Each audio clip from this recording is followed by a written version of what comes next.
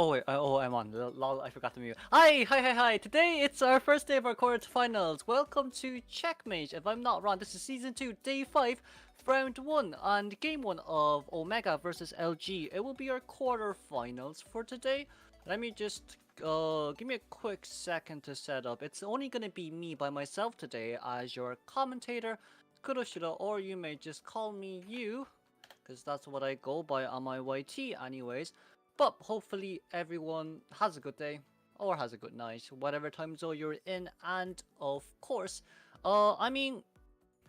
everything aside from that, we all know how Omega are like in general. Basically beating against Fusion, able to go to Worlds for Koa finals to represent our EU team. Let's hope that they don't have too much pressure and just play a little bit more chill for this season from us, I guess. And then from LG side, we'll be having Jose, KK, your clown, and 35-degree hot water from the survivor side. Oh yeah, step bro. Oh wait, sorry, my bad. Coming back in. Kind of weird how I just said that naturally. Anyways, and Hunter is that idiot. And then from Omega side, Agramont, Pit Stoppers, Jamaica, Clayholm, and then Nico is their Hunter. All and all, it's going to be Omega versus LG. What do I need to do? I need to... Oh wait, there's still 5 minutes before we start. I think I spoke too early, didn't I? Is there still... Oh no, there's... Is there? Am I on the right... I'm on the... Oh, I'm on the wrong one. I'm on the wrong live. I'm on the wrong live. I opened the wrong chat. My bad. Hello Venus. Hello Juniper. Welcome. We'll be waiting for a little bit for the teams to get up and running, ready to go. But it's a bit. Oh, the names. I won't be really saying much. I really won't be saying much. It's only me by myself for today. I think let me check the map bans real quick for y'all. The map ban is. So Omega picks Chinatown, and LG has banned Ever Sleeping Town, and LG will be coming out as the Hunter first. I've never seen that idiot before, the Hunter, that idiot. I've never seen them before, in all honesty. So it's very interesting, something I will be intrigued for me to see. Anyways, coming from our NAEU region. All in all, it's quarterfinals for today. It's more of a community league, but yes, we're all here now. Quarterfinals nearly there. We are nearly there. Nearly there. I guess for today it's more. Yeah, I'm just gonna chill out. How's life? We're gonna go with the existential life crisis questions. How's life, lads? How's life in general? We don't have that much people in for now. Well, I mean, we just started, so it is what it is. But anyways, going back from Koa's side, for Koa's side in general, we do see that when Chinatown has been picked first, it usually means that they're trying to give more advantage for the survivors compared to Hunter. Hello, someone. They're trying to give more advantage to the survivors than the Hunters. That's what I personally think. Because like, even if you do spawn anywhere close towards a survivor, they're usually pretty darn far away from you, so they can be able to. So they are easily. Allows them to easily pull distance from the Hunter regardless of where they spawn. We also have seen Postman as well. Postman has been coming out on CN Koa qualifiers. Now, the good thing about Postman in current day season is because of the fact that the area selection mode is a thing, Postman early game is able to get a speed buff ladder, so then she can send speed buff ladder towards his survivors, so then survivors can immediately start pulling distance and then stalling time for accelerated decoding. We've also seen this as well, you know, in a lot of case scenarios, even when there isn't postman on a team, because like usually it's around 2 minutes into the game when Hunter actually gets anyone down, but 2 minutes into the game the survivor just barely has 3 ciphers done. We do see that like survivors prioritize more on pulling distance, not giving the hunter any way, shape, or form a chance to get a hit. And then if they can force the blink out, then they force the blink out. Because there's no point in saving blink unless you want to get a 60-second down. So if they can force the blink out, then that's what matters most on the hunter side. Because like usually when it's 2 minutes in, blink is 2 minutes and 30-second cooldown. Accelerated decoding is 3 minutes and 20 seconds. So you're not gonna have blink until like all the ciphers have popped, and then by the time that happens, it's most likely gonna be a teleport switch, honestly, for the hunter. So all in all, it simply just depends at the end of the day on how that is gonna go. But now then, let's move on towards our ban pick phase of first round, first half of Omega versus LG. Both sides in general, we do know that Omega Survivor is really good. They have qualified through. They done their practices. They're definitely practicing even harder now for co-op just to represent us. So I'm gonna give them my regards anyways, and hoping that they can beat at least Asia, Southeast Asia. I say that our NAU team has a higher chance of beating Asia teams, Southeast Asia teams. Maybe not Japan as much. Maybe not Japan as much. And maybe not Korea, because Korea's hunter is darn strong, but then their survivors as well from MS's side is very strong as well. Mitake is going to be someone that we need to look closely on for Koa. And then I've seen I'm So Sexy playing, but then he changed his name to I'm So OVO, but at the end of the day that doesn't matter. And then from LG's side, it seems like Female Dancer will be the first man right here, allowing Seer Priestess to come out first. It's gonna hurt quite a bit, unless the reason why the Female Dancer was banned is simply because of the fact that LG's Hunter mains Bonbon or Sculptor. Or you could argue Clerk, but then like if you want to play Clerk, you probably should ban Seer first. But having the female dancer ban out here, maybe she won't be banned as much in the next few seasons, considering her nerf is also coming soon.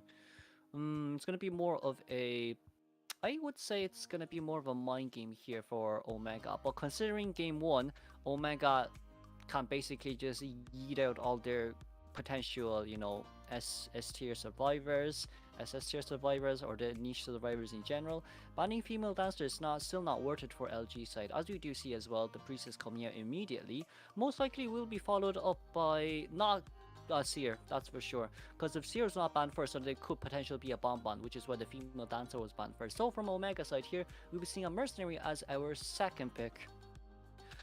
If really it is going to be a Bonbon, then oh no, we're gonna get an anti-Quarian ban. Sculptor? Question mark. Anti-Quarian and Seer will be the next two bans. Not too bad overall.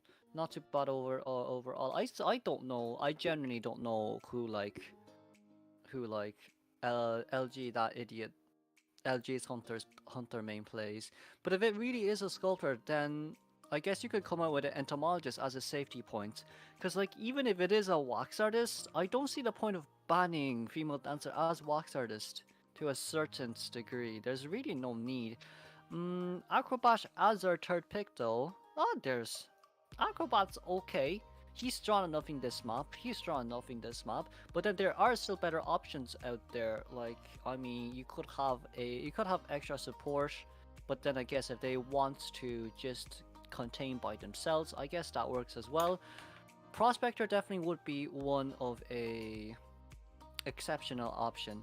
Prospector definitely would be an exceptional option right here, considering like they have support, they have solo containment, and they have one extra harass just to stall the chair time.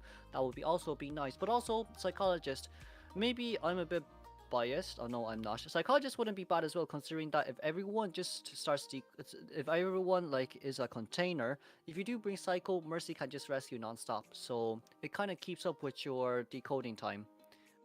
Cypher's Rush in general. Hello, friend. It kind of just really does do that, but it seems like it'll be an entomologist ban. I'm assuming that this is going to become a gala first game. Because there's no point in banning female dancer unless you're Gala or Bonbon, even though we do have seen from GW and E side, his Bonbon against female dancers in general is a YOLO holo. Sheesh, it is strong, isn't it? But yeah, with the entomologist being banned, then it simply means that it won't be a Bonbon. Bonbon counters entomologist way too much, so there's no point in banning an ento if that's the case. There is the third option of a seat, of not a seat, of a wheel. But also, if you ban female dancer first as wheel, it's kind of like not good as well. Cause you may argue female dancer does counter wheel to a huge or certain extent, but then at the same time, it's kind of like just giving like wheel can change targets easier compared to all the other hunters in general. Wheel can change targets the fastest. So going wheel banning female dancer first, yeah, it's highly unlikely. Yeah, most likely it looks like a sculptor game for now, anyways. If they want to go up against a sculptor, or they're just playing all their mains right now, that could be the case as well from Omega side. But then LG's Hunter, we really have to see how that goes on. You know, in honesty, uh, blah blah blah blah blah. Give me a second.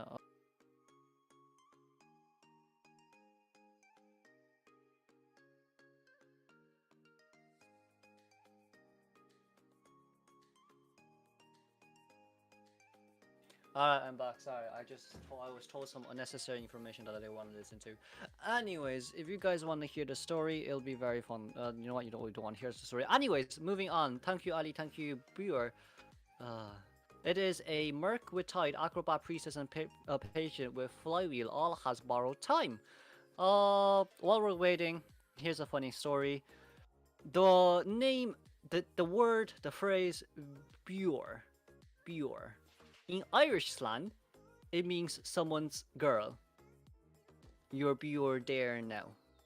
Someone's girl. Or like woman in general. It's a weird one. I don't know, they used it like 4 years ago. For some reason I still remember it, but then they don't use it anymore. I think it went out of fashion or anything. But anyways, that's a small story right there. And here's another one. Here's another one. My sister says she just stepped on a bee. She didn't. It was a dead bee. But anyways, moving on. It's people like it'll be a wax artist coming out. Wax artist is not actually bad against this type of team comp. Maybe just for acrobat, it'll hurt a little bit more to chase after an acrobat, considering that a red ball in very tight areas will force the wax artist to basically deploy wax. But at the same time, I don't see the point of playing of banning a female dancer if there's wax artist. If it's a wax artist, like yeah, you do get slowed, but you're a shooter. It's a shooting game. It's a shooting RPG by this point. So there's really no need, I think, for female dancer in general, unless it was actually supposed to be a gala game, but they changed their minds. Then yeah, I guess it would make sense. Yeah, chasing priestess early game definitely will be good. Chasing Priestess early game definitely will be good. You also have to consider that once Priestess portals, and if Wax Artist takes the portal as well, it'll be an immediate 25% Wax on towards the Priestess. So it's not too bad for Priestess. Most likely for Wax Artist, I'm hoping, well, not hoping, but oh, by the way, sorry, Ali, I just saw the invitation. I was reading chat. But like most likely from Wax Artist right here, if and only if we can see, like, I don't know, an incidence wax artist wouldn't necessarily be bad, but also it's not the best idea either, considering the fact that in Chinatown, even though there's not that much pallets, you might as well bring fast pallet breaking, just in case of the fact that they actually do manage to spam pallets down on time when they get stunned. You might as well. You honestly might as well. But all in all, knowing that there's going to be triple flywheel in this team, it's going to be a little bit harder. I wouldn't say it's going to be hard for the hunter, but more harder for the survivor, considering the fact that wax artists just have an upper hand against flywheels in general. Blah, blah, blah, but yeah, we're now just waiting for LG's hunter to come in right now. But revising once again, this is of course going to be Chinatown. So all in all, I'm gonna assume that it's gonna be a trump card detention with fast pallet breaking from the hunter, cause it'll be highly unlikely, is what I would say. It'll be highly unlikely for the hunter to bring anything else, cause like if you do bring a confined space, it's not worth it. The windows here break easier, and there's like not that much windows in which you can like use huge extent to create like a long hiding spot. Like the windows that doesn't break in general are like short windows, very short windows. And then even if there are short windows that are breakable, there's really not that much. But triple flywheel is the only thing they could have betted on. Simply because of the fact that you kind of have to lock in your persona before the hunter locks in their persona. So yeah, before the hunter locks in their hunter. So yeah, I guess they kind of lost the flywheel bet on this one. Flywheel on patient, flywheel on acrobat, and then a flywheel on the priest. I mean, priestess flywheel I could understand, but then with patient and acrobat in general, if you do flywheel, then you have to be very fast with your hooks. But also, if you're against hunters with fast attack recovery animations, it wouldn't really like against a patient. I think patient has the lower advantage compared to the hunter just because he actually needs to change and aim and all that shenanigan. Meanwhile, a priestess can just put the portal and then go through the portal and Hunter gets stunned for a little bit. And maybe she can put another portal down. But yeah, honestly, it's going to be a bit harder for the survivors here. But I mean, this is OM Survivor. You never know what they can pull out at the end of the day. We're still waiting for the Hunter, which is a little bit unfortunate of a situation for us right now as well. We're going to get stalled a little bit. We're going to get stalled a little bit. We're going to get stalled a little bit. But yeah, it is what it is. It is what it is at the end of the day. It is what it is at the end of the day. Now that we have the hunter back in now, lovely to see. Most likely we'll be going on to the game soon. We also still do have area map selection as well to go. If you do consider it as well, there's like there's way too many things to consider is what I think. There is really way too many things to consider is what I think. There is like you do really have the likes of spawning further out of the windows, or even like it's just really, I don't know, maybe it will work if everyone starts putting distances away from where wax artist spawns except for the rescuer, then that would definitely work. But then like within wax artists in general in this map, you can definitely aim from really far away. There's not that much high obstacles for you to like stop the wax from landing on you, unless it's like laundry or restaurant or hotel. Those are the only three I can really think. Everywhere else is kind of just a safe haven for the hunter.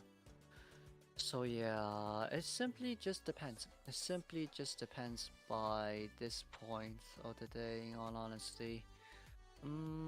We will be going on to the game very soon is what I would hope. We have already all readied up. And I think we're just waiting for someone. We are starting now, and that's very nice to see. Okay, not too bad overall. Now then, revising the team comp again, let's see. We will have an acrobat, a priestess, patient, and the mercenary. We'll be running triple flywheel here with borrowed time, alongside with mercenary bringing Ty Turner. Of course, from Waxar's side, he will have to adjust his persona as well for us. So we will just have a 26-second wait time. Spawn selections in general, I think Priestess most likely should spawn close to backish, is what I'm gonna say. Allowing Mercenary to be in middle is more beneficial than Priestess being middle, even though we could say like, oh, Priestess gives support portals, that's what matters the most. Yes, that is what matters the most, but then again, at the end of the day, you're kind of contemplating life about going against a Wax Artist. This team against Wax Artist early game is not bad, but late game it's kind of not, I wouldn't suggest late game. Because late game you can get contained. Well, no, I wouldn't suggest late game for survivors, because like if Wax Artist has max presence and someone is already down with 2 ciphers left, Wax Artist has more of an advantage point than all the survivors here.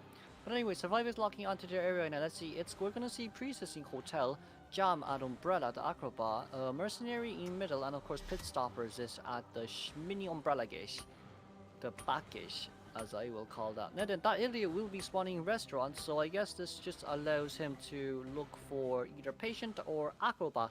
But I think that it'll most likely be a patient first chase. I don't think we'll be chasing after acrobat first, considering how like he's already very close towards hospital.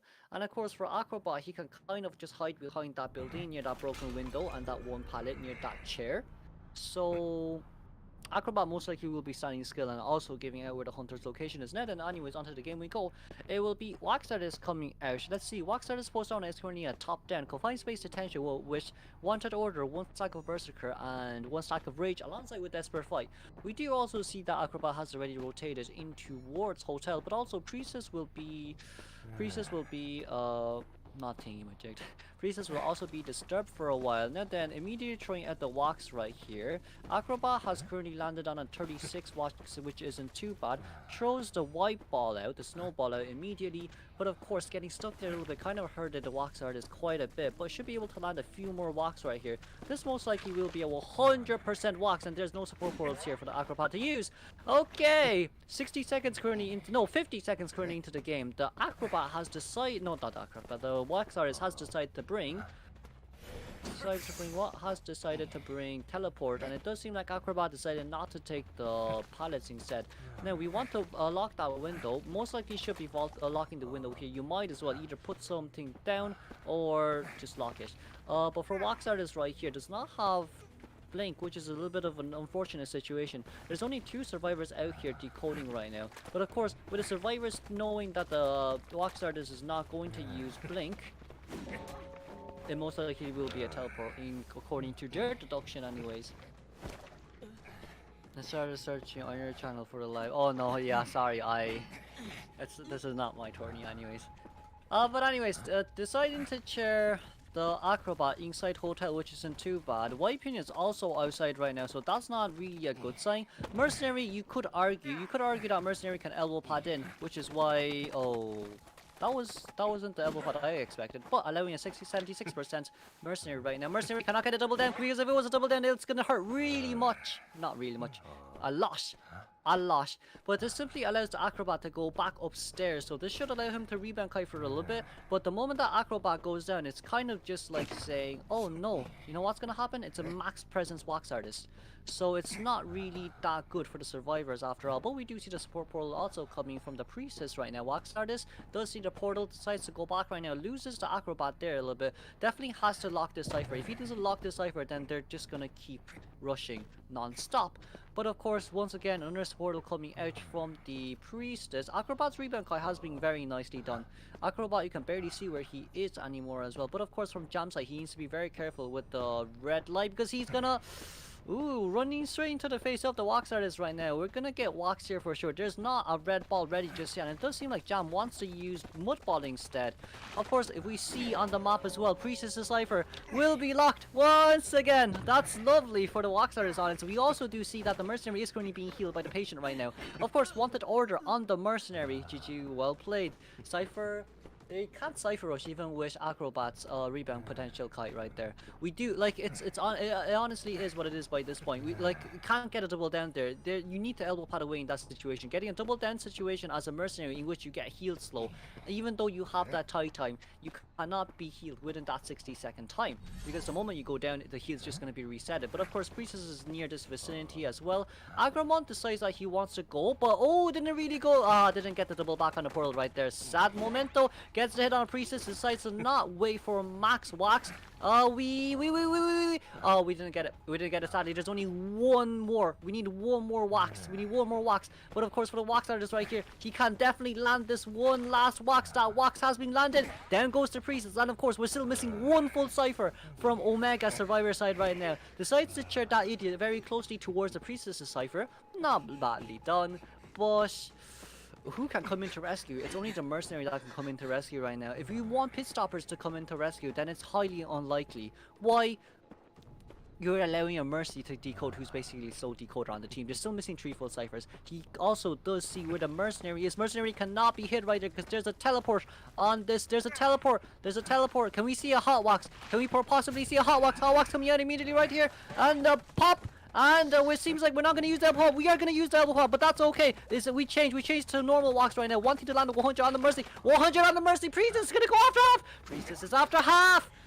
And Priestess does have one portal for herself to use though, but doesn't matter right here. It's only 10 seconds left until Hot Wax is ready. Priestess, even if she uses a portal right here, she will get waxed. And let's see, it's an 89 right now on the Priestess. Priestess has to be really careful right here. Use the Hot Wax immediately. Where's the blob of wax? The blob of wax came down, but the flywheel didn't come out though. We're missing one more cipher. The flywheel didn't come out there, sadly. It's a little bit unfortunate, but that flywheel definitely should have came out, considering the fact that there's an animation for the skill 2 wax, so you might as well get it out. You might as well get it out. A little bit of an unfortunate situation right there from the priestess. We didn't also see the flywheel coming out as well. Well. It is what it is. And then Pit Stopper wanting to stall as much time as possible. Mercenary healed up currently at 58%. This wax artist still hasn't used teleport though. That's kind of like the oofus doofus point now at this time and age. It's very unfortunate, but the wax artist has done a really good job, really good job. And then sees where Pit Stopper is. Pit Stoppers can at least still contain. I think he tapped the hot wax by accident, because it's better to stun the survivor. It's better to stun the survivor and then catch up to them and then land the hit compared to like just giving free hits. Not just giving the speed boost with the hot wax. Pit Stopper's currently in Hotel 2 story right now. I mean, Mercenary has to go out to look for a cipher, so the moment that even if Mercenary touches the cipher once, I think it'll just be an immediate teleport from the Walkstars and Slug Nation. Mercy Ping wanting to go towards a cipher right now. Of course, Pit Stopper is using the hook once again. There's only one hook remaining right now. Pit Stopper will still be chased. Of course, we do see from the Mercy side as well that he's currently trying to. Oh, he's looking for an item. That's great. That's a 70%, 80%, 90%. Very nicely done by Pit Stoppers right there with the hot wax, and of course allowing himself to go up. Not up, to go upstairs, yes. And of course Mercenary got a needle. That's great. But for that idiot, I think he could teleport if he wants to do so, but at the end of the day, if he stalls for more time or wants to go for Mercy again, this could end up as a 3-man endgame. This could end up as a 3-man elimination instead of a 4-man elimination right here. I mean, Mercenary's almost used up the full needle. Okay, Mercenary has fully healed, which is very nicely done. Patient doesn't have any items remaining, so this will be a hot wax down. Hot wax! Shoosh! Hits! Didn't get the hit. That speed boost got the better of the wax artist right there, but it seems like the wax artist will be able to get this guy down. And of course, Patient going down. The cipher has been touched. Now then, Shaky cipher right here changing right immediately. We'll be waiting for that pallet drop. We'll be most likely waiting for. No, didn't get the Panama game there, sadly. Now then, getting to hit immediately on the Mercenary. Mercenary, that's 1 minute tie, 30 seconds. Well, is it 30? No, it's 15 seconds. That's 1 minute tie, 15 seconds from the Mercenary. Mercy, I don't think that locked the window. Yeah, I don't think that locked the window, which is a little bit unfortunate. But Mercenary should be able to get another 25% extra wax. And of course, one hot wax and one blob. There you go. There goes down the Mercenary. And what can Pit Stoppers do? Pit Stoppers can contain. He needs to contain until Mercenary bleeds out, which is in 2 minutes. But we do see as well with the chest opening from Pit Stoppers that he did get an elbow pad though. But I mean, it's better to get a needle than it's better to get an elbow pad than a needle. I think anything else compared to a needle is better, just because of the fact that Patient wouldn't have enough time to heal, is what I would think, right? Patient wouldn't have enough time to heal, so with something to contain probably would be better. Excuse me, overall. Hello Slide Man.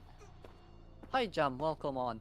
Now then, let's see, Pit Stopper's being chased right now. This is gonna hurt quite a bit. But of course, Pit Stopper's trying to create as much distance as possible, but this distance is enough for the wax artist to utilize his wax non-stop. And then we do see the 40, 80, and ooh, the flywheel came in a little bit earlier. I wouldn't say it's more of a Patient fault. I would say it's more the fact that wax artist actually didn't land it properly. But yes, this is round 1, match 1, first half. Now then, let's move on towards second half.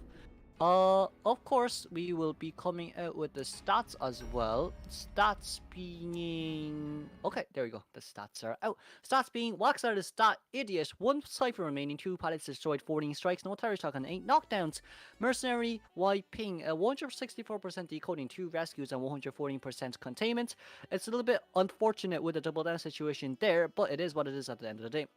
Priestess with a 49% decoding progress. Wanted to support, definitely wanted to support, but Acrobat was near Priestess way too much and couldn't contain enough, sadly. So Priestess was Priestess Cipher was perma-locked non-stop. And then of course we have the patient with the 255% decoding progress alongside with 2 heals and 97 second containment. Acrobat with a very splendid rebound kite right there. Very nice rebound kite, but sadly because of the mercenary double down, patient was forced to heal, and of course Priestess definitely had to give portals at the end of the day. But then again, which is why Priestess Cipher wasn't being decoded. Not bad overall from the team. Not bad overall from LG's Hunter, in all honesty. They've done very well. They've done very well. But yeah, it is what it is. It is what it is. Now then, let me move screens. Here, as you can see, round 1 currently 5 points for LG and 0 points for Omega. We're going to be having Omega Nickelodeon's Hunter coming out soon, though. So that'll be very interesting to see. But just so. But yeah, and it is what it is at the end of the day. 5-0. Survivors did pretty well. It's just a little bit unfortunate that it was in Rockstar this pick against this type of team comp. It will hurt quite a bit. It does hurt quite a bit, but it is what it is at the end of the day. It is what it is at the end of the day. We couldn't really continue the Cypher Rush because of the double dead and because of Priestess's support. Basically, Acrobat's Ribbon Kite was really well, but then, you know, with all the support and heals that had to come in, it was nicely done, but maybe selling would be a better option compared to rescuing in that situation. Maybe. But you know what? It is what it is at the end of the day. Well, I mean, they did want to sell, but it's really just a mercenary with a heal that really hurted the survivors quite a bit right there. Oh, moving on towards first round, game 1, second half. Sorry, lul. LG, I want LG to qualify just so we can hear the commentary saying the hunter's name. Lol. Listen, we'll see how that goes. You know what? Maybe all the other commentators wouldn't mind saying it. I mean, to be fair, I don't mind saying it as well, but it is what it is. Now then, from Omega side, it does seem like we'll be seeing a. It does seem like from Omega we will be seeing a Priestess ban first from Nickelodeon. Priestess ban. I mean, even though I do know that Nico plays Sculptor, I don't think getting a Sculptor is the best idea. Maybe a Pollen. Maybe a Pollen would be not bad. Because Pollen has more potential for a 4-man elimination. Pollen genuinely has more potential for a 4-man elimination compared to a Sculptor. Maybe if you run Insolent Sculptor, but then at the same time, you can't sell against a Sculptor. Sorry, not sorry. It is a thing. It's like selling against a Bonbon, but just like selling against a Bonbon is kind of like saying we're allowed to Cypher Rush, but then like our second kite needs to be good. But selling against a Sculptor is kind of like saying, yeah, our ciphers will be disturbed once or twice every like 12-16 seconds, but at least our second kite potential is really high. Because Sculptor doesn't have max presence. And compared to Bonbon, Bonbon lands chips easier than Sculptor. No one can argue with that. I think we can all agree with that. No one can argue. So yeah, honestly, yeah. Between a 3-set statue Sculptor or a 6-bomb Bonbon, which one would you prefer to chase? Prefer to be second chase? You would rather a Sculptor chase you than a Bonbon. No arguments made there. I think we can all agree on that. But now then, let's see from LG side, we'll be seeing a female dancer and a mercenary coming out. Female dancer is really just there to counter the Gala, the wheel maybe, and the Bonbon, is what I would say. Not really. I wouldn't necessarily say the. I wouldn't really necessarily say the wax artist, because like wax artist just shoot pew pew and then you're done. Very similar to Corey, pew pew and then you're done. So yeah. Next with the next two bands, it seems like we're gonna have a Antiquarian and the Psychologist. Knowing Nickelodeon, he's definitely going to play Gala for this one. So I think getting a Seer out for Gala wouldn't be too bad. Because like you can utilize Seer just by standing still and not giving him the free chips and then getting the owl out. But then like don't actually stand still, because that's not worth it. Move around. You can dodge statues in open areas easier than in tighter areas. So go to an open area, move around, don't stand still. Done. Get a Seer out. Seer, I wouldn't necessarily say Seer is bad against a Gala. Maybe in a random situation, yes. But like in a 4-man team, Seer does have not points, but it's more like, you know, options to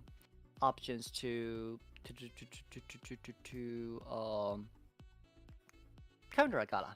It could be a bonbon. Yeah, it could be a bonbon. Yeah, but from Nickelodeon, I have not seen him play bonbon as much. I've seen him play Gala quite a bit, considering that he was an Espage Gala. But the difference between him and I is he's way better than I am, even though I'm an Espage Gala. Yeah, sad momento from me, in all honesty. But anyways, last one will be the Acrobat Band Gala. Yeah, this really looks like a gala. Yeah, I think this really looks like a gala. It is what it is. It is what it is. It is what it is. Toy Merchant coming in. Toy Merchant is very good. Very good. Yeah, Toy Merchant with the support. Actually, this does make sense now. We rarely see Toy Merchant come. Well, no, we don't rarely see. We see Weibo, Jeez, Long coming out with a Toy Merchant in this map quite a lot of times. And then, maybe sometimes Ming from Wolves. But Toy Merchant will be really good here against any hunter in general, is what I would say. If this is honestly a gala, then Toy Merchant would potentially be a pain in the head. Because, like, you need to consider this. A Gala chasing after every one of these characters, even if Gala can blink, like, hit the barmaid and then blink the barmaid, I think it's highly unlikely. I need to change. I think it's highly unlikely with the fact that you're able to hit the barmaid, you do your 3-second hunter animation, barmaid just drinks Doveling, and then barmaid's a bit far away from you, throw some statues out, barmaid uses speed Doveling, she's still so far away from you. If barmaid has flyway, she can definitely flyway predict you. But if barmaid doesn't have flyway, she can take pallets or windows and then still create distance from you. So it's gonna be really hard if it's like Gala. Like barmaid just acts like Seer. Barmaid honestly just acts like Seer by this point. We have seen so many barmaids in Koa just, well, not so many, but like we've seen a lot of barmaids in Koa just getting another doubling ready in front of Scala's face. We have seen that. We genuinely have seen that. You can't do that against a Bob-on, but you can do that against a Gala. But then at the same time, you can drink doubling when you get chipped once. That's also a very safe way to play, and then get your next doubling ready. That's genuinely another safe way to play. So yeah. There's nothing really much less that could be said by that. So this team comp counters Gala quite a bit. It's really up, if Nico wants to play Gala, we get the Gala out. But of course, if we can get the Wax Artist wouldn't be too bad. Geisha also wouldn't be too bad. But Geisha, when you play Geisha, you usually want to chase after the Toy Merchant first.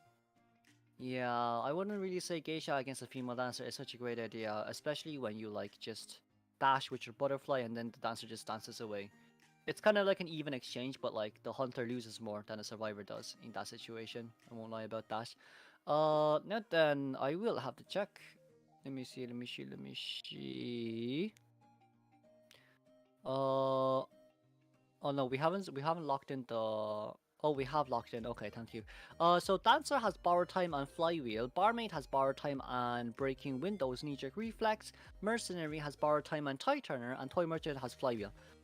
Yeah, Barmaid with no Flywheel simply just means that we're gonna see a lot of Barmaid putting down pallets early, vaulting pallets after taking the hit, drink Doveling, create distance, etc, etc.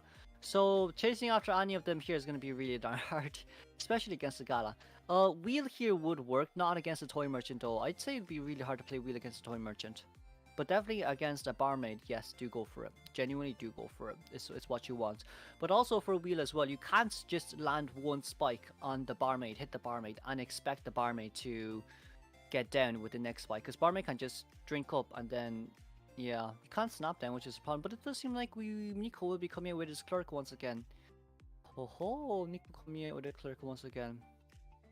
Yeah, notice here, even when there's a clerk, it's very weird. It is very weird. Considering like in our previous seasons when barmaid was not buffed, we did see like Seer with barmaid quite a bit. But I think it's simply just because of the fact that you can still heal even though you get chipped. Seer's not needed as much. Seer's really just not needed as much, which is it's a bit unfortunate, but it also gives Survivor more room to play. Let's say it really just gives them more room to play. It does give them room to play. For the hunter right here, also like I think the biggest demand from the survivor is we need to contain for 3 ciphers at least before someone gets down, because we don't have any harasser.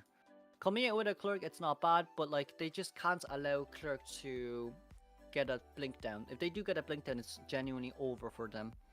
So yeah, from LG side, they need to plan this properly. I also don't think that they can body block until they can get like ciphers done. Rebound kite potential is very high when playing against a clerk, but also you do need support coming out from a clerk.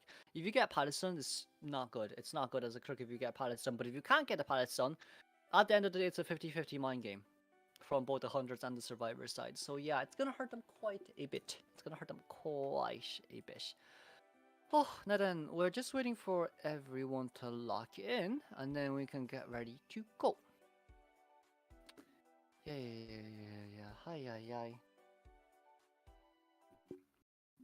Bit more of an unfortunate situation. It's really up to Kirk to down someone fast. Kirk most likely will be bringing Blink. That's what we will see, is what I would say. But then again, who can you really chase after if you're playing Clerk? You can't chase after anyone if you're playing Clerk here. I will not lie about that. Like, think about it. Chase after Barmaid. Yeah, get a hit on the Barmaid. Barmaid drink, speed boost, Dovling. Do you have enough time to catch up as Clerk? No, you're just walking. You may walk faster than many other hunters, but you're just walking. At the end of the day, and this Barmaid will have window and pallet speed boost. So Barmaid is out of question. Toy Merchant maybe, but then Toy Merchant can spawn in Hotel. Haha, bye bye. Have a good one, guys. And then maybe Female Dancer. But then you never know. You honestly never know. Maybe Female Dancer, maybe not. But let's see. It seems like Female Dancer decides to take two story. The Ho. Female Dancer took two story. Ah, yeah, you know what? Makes sense. Everyone here can kite except for Female Dancer. You know what? Yeah. Everyone can kite except for Female Dancer. Because, like, if Female Dancer places down a pallet, then Kirk can record a pallet break. So it's better for Female Dancer to be near two-story settings where she can vault down and get a speed boost to contain. Here, as we can see, Nico is going to spawn very closely towards the Toy Merchants. Very unlucky. But then again, there's a chance for Nico maybe to down Toy Merchant fast enough, so you never know how this is going to go. But Toy Merchant definitely can get a catapult down very early into the game. Place the catapult by the bridge between the two-story area, and then fly very far away. And then you'll never see Toy Merchant ever again. That is the ending story of Toy Merchant, and she lived happily ever after at the end. Then, let's see, Nico spawning out here as we do see as well. Toy Merchant is going to run inside immediately. At least we know that it doesn't really matter at the end of the day. Everyone's going to start decoding right now. I cannot see Nico's persona points because he locked it. But here, as we do see as well, trying to lock Hunter's Instincts for as long as possible. We do see that still looking down immediately. The Toy Merchant is flying pretty darn far away, but I don't think this is necessarily good for a Toy Merchant. Places down the catapult, jumps the catapult, but got hit there! No, that was a little bit slow from Toy Merchant's side. I don't think that was necessary, but now what Nico has to do is just lock the ciphers for as long as possible. That's very unfortunate. That is very unfortunate. There's 20 seconds left until Blink is ready. But now, good news here is Mercenary can give the location. Mercenary can give the location to the Toy Merchant, but it doesn't seem like Toy Merchant knew. A little bit of a unfortunate situation right there, but Toy Merchant being able to rotate in here is a good thing, is a good sign. But I don't think a Blink is ready though. Blink in 3, Blink in 2, Blink in 1, flying away.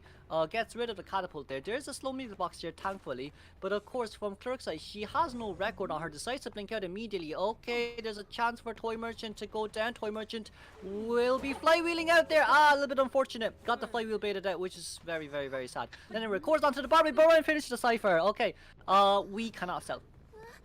Regardless of what happens here, we cannot sell. But it does seem like we'll have to sell by this point in the yeah, we have to sell now.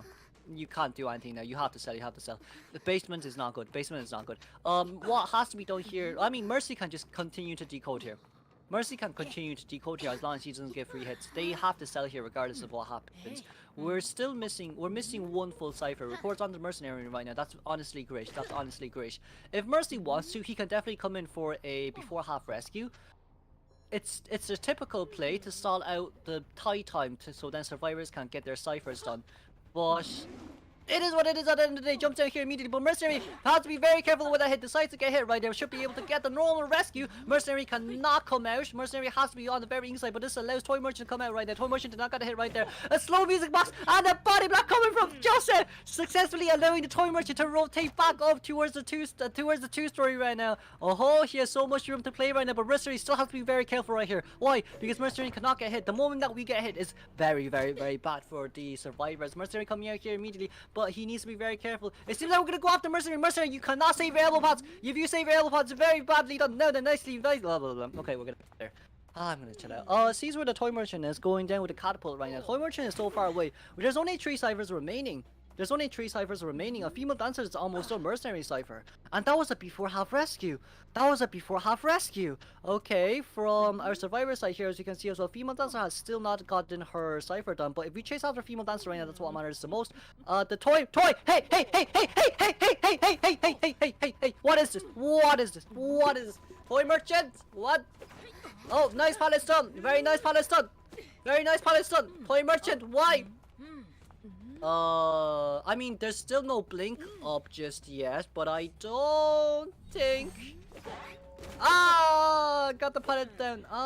Got the pallet down. Got the pallet down. Got the pallet down. A little bit unfortunate. They're missing one cipher. I feel like Mercenary has to come in. I feel like Mercy has to come in. Screw decoding. Mercy has to rescue. Mercy has to rescue. Meanwhile, female dancer and barmaid needs to decode one cipher each. Yeah. Okay. It's still okay. It's still okay. Records onto the barmaid. That's still okay. We can have people coming in to body block. We can have people coming in to support. Everything's okay for now. It's still okay for now. It's still okay. Listen, it's still okay. They have one cipher remaining. Clerk still has 10 seconds until the next roll. The survivors should be able to get a 3-man endgame at least, right? We should be able to see a 3-man endgame at least because Nico does have blink right here. So he should be able to blink the toy merchant is what I think. Ayo! Getting the terror shock right there. Not a good situation for them. But of course, Mercenary wants to body block as much as possible. Mercenary, it's 30 seconds for you right there! Hey! Wait.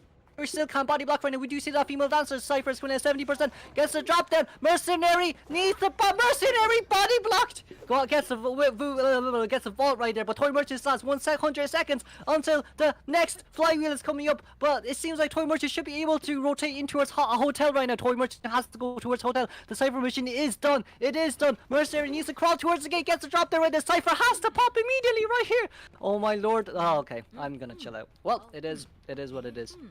Wow, okay. Now then, we do see that change from blink to teleport. So Toy Merchant should be able to get the catapult then right here. Creating as much as possible, recording on towards the mercenary, and you know what, that's fine. There's also the other 3 survivors nearby, and of course the Toy Merchant should be able to contain here for quite a long time. But it does seem like we're deciding to change targets instead. If Toy Merchant is on VC with the survivors, then they Beware the Hunt has changed targets. They're not on VC. They're not on VC.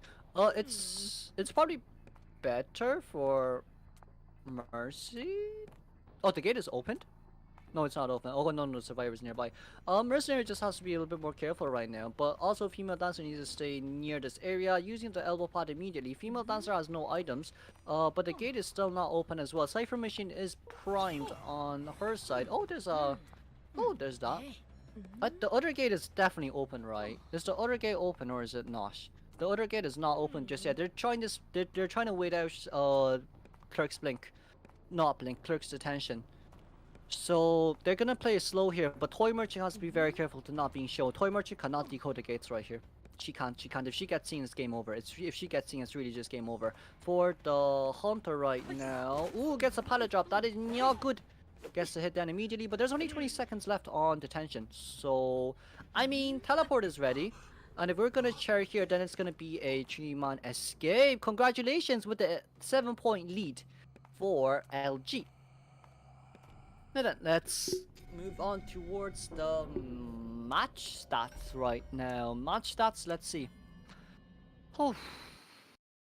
Match stats will be OM Nico, the Clerk, with 2 pallets destroyed, 9 strikes, 1 terror shock, and 5 knockdowns. Jose, the female dancer, with 215% decoding progress, 2 seconds under containment. Barmaid, 229 decoding progress, 1 heal, 0 containment. Mercenary with 100% decoding progress, 2 rescues, and 133-second containment progress.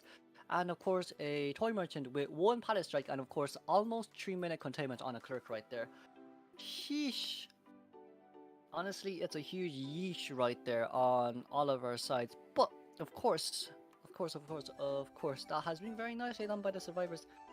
Very nicely done by the survivors. Oh, I'm gonna take a mini breather. right here. Survivors has done really well last game, but I guess it's just a miss. Like, there was no communications to be seen from the toy merchant side as well. Running in towards a hunter was not a great idea. Yeah, was too focused on looking back. Reminds me of my rank matches, I will not lie. But of course, here as we can see on round 1 match stats as well, we'll have LG to H and of course Omega to 1. Currently LG is at a huge point advantage right now, so yeah, it is what it is. It is what it is. But we'll be moving on towards round 2 very soon. We just have to see who decides to ban Wash, I guess, at the end of the day.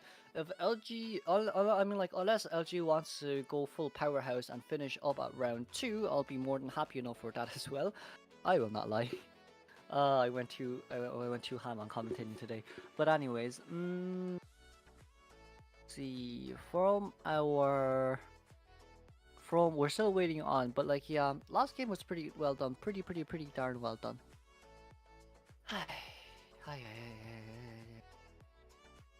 But yeah. Oh my back. All in all, if Nico, I say we should probably let Nico come out first as Hunter, so then he has no pressure for my elimination. Cause it's really hard, is what I'm gonna say. It's really hard if the survivors manage to do very good against if the hunter did very good against the opponent team survivors, and then your hunter has to aim for more than tie. It's really stressful for the hunter.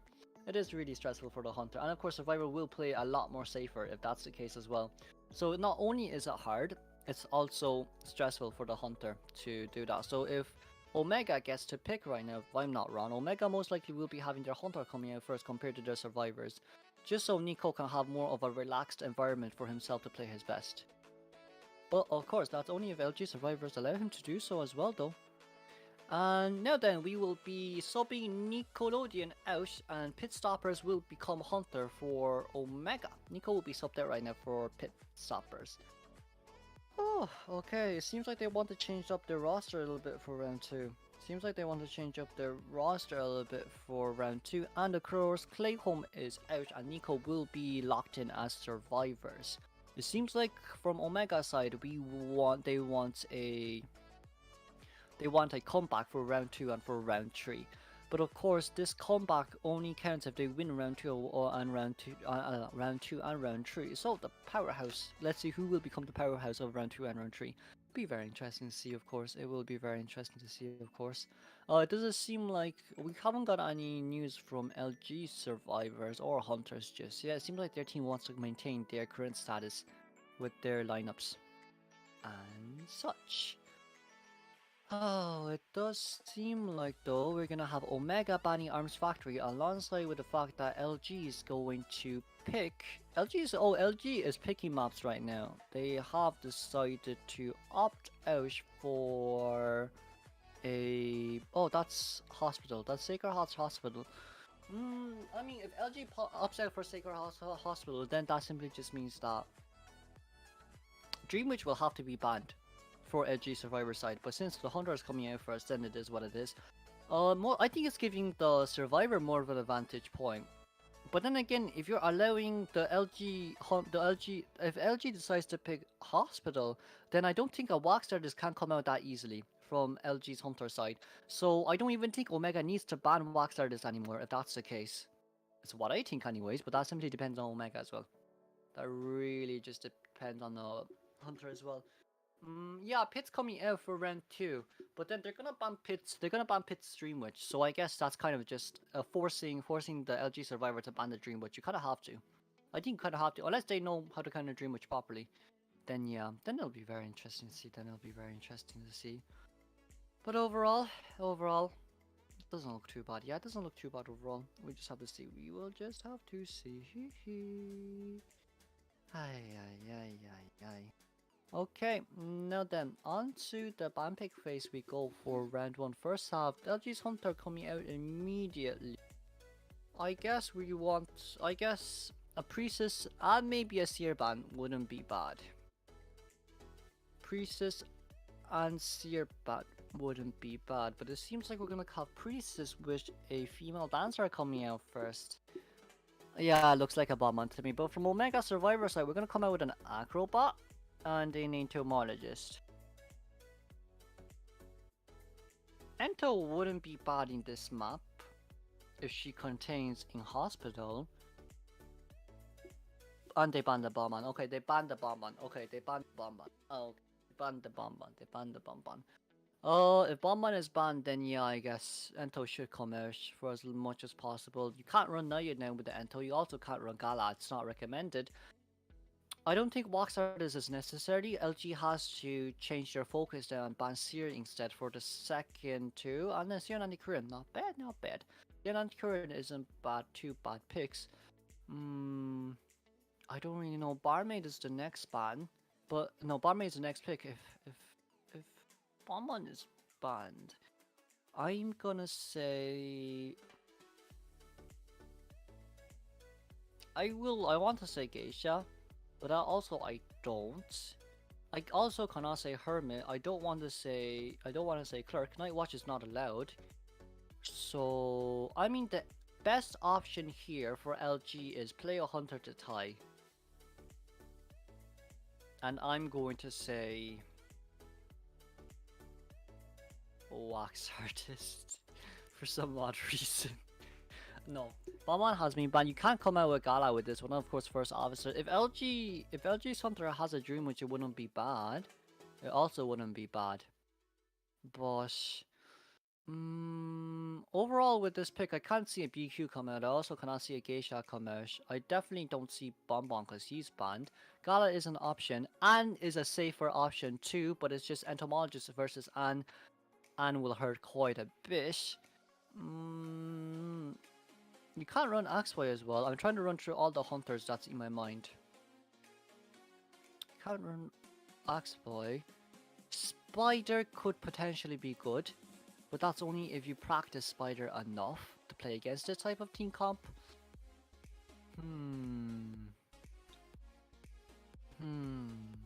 Who else would be there? I'm not sure now. I'm actually not sure now. If you ban Bonbon, Dreamwitch would be good. Hermit wouldn't be bad, but it's a problem with the Barmaid. I guess this is gonna be really hard. But anyways, I'm not gonna try think who's gonna play who. But anyways, we're gonna have Barmaid coming out. Barmaid with Flywheel. Yeah, Barmaid with Flywheel. And I think it's Flywheel, right? Barmaid with Flywheel, Acrobat and Enter with Broken Whip. Oh, Dead Heart is, yeah. Barmaid with Flywheel, Acrobat and Entomologist with Knee-Jerk Reflex, and First Officer with Tide. All has bar time. Okay, we went for Dead Heart. Oh my lord. And okay. You know, and okay, not bad. It's just the hospital is gonna hurt her quite a bit. Yeah, I mean, like, Anne would work, but it's just a Fireball, Doveling. I mean, I wouldn't say Barmaid necessarily is able to create such a huge distance between Anne and herself. But like, this has to be a Blinkan. Hermit would work, but the problem is really just the Barmaid that hurts the most against a Hermit. If you're playing Hermit, then you most likely want to like down the Barmaid ASAP with Blink, is what I'm gonna say for that. But yeah, coming out with our Anne from LG side. I mean, Barmaid has Flywheel, so if that idiot can... Oh wait, sorry. Lol. If that one idiot, sorry, can't even read the name. If that one idiot can get the hit and then cut the Barmaid and then jump the Barmaid and then blink and bait out the Flywheel from the Barmaid, that's what you honestly want to see. But with the cat on the...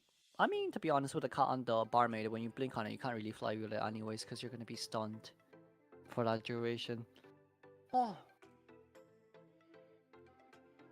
It is what it is. It is what it is. It is what it is. I'm gonna assume that Barmaid is gonna spawn in middle. It's probably better for Barmaid to spawn in middle, considering that it's a two-story setting in which it's gonna be harder for Anne to land anything.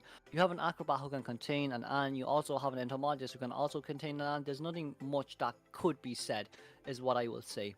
For Anne against Entos in general, what you really aim to do is to paralysis the entomologist so that she can't take her bees away.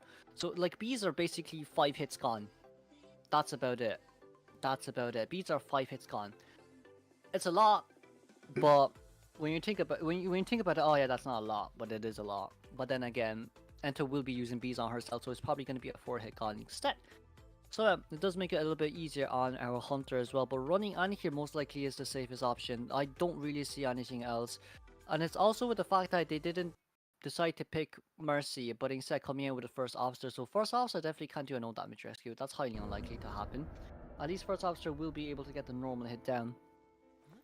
Okay, I don't know if you can hear the background music that's on. Someone out there is just playing the radio in high volume, and that is not my fault. But if you do hear it, I will see if I can do something about it, like screaming at the neighbor like a Karen, in which I will not do. That is a joke. Please do not imitate. Now then, for Samurai side, OM Nico coming in as first officer with Tide, Pit Stoppers, Agramont, and Jam. We will have the Barmaid, Entomologist, and the Acrobat. Flywheel, and then double knee-jerk reflex. Yes, they subbed in Nico as Survivor, so Pit Stoppers can play Hunter.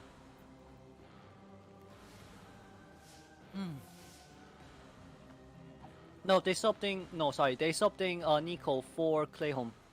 Pit Stoppers gonna play Duo's faction for this one. But anyways, onto area selection we go. It seems like we are going to have... Oh, Entomologist spawning in middle so then she can give global support as fast as possible. We do see that Barmaid is going to spawn in Ruins. And of course the Acrobat is going to be near that... I don't know. I want to call that a box. Near the box. Near the books. But of course, Acrobat being very close to her shack simply just allows them to continue a bit longer though. So yeah. We'll just have to see how this game goes. There's not much I can say. Of course, the ant spawned by the corner. Joseph's favorite spawn in that map, next to the camera. Okay, then onto the matches we go. It seems like we will immediately run towards the Acrobat. Should be deploying the cutout immediately is what I would think, just so you can catch up towards the Acrobat. But of course, Acro deciding that he wants to immediately go in towards the... not the hotel, but the hospital right now. Gets a cat on. Ooh, that's a very nice bait, but should be able to jump out here. Wanting to look for the entomologist. Sleep! Ah, I didn't sleep on the entomologist. Ah, that's a bit unfortunate. That's a bit unfortunate. If it slept on the entomologist, then Ento can't use bees anymore. Aha, that is very unfortunate. I wouldn't say that... I mean, Ant could also chase after the first officer if he wishes to do so. But of course, getting the bees out. But of course, oh, that landed. That's very nicely done with the land. But can't jump here, which is a little bit of an unfortunate situation here for the Ant. Should be able to jump here. And even if he put a pallet down. Oh, he put the pallet down. But I don't think it'll be enough. There's no flywheel. There's an immediate hit. But of course, Entomologist decides that he does not want to jump down immediately. Wanting to play above here for a little bit longer. It does seem like he'll be jumping out first. Alongside with the fact that the Ant is going to be following behind him. And it seems like Ant has lost the Entomologist. Ento should see the blueprint, does not see the blueprint, decides to go after Nico instead. Ah, that is so unfortunate. Didn't really land the cats on Nickelodeon, but will be jumping. And it hit it, Nico! Wait, this is bad. Why? Entomologist did not decode, and also the Anna has blink. Okay, it's gonna be 8 seconds before this first officer downs. That's what I'm gonna put it here. It's going to be a goner. There's not even a blink that needs to be used. Well, Barmaid has used a dove lane for Agramon right now. Please don't shake like that. I think some people here, please just don't shake like that. I mean, you could shake like that if you want to, but not. Lol. Anyways, I wanted order on the entomologist. No one can rescue. You see, this is the problem here. No one can rescue. You can force the barmaid to rescue. Hey, where are you going? Hey, please. Force the rescue. Waiting for the cop. Force the rescue. Get the rescue. Very nicely done. It lands on the first officer. No, we don't need to jump just yet. We can blink in if we want to. We don't need to jump just yet. We can blink in if we want to. Blinks in and gets a normal hit down. Nicely done. Now, Barmaid was forced to get off the cipher because they only have one borrow time. This is why you need mercenary. God damn it. Okay, now Barmy has no items left except for a Dolphin Speed Boost and can just deploy a cat out here and then paralysis to survivor so then they can't decode. Cause like there is currently he knows where the barmaid is. And of course, yeah, sees where the barmaid is, knows where the acrobat is as well. Barmaid jumps down here, which isn't that good. We'll get the Dolphin Speed Boost though, but I mean, I don't think this first officer can contain. Gets the flywheel out, but also, okay, seems like the cat will come out immediately right here. Jumping towards the barmaid is the finest option because the flywheel has been used and I will be jumping back towards the first officer because the first officer's watch time is currently over as well. I do think that he sees where the first officer is. Agramon still has one B left, one B hit left, but at the same time, oh, that landed. Oh, that was very lucky how that landed. Just hit the bees, very nicely done. And of course, Nico is currently on the outer vicinity of this area, but of course that pallet that decides not to break the pallet. A little bit unfortunate, but this should allow the survivor to rebound Kai for a little bit longer is what I'm gonna say right now. I mean, you could do that, yeah, but Nico is still gonna be highlighted for the hunter. So we're gonna see a jump, and we're gonna see a second jump. Second jump! Oh, second jump cannot come out because cat is gone. 3 survivors at 50% health. Barmaid has also used up self-heal, but I guess this can at least guarantee the tie for OM right now, considering the amount of support that they utilized for this.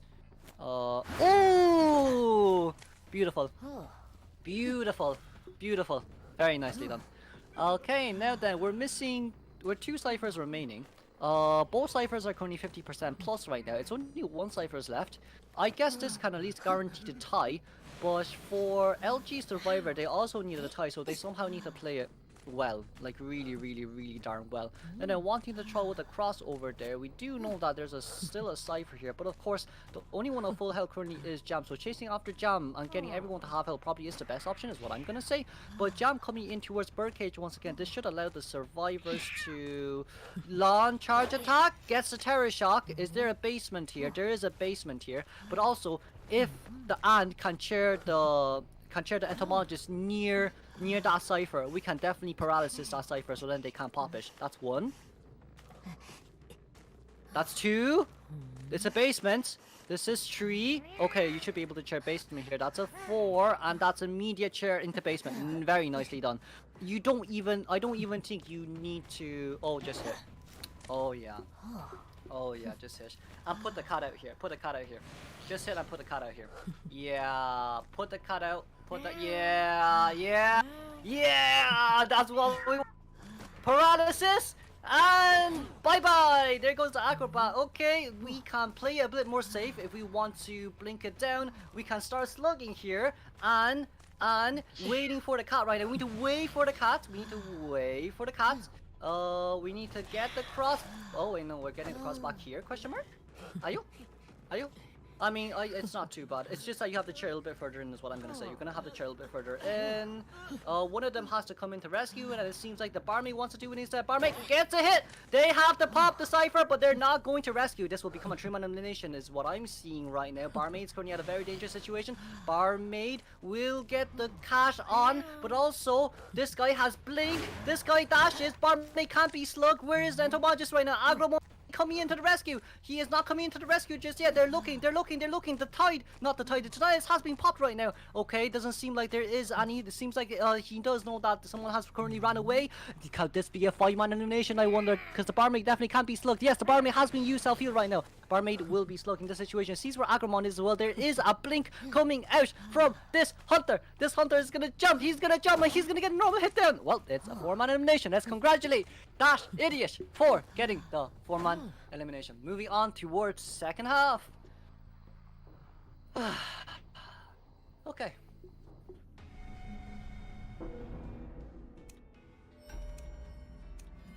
Okay, moving on towards our match stats at the end. Seems like we will be having that one idiot with 0 ciphers remaining, 2 pallets destroyed, 15 strikes and 1 terror shock, 9 knockdowns, alongside with entomologist 72% decoding progress, 98 seconds containment, barmaid with a 151% decoding progress, 2 heals, 2 rescue and 67 seconds containment. Acrobat with 261 decoding progress, 1 rescue, and of course a 30-second containment, alongside with Nico first officer at 49% decoding progress, alongside with an 84-second hunter containment. Oh, it is. very nicely done by LG, but also like losing the. I think it's just losing the hunt, losing the entomologist early game hurt it a lot. The survivors has done very well. It's just unfortunate that they could have run far enough. They could not run far enough from. They could not run far enough from the prime cipher, and of course the basement was also nearby as well. So yeah, at the end of the day, there's nothing we can do. There's at the end of the day, it is what it is for that part. It is what it is for that part. Barmaid getting down there immediately was a really unfortunate situation there as well, considering that it is, of course, it is a max presence An. So it's a double jump. You can't really create that much distance against an An. And of course, we did see that how An has played very nice cats, very nice vaults right there from the An. Very, very, very nicely done. I'm just gonna double check some stuff. Okay. So yeah, very, very strong. And then on to our match stats we go. We have LG versus Omega for round 2, 5-0. So LG Survivor only need a 1-man escape for them to win and for us to finish up for today. Please. Please. I'm tired, please. I commentated way too much today. I think, you know what, mini story. I think I did day 3 CN server. I commentated 3-2. I commentated around 7 full games, 7x2, 14 games. And I also, yeah, commentated quite a lot today. Yeesh! I want to break, lol. Anyways, back here we go. But of course, I am really appreciative to be here with you guys commentating as well. I'm gonna get some water. I'm sorry, since I'm the only one commentating here, I'm gonna get some water. On our side, I have a princess and a female dancer first time from Omega Pit Stop. They're definitely gonna have the band Dream, which is Pit Stopper Street. I will be back really fast.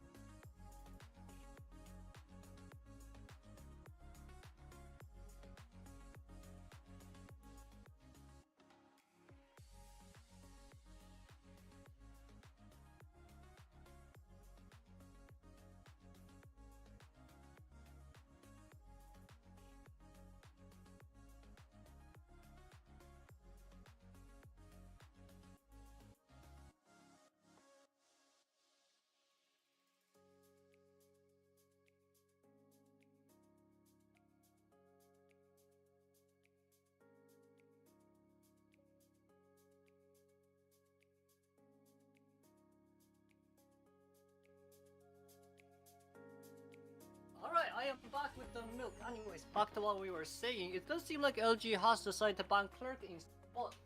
I mean, if they ban Clerk, was it for Nico, I wonder? If they ban Clerk, was it for Nico, I wonder? Because Pit Stoppers will be playing here. If we're allowing the Dreamers to come out here, then it may be a little bit harder for the Survivors to end.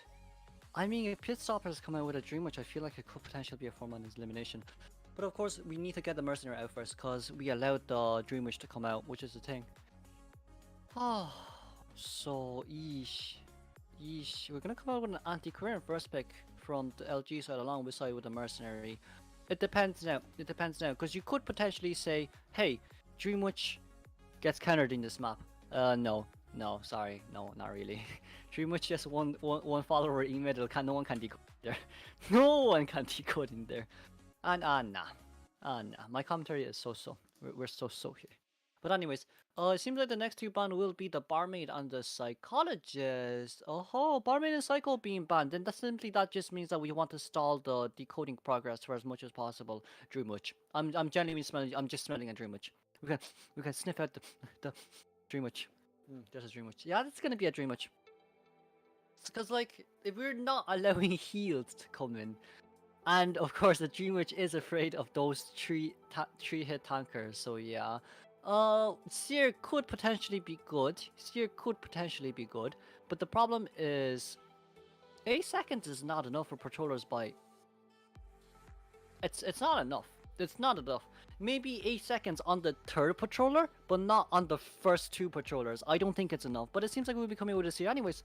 So it does seem like from LG side, they're gonna try and see how we play this. I mean, if they want, you don't give the owl to your teammates. You give it to Mercenary when he goes into the rescue. Just so that no one needs to heal the Mercenary. Mercy can go into rescue again. You have your survivors out there decoding with a speed buff, Cypher Rush in general. I think that's an acrobat ban, or is that a toy? Wait. Yeah, that's an acrobat ban. That looks like a mechanic to me for some odd reason. I mean, the stream is a little bit blurry to me. But anyways, last pick. If we want to counter the Dream Witch. TME. We want to end the game. We actually want to end the game now. We want to end the game now with TME. Yeah. Yeah. You know what? This is the thing, right? We should come out with a TME, but can we come out with a TME with flywheel and windows, please? Can we not? Can we not come out with a borrowed time TME, please? Genuinely, can we please not come out with a borrowed time TME? Can I see a knee-jerk reflex and the flywheel, please? I want to see a knee-jerk reflex and a flywheel, please. Cause TME is gonna be first chase. Right, TME is definitely gonna be first chase against the Dream Witch. This Dream Witch will aim for you non-stop. But of course, if you ban Clerk, I guess TME coming out doesn't really make sense. Yeah, it does really make sense. But yeah, can we please run? Can we please, I'm begging you? Because like, if the Dream Witch really comes out, you're not gonna allow, and now no one's gonna help you. You can't let the Anti-Current help you because Anti-Current, the Dream Witch counters harassers in general. So please, I'm begging you, don't run borrow time. Don't run borrow time. From the persona points though, it does seem like Anti will be borrow time on Flywheel, Mercenary will be borrow time Tide Turner. Most likely Seer will also be. I think Seer may be knee jerk. Seer could be knee jerk. Seer could be knee jerk. But then again, if they TME is borrow time Flywheel. Okay, fair. Borrow time Flywheel. Oh, breaking Windows Flywheel. Breaking Windows Flywheel. TME is breaking window Flywheel. Okay, thank you. There's no borrow time. Thank you. Breaking window Flywheel. Thank you. Listen, if the Dream Witch is coming out, at least they know that they don't need to rescue the TME for endgame. They just immediately pop and get someone at gate to open it. They only need the one-man escape, so it doesn't mean they can play recklessly, right? But it does seem like if they're playing it like this, they want to end the game. It does seem like they do want to end the game. The TME most likely will be a bait though, is what I think. TME is the bait, and then everyone else is just out there decoding. But yeah. I guess they decided to ban Clerk just so TME can be played. I think that's the only valid reason I can get out. Cause if you want, cause like TME is a fast decoder, right? But also at the same time, if it's a Clerk out, you're gonna need to have one escort for the TME so that she can contain longer, which is the biggest problem here. But of course, on to the game we go. It'll be pit stoppers. We have to go hands on knees to not bring borrow time, please. Because they only need a one-man escape. I don't want to see a borrow time on TME. We only need I don't! No one does! It's not fun. It's not entertaining enough. If we can see this TME, 5 ciphers, and the ciphers pops, it's gonna hurt so much for the Dream Witch. But anyways, we'll have to see how this TME goes. But of course, TME will be bringing not borrow time, but knee-jerk reflex and flywheel. I think we're gonna see the switch soon on the persona points. We're just gonna wait it out for now. Listen, if TME is not chased for the first match, I think it's just more beneficial for the survivors. That's what I think. That's genuinely what I think. They don't really have to pop the ciphers for TME, but thank you, Hisoka. I will remember this. It's just not interesting enough. They only need a one-man escape, so they might as well. Then on to the area selection side we go. The Seer will be spawning in Shack. Okay, this is gonna be very interesting to see. Seer spawning in shock, use GG spawning by birdcage. They will need TME in middle. See, there is going to be one thing that's very important, and that is TME cannot use Kane immediately. KTME has to wait at least, let's say, 15 seconds into the game to use Kane. His Dream Witch will be pulling far distances away. Let's say 10 seconds and then use Kane. Count down 10 and then use Kane. That's how we do it. And then when you use Kane, you basically wait 20 seconds so you know when the next patroller is gonna come out. But yeah, this is gonna be very interesting to see. It's gonna be very interesting to see. Yeah, we don't have skins, sadly. Lol. Anyways, onto the okay. This is going to be day 5, match 1, game 2, second half of today. It does seem like pit. Oh, we're gonna pause. We're gonna pause. Something just happened. Something just happened. I am not sure, but did someone not do their persona points properly? Perhaps. To be fair, I wasn't really looking at the persona points except for TME not bring bar type. Oh my lord, oh my lord. But we're gonna have a mini pause right here. Oh, oh yeah, I think we had a persona problem. So we'll be restarting. Once again, we'll be restarting. Once again, we'll be restarting. We'll be restarting. We'll be restarting. So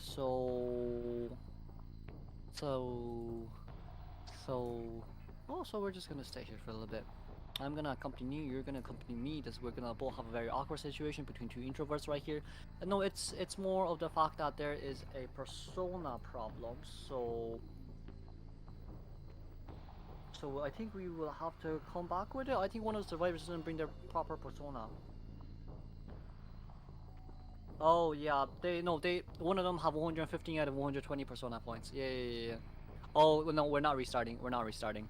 It is what it is. We're not restarting now. We're not restarting now. I mean, 5 points persona does make a difference, but I wouldn't say it would make too much difference unless they get a 4-man elimination. But at the end of the day, it does seem like we are going to come in with a Seer first chase. Okay, that's brilliant though for TME, because TME is just decoding right now by herself in middle. So that's great. And of course, if Seer is currently near... Oh... Well, no, I will. That's a very early hit on the Seer right there. It's a little bit unfortunate of a situation, but Seer cannot rotate into hospital is also what I think, because TME is decoding a hospital. Even with the anti-crewing here as a support, I don't think you can do much. I really don't think you can do much. And I want you to put the main follower away from pit stoppers right now. He has to vault that window, take that speed boost. Anti-Current has to push back. I think Anti-Current has to do something. Anti-Current decides to not do anything. Puts Patroller down right there. But instead got the boys. We'll be seeing the owl coming out, which is not bad. But of course, that's 1, that's 2, that's 3, that's 4, that's the drop down, which isn't too bad. That's the boys, and that's going to be the vault over. Wow, very nicely done by Ruby, but sadly the last fight. Didn't really get the last fight done properly. That's a bit unfortunate. But TME Cypher is done. We need to sell. We do need to sell. Where is Mercenary? Mercenary has to come in now, but Mercenary also cannot be found by the Anti-Current. Anti-Current has to leave. No matter what happens here, Anti-Current has to leave. Seer has already done a very, very good job allowing TME to finish her Cypher. But Anti-Current cannot stay here. If Anti-Current stay here, it just allows Pisshoppers to leech on towards Anti-Current. They can do it before half rescue, but then after that, don't do it anymore. They can do that, but then after that, don't do it anymore. Now that we do see Mercenary coming in right now, we will be seeing the leech and the no damage rescue. Well, half health rescue. I guess that's also fine as well. But also there is Seer with the fast polyvaulting. Thank God Seer has brought windows. But from Joseph's side, you need to be very careful here with how you play. Gets the pushback very nicely done. I still feel like just let Seer be on his own, and Mercenary and Anti-Current has to heal. That's what I think matters the most right now. But gets D-Leech mark. Merc can also start D-Leeching by himself right now. For like at this point in time, don't come harassed. Please don't do it, because Seer has already contained enough until Tide is over. If we can get the there's no Paladin, but there's a blink. Oh, there's no blink. There's a hit down though. And TME, as we do see her uses as a cane right now, successfully allowing the survivors to... I mean, Seer has done a really good job, honestly. Really, really good job with the whole containment here. And then cheering closely towards Anti-Korean. I guess at the end of the day, we want to maintain everyone's full health for endgame. And of course, Anti-Korean Cypher was done. Okay, Anti-Korean Cypher is done. That's a good sign. And we do see as well from TME side, TME is going to go decode the Mercenary Cypher right now, which is currently at 70%. You guys may not be able to see it, but it is what it is. It wasn't a pallet speed boost, it was muscle memory, that new persona point from Survivors, which allows CS to vault 15% faster. Survivors to vault 15% faster. Okay, what's important? One stick! Another stick! And we want a third stick! Are we gonna see a blink down? We see the blink down, but it's okay, it's okay, it's okay. The blink down is okay, the blink down is okay, it's still okay, it's still okay, it's still okay. We're just gonna leave the Seer B, we're just gonna leave the Seer B, but also with the Seer being like this right now, it's very important. They're not going to basement. Sneak, the pit stop us. Pit. I mean, you can't really let a TME to come in to rescue, can you now? But then at the end of the day, it is a mercenary who's currently in shock, and TME rotated towards the other side. No, TME's coming in to rescue. This is not good. This is not good. They actually didn't chase TME first. I wanted to see a TME first chase. I genuinely did. And there goes down the mercenary. That is not good. And Anti-Korean did get up. But where's the Anti-Korean right now? And he needs to be able to contain right here. There's no Cypher nearby. Mercenary got down. Mercenary should not come back. Mercenary will be charged here. I think they have to sell one of them and get everyone healed. That's what matters here the most. Seer did not get a D-Leech mark. Oh, that's very unfortunate. Seer needs to run towards that Cypher though, because that Cypher's almost done. But it does seem like we're going to be cheering the Mercenary right here. That is so unfortunate. Mercenary did manage to delete here though, but at the same time, they're very close towards the Cypher. So for pit stoppers right now, it does seem like a 4-man elimination from what I'm seeing. All the Cyphers are being controlled for the time being. So this could potentially be a 4-man elimination. They need to heal everyone. Everyone has to heal right now. If we don't heal, it's game over. But it does seem like from TME side, they're trying to decode that Cypher as much as possible. The Anti-Korean is coming in for the rescue as well. But also, the Seer decides to rotate a little bit further away, okay, with the disarm right there, but the down. That is not good, that is not good. I don't think they can come into rescue anymore, can they? Can they really come into rescue? Is it worth it right now? Is it worth it right now? It's a little bit unfortunate that they couldn't delete or heal, but at the same time, Mercenaries only after half, and we do see that Seer wants to come in for rescue. Currently at 74% Cypher progress. They only need a 1-man out. They really do only need a 1-man out. So I don't see, so I think they're gonna wait for Seer to get down before popping gets down right there. Can TME pop? TME has to pop right now, and Seer has to decode until TME gets Cypher open. That's what matters the most right here. Seer has to contain. Seer doesn't really need to rescue, but if you do rescue, that's a plus. That's a plus. Very nicely done from the Seer. We'll be getting the Mercenary back towards the main round. TME should be able to get towards the gate. Starts decoding right now. Can Dreamwitch make it on time though? It's 16 seconds right now. Let's see. 1, 2, 3, 4, 5, 6, 7, 8, 9, 10, 11, 12, 13, 14, 15, 16. I think it's open. Flywheel out. But it seems like he's able to. Is he able to call out? Is he able to call out? Can Seer get out as well? Seer's currently deleting right now. Seer's deleting as possible. Right. TME didn't manage to call out. Oh no. But where is Seer though? The Seer did manage to fully delete, but I think the problem is this Dreamwitch moves really fast. That was a really nice flywheel, but is Seer able to get the gate up? Let's see, gate is currently at 50% right now. Pit stoppers still has 10 seconds left until his leash. Where is the follower? Seer has gotten the gate open. Where is the follower? And it does seem like LG will be taking round 2 home with a 1-man escape.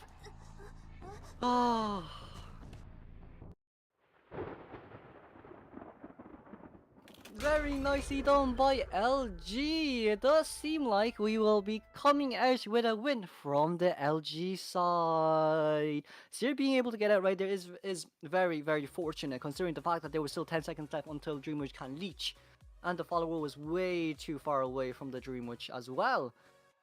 Oh, but of course, let's congratulate LG for winning though. We'll be seeing the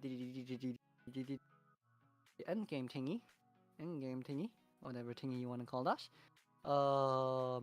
Yeah, that was very nicely done. That was very nicely done.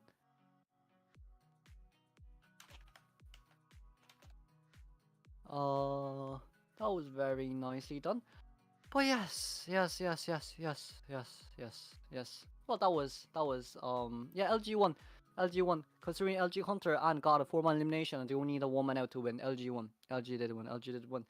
Well, that was very, very, very interesting to see. LG for Koa 7 maybe, but I think the biggest problem here is Omega's survivors. It wasn't their full survivor team, so yeah, they had 2 main survivors and then 2 main hunters, which is the thing with this. It wasn't their full team, so yeah. But of course, being able to do that well against Pitstoppers and Nickelodeon, most likely, yes, we'll be seeing LG for Koa 7. But of course, here as we can see as well, LG winning against Omega 8-1 for round 1, and of course 3-6 for round 2. We will see LG in the semi-finals then. We will see LG in the semi-finals then. This is the end. This will become the end of day 5, quarterfinals, match 1. We will see you in maybe around, I would say maybe around an hour and a half, if I'm not wrong, 3 p.m. EST for round 2. But that will be all that we have for today. Thank you everyone for coming, and we will see y'all in 90 minutes. Bye bye for now.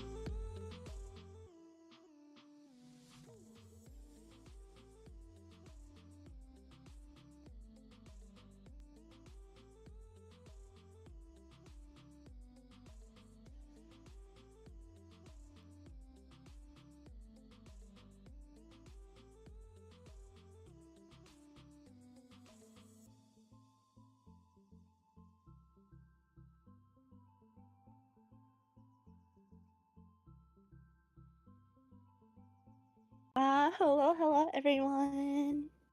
Hello. Welcome to the first day of the quarterfinals. I mean, I guess we're in the second bracket, so welcome in, welcome back. Hello, it's exciting to be here again. hmm And my name is Myxieneo, and I'm here with S. We're going to be commentating this bracket between Discord Kittens 2.0 versus Ravens. I'm really excited for today. Mostly just because, um, after watching the past few weeks, all these teams are really impressive, and I know Ravens is kind of a big name when it comes to NAEU here, just because they were in COA qualifiers. For sure, I really loved watching them during the COA qualifiers and last week. I'm lucky to be able to commentate another bracket for them.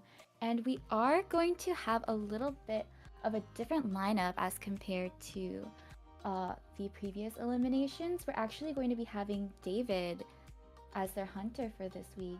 And of course, we'll be having Pablo CG, Sapphire, Felchap, and I think we're going to be getting Proud Sensei for survivors this time around. Interesting. Yeah, there's a really interesting lineup coming here. Really interesting mix up too.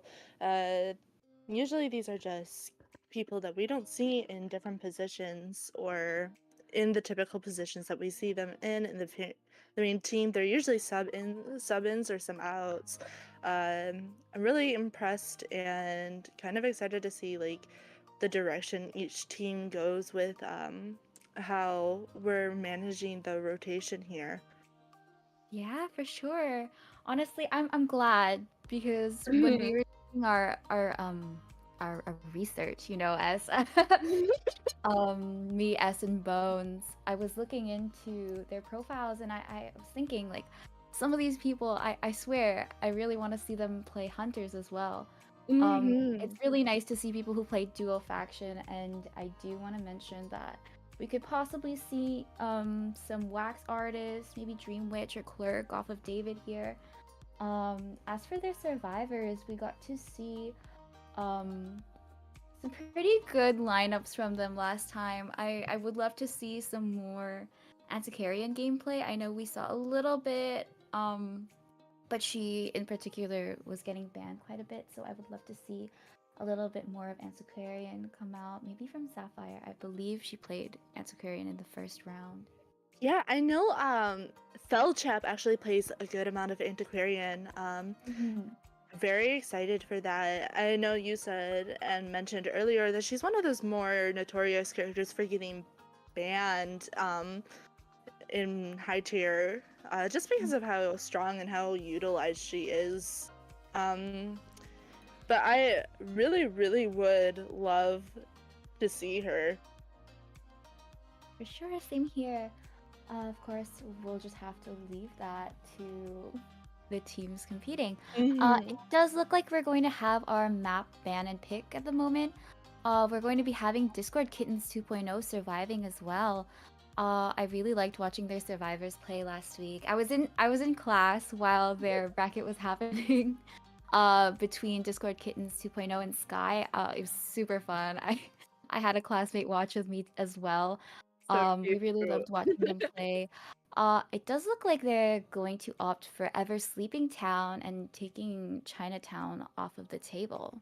Yeah, I mean, we really swapped one big map for just another big map here, but compared to Chinatown, I feel like Ever Sleeping is more versatile for both parties than it is Chinatown, just because it is very low on the ground floor level for the most part. We do have some like upper story buildings, but not to the same effect that Chinatown has. It definitely has that even balance for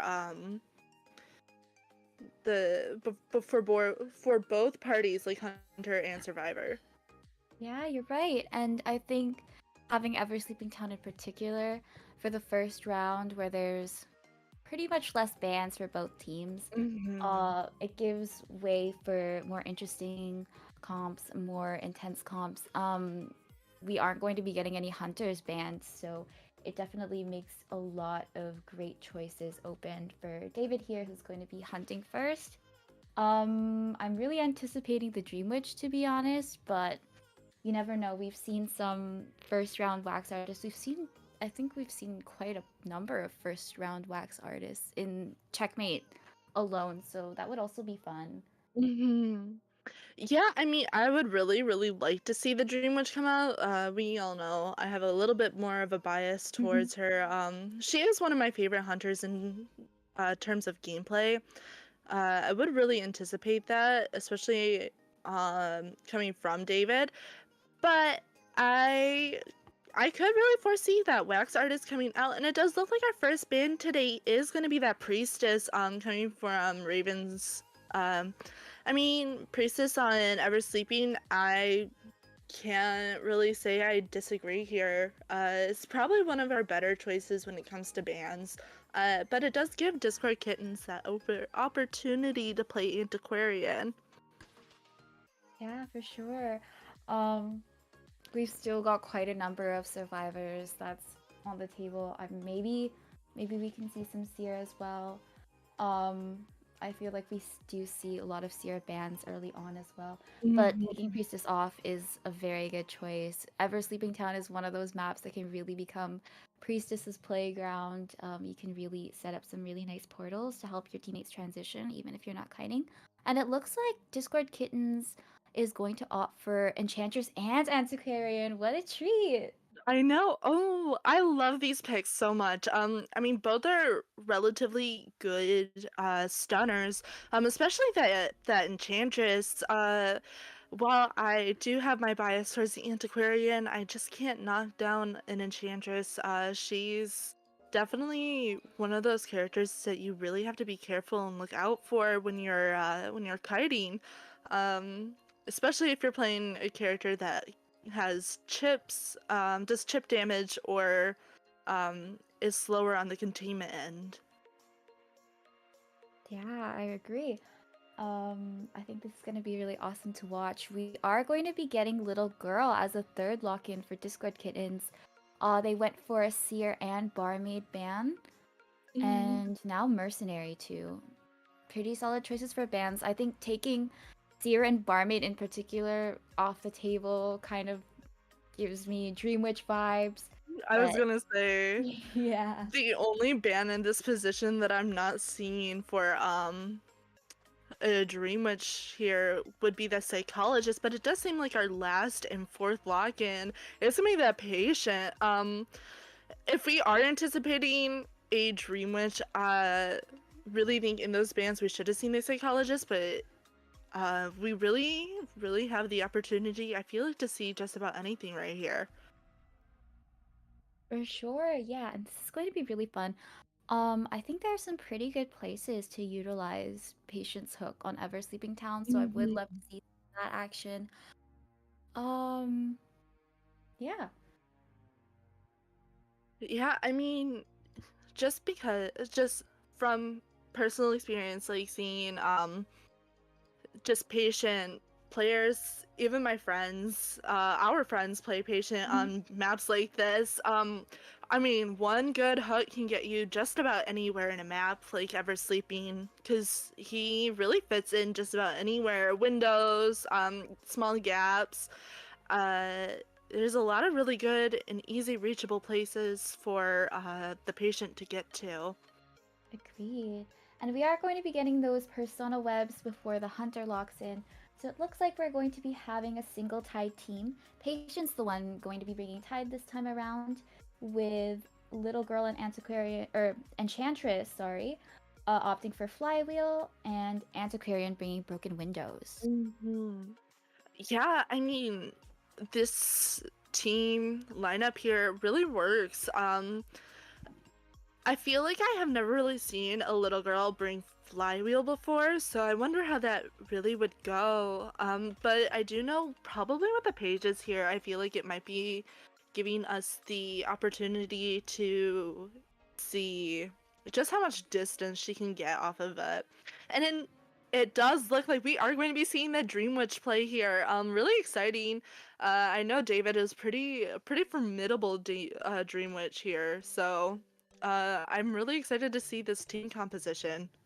Yeah, same here. Last time I checked, he was, I think, A badge Dream Witch, and Dream Witch players in general are really, really strong. It takes a lot to play her, I think, and especially on Ever Sleeping Town, it's so fun to watch which games on this map. Just because of the pressure that you can put on the rest of the survivors. Yeah, for sure. Um, Honestly, I just love Dream Witch matches in general, just because they always have like that strange like amount of mind power that comes with playing her. Honestly, like it takes a lot of mental strength and a lot of mental gymnastics to anticipate where your survivors are going to go and where they're going to be up on the map here. So I'm honestly always impressed by anyone who can play Dream Witch. Yeah, same here. Definitely looking forward to see how the Discord Kitten survivors play as well. I think that their teamwork is really strong. Um, I do remember them playing even just on Ever Sleeping Town alone during last week's bracket. I thought they had really exceptional teamwork. Um, I think they'll definitely put up a good fight towards David's Dream Witch. Yeah, I mean, it's really all up to team composition. Dream Witch matches re- really require a lot of that teamwork that goes into them, and a lot of communication, just because you have to anticipate where the main body and the leech will be at the same time as each other. For sure. All right, so it does look like we're going to be having I guess we're gonna go off the in-game names because I think it would be a little too ironic to go off their Discord names. But Armad's gonna be Enchantress, A Assassin 14 as Patient, Medjed as Little Girl, and Anonymous A14 as Antiquarian. And just to recap, we are gonna have that double flywheel from the Little Girl and Enchantress, followed by Broken Windows on the Antiquarian and Tide on the Patient. Yeah, um, Flywheel is definitely one of those things that you really have to anticipate when it comes to a Dream Witch match. I'm really interested to see what kind of build this Dream Witch is running today. Oh, interesting. We're gonna opt for having Enchantress in Graveyard. I would have thought Little Girl, but she did opt for that corner house pick with Patient in the middle. Yeah, I mean, the center position is probably one of the better positions for this patient here. Gives him lots of opportunities to hook anywhere and everywhere. Gives him a lot of space. All right. This is the first half of the first round between Discord Kittens who are surviving and Ravens who is hunting. Good luck to both teams. Good luck.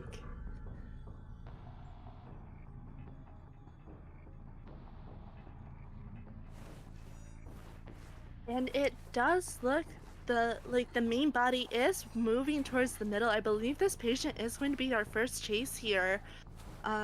Really knocking him off that cipher just about immediately, and we're going for the leech. Yeah, this patient's really got to be careful here. Really anticipating a longer kite.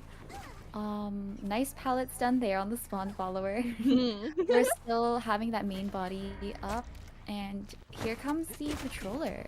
Yeah, it looks like we are bringing the patroller in to lock in on the patient, and unfortunately that hook just did not catch.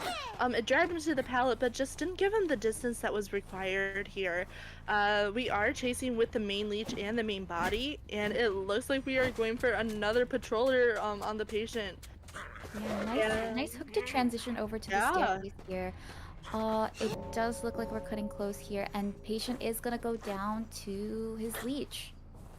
Yeah, I mean, really impressive work here coming off of David.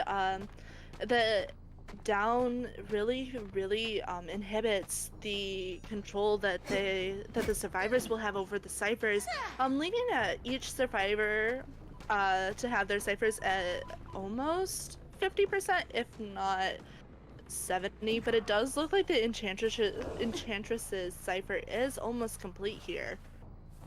For sure, she did get forced off it, and here Antiquarian's gonna take a hit before rescuing, And nice stun by the Antiquarian.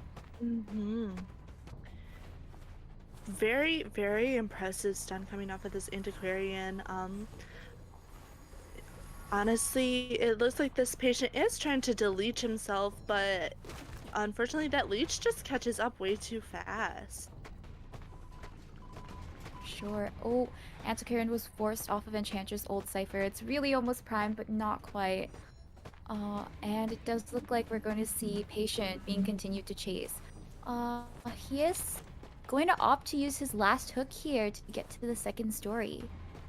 Yeah, I mean, it really gives the opportunity for him to get away here, but I mean, this Dream Witch is really just sitting on top of him. And we looks like we swapped a blink here, just barely missed, but um, I mean, with the cooldown that each leech has, we have just the time and wonderful down here.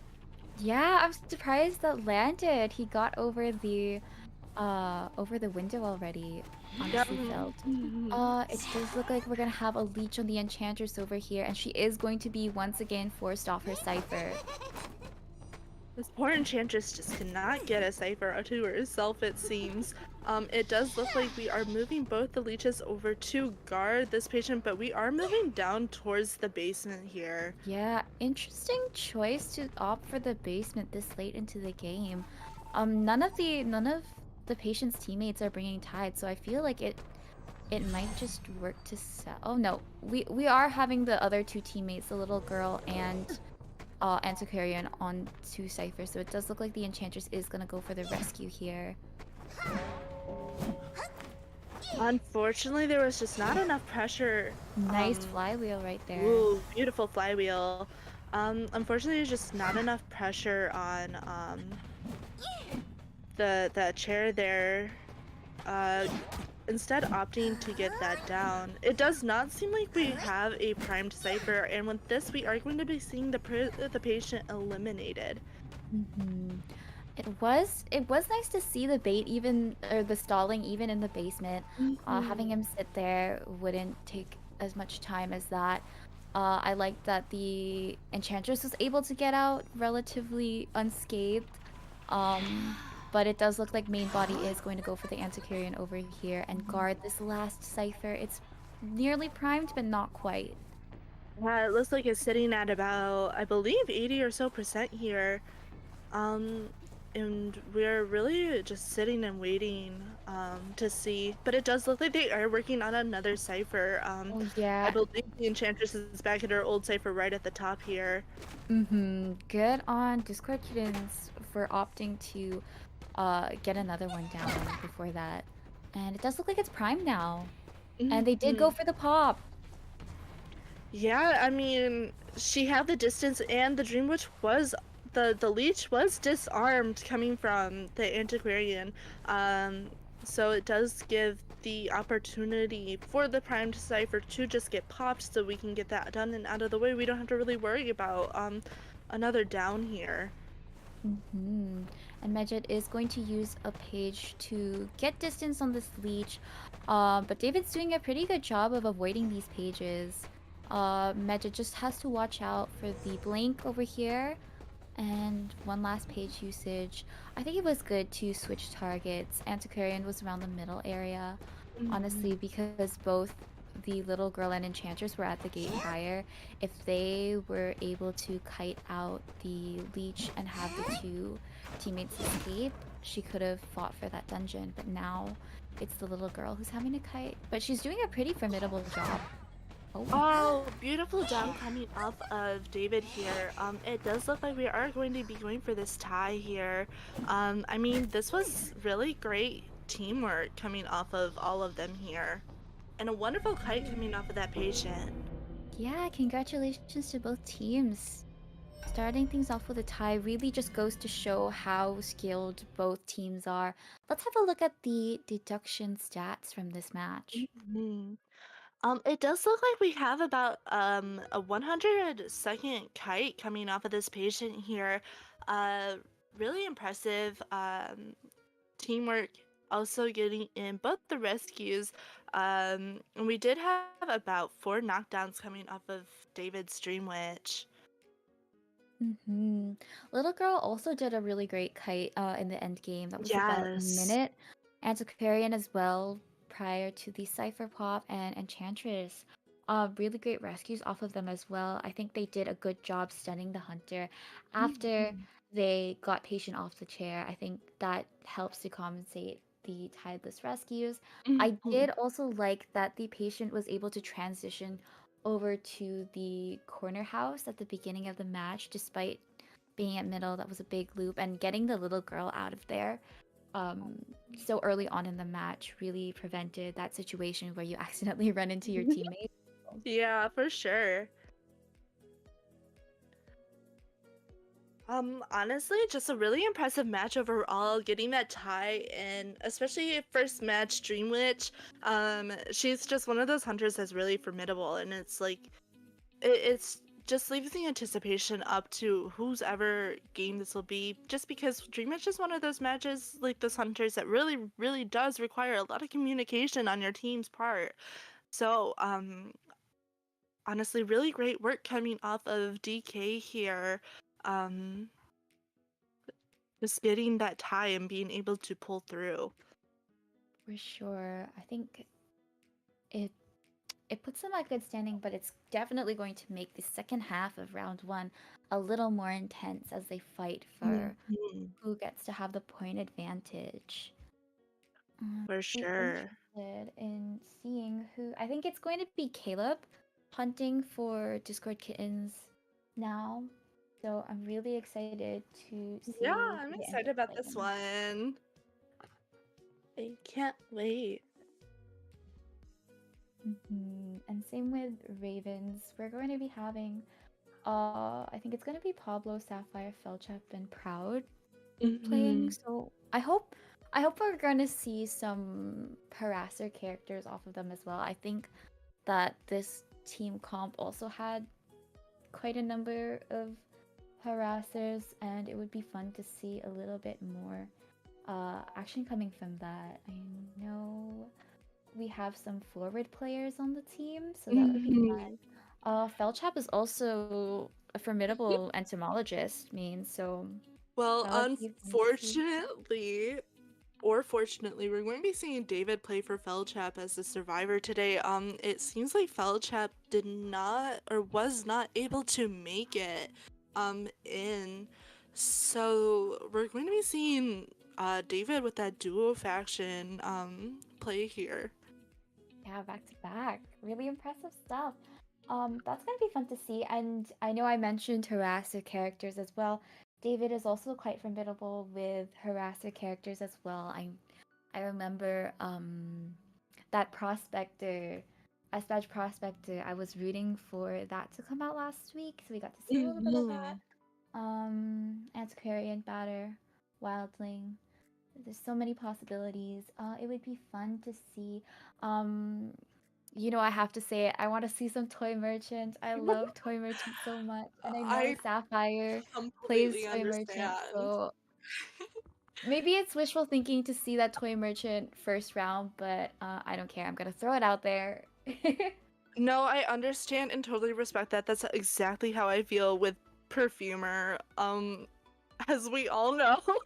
Oh yeah. Oh, I love Perfumer plays, but I'm also really hoping that somehow somewhere in this match we see a Bloody Queen.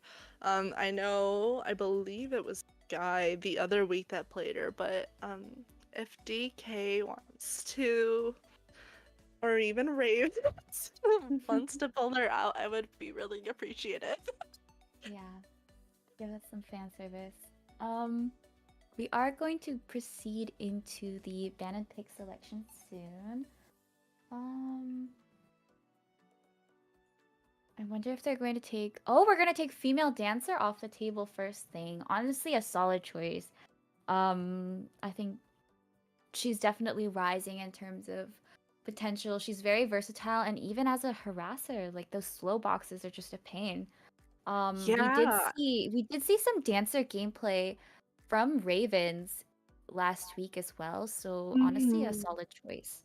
I was gonna say, even last week, we saw some really, really intense female dancer plays.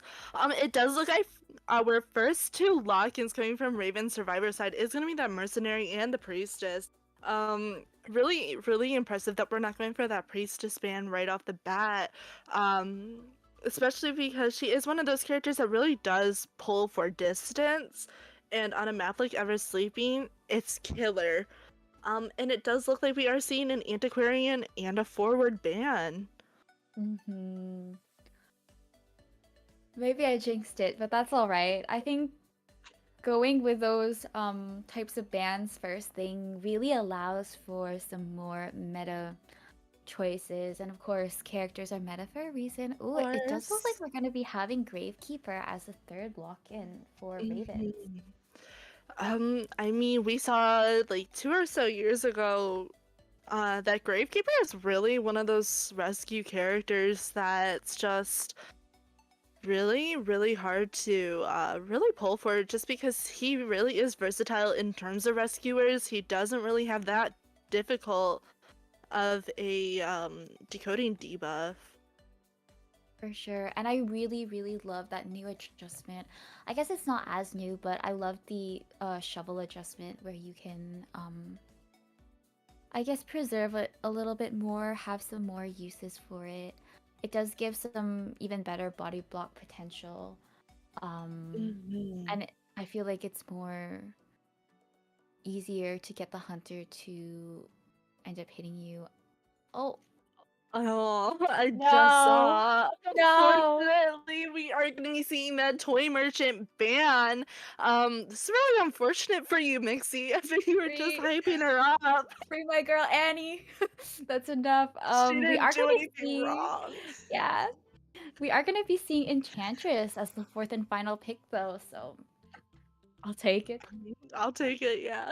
Yeah, I Um, did. I do remember Sapphire playing a really great Enchantress last week. I think it was Enchantress, and she did a really great kite against the Bonbon. So Bonbon, so true.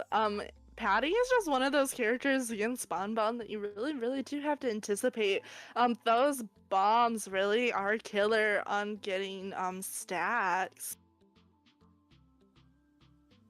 for sure. Oh, and we are going to be getting those Persona webs in before the Hunter locks in.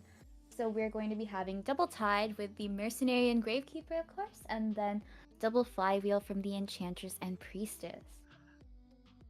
I mean, honestly, really, really, really formidable and really strong traits to bring. Really wouldn't anticipate that Gravekeeper really bringing anything else either, to be honest. And honestly, if the Merc brought something else, I would be very shocked. I think we should bring out the 39 mark. I don't know. I've seen it No, happen. we We are have someone who runs getting... it. Oh, we are going to be getting Kayla playing Wax Artist though, so this is going to be Mhm. really fun. Very exciting. Ever Sleeping is a relatively open map. As long as you stay out of that graveyard space. Um, I mean, easy wax areas for this wax artist here. Oh yeah, definitely. Oh, I feel like it happened quite a bit in some previous brackets, but I feel like it's really easy to bait out that flywheel as a Hmm. wax artist. So Priestess and Enchantress are gonna really have to be careful with that. Yeah, for sure. Just because it's the same as Naiad with her puddles.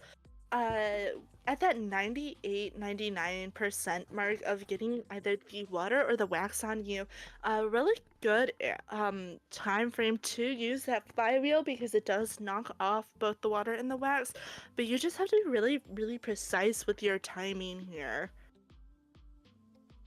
For sure. All right. We are going to be getting into the match and area selection soon. Honestly, for sure we're going to be seeing some really great priestess portal setup. I think that'll really Mhm. help. Yeah, I Um, mean, that priestess support. Oh, and it looks like we're going to be having David on Enchantress, Sapphire as Priestess, Pablo Zichi as Mercenary, and Proud Sensei as Gravekeeper. Yeah, I mean, really interesting to see that Sapphire is relinquished that Enchantress to David and is playing Priestess um on this match, but I'm really excited to see how these four really are able to pull through and communicate with each other.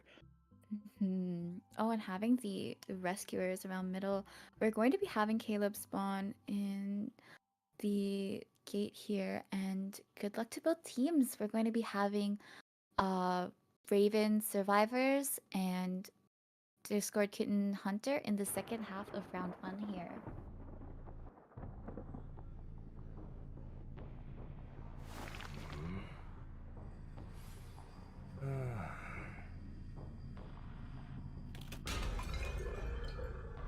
Alrighty, and we are slowly loading into this match, and I'm just really anticipating this Enchantress first kite here.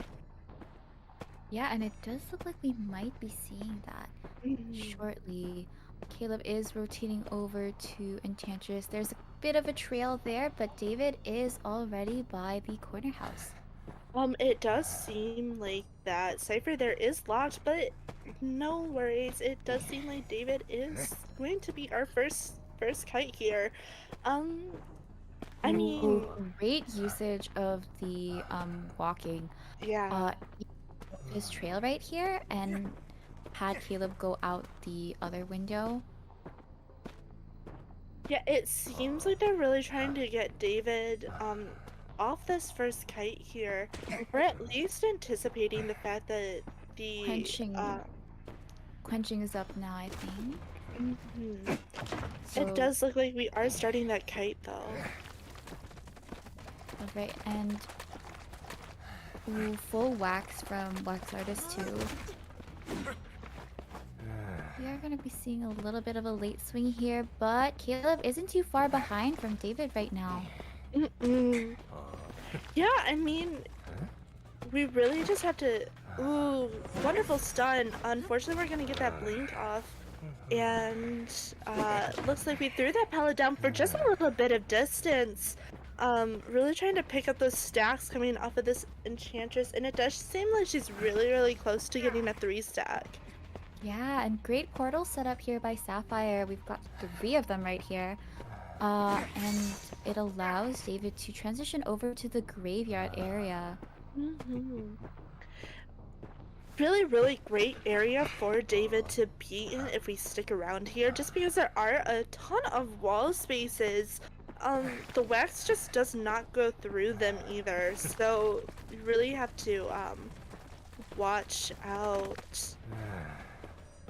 Oh my goodness, Enchantress got on the tram. Okay, Wax Artist is going to get off shortly, so... Alright, this... That's funny. I mean, at least we're not seeing anyone get run over it. No, but we did see that the other week. Yeah. They've got some really good cipher progress, though. I think the rescuers are already on there. But here we go. Oh, great portal over here to transition closer towards the center. Yeah, it really looks like this kite for David on David's end is really going really well. And Nice beautiful use of that 3-stack just to get that distance in, and to make sure that the stun doesn't the stun from the wax doesn't get off. Yeah, and we are gonna see David go down here, but that was a really, really solid kite. Yeah. It gives room for 2 people to finish decoding the last 2 ciphers. And it does look like Mercenary and Priestess are working on the same one, so we're gonna have Mercenary transition over to take that rescue. Yeah, it looks like the Priestess will have that cipher primed very soon, and we're watching Proud Sensei throw down some pallets here, and I believe we're going to be standing by at the gate.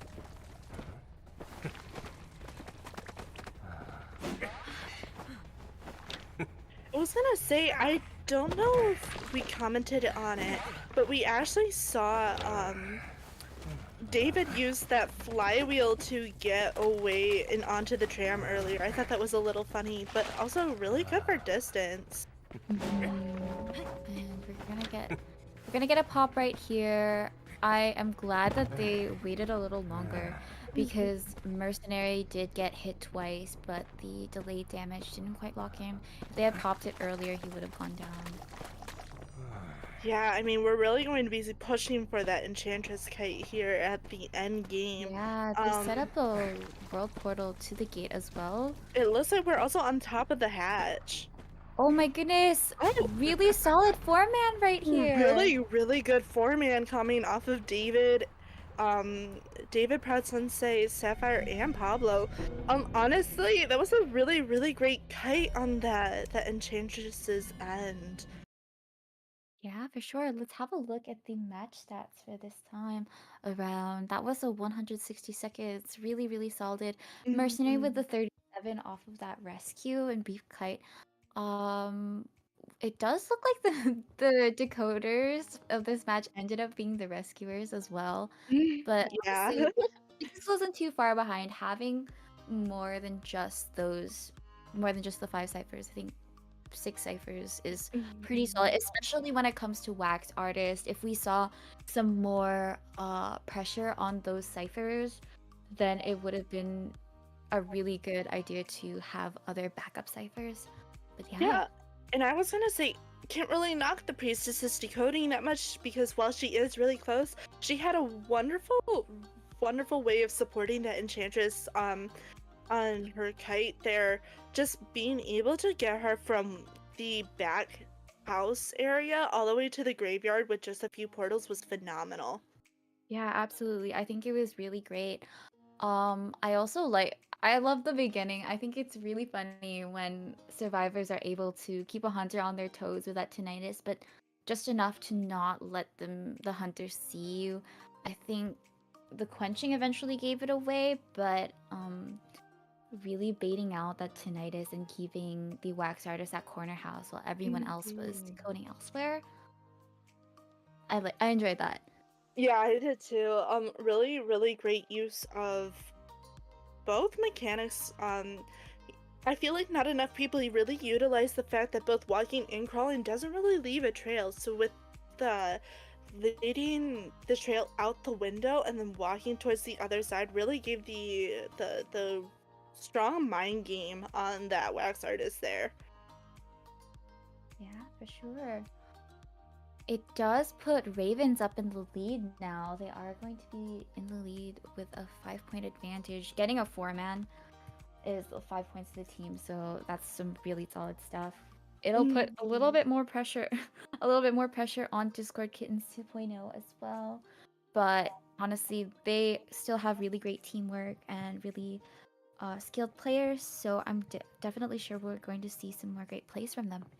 Yeah, for sure. I mean, this is only the first match of the day, so we do have a lot of room for both trial, error, and victory. So I'm really anticipating some stronger matches coming into both either the second and third rounds.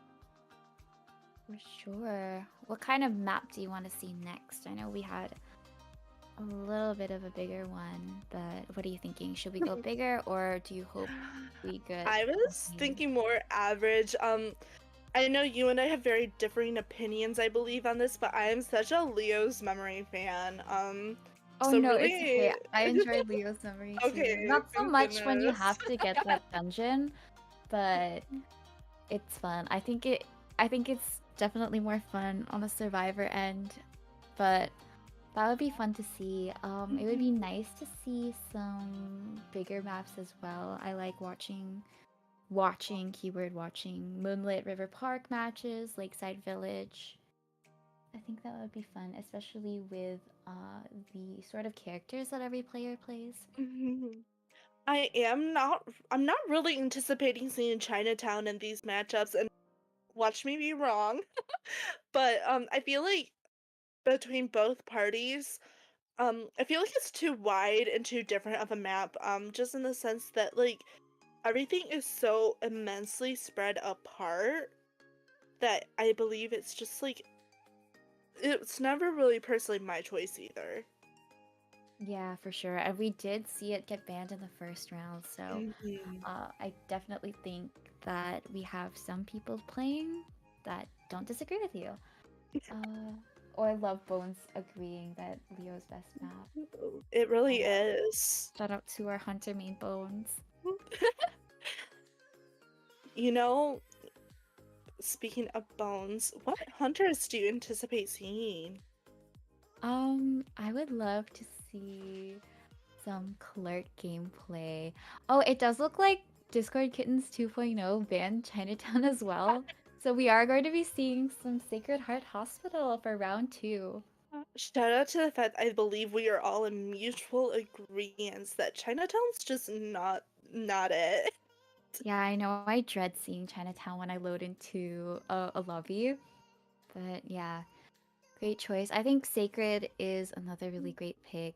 Mhm. Um, I think if some of the characters we saw in the round 1 are open for grabs in this round 2, it's gonna be more fun to watch. I mean, Right. Priestess, I'm anticipating the Priestess ban, but I think if we get to see some wax artists, if we get to see Dream Witch again, uh, it's really intense to have them on Sacred Heart Hospital, especially with the ciphers so close together.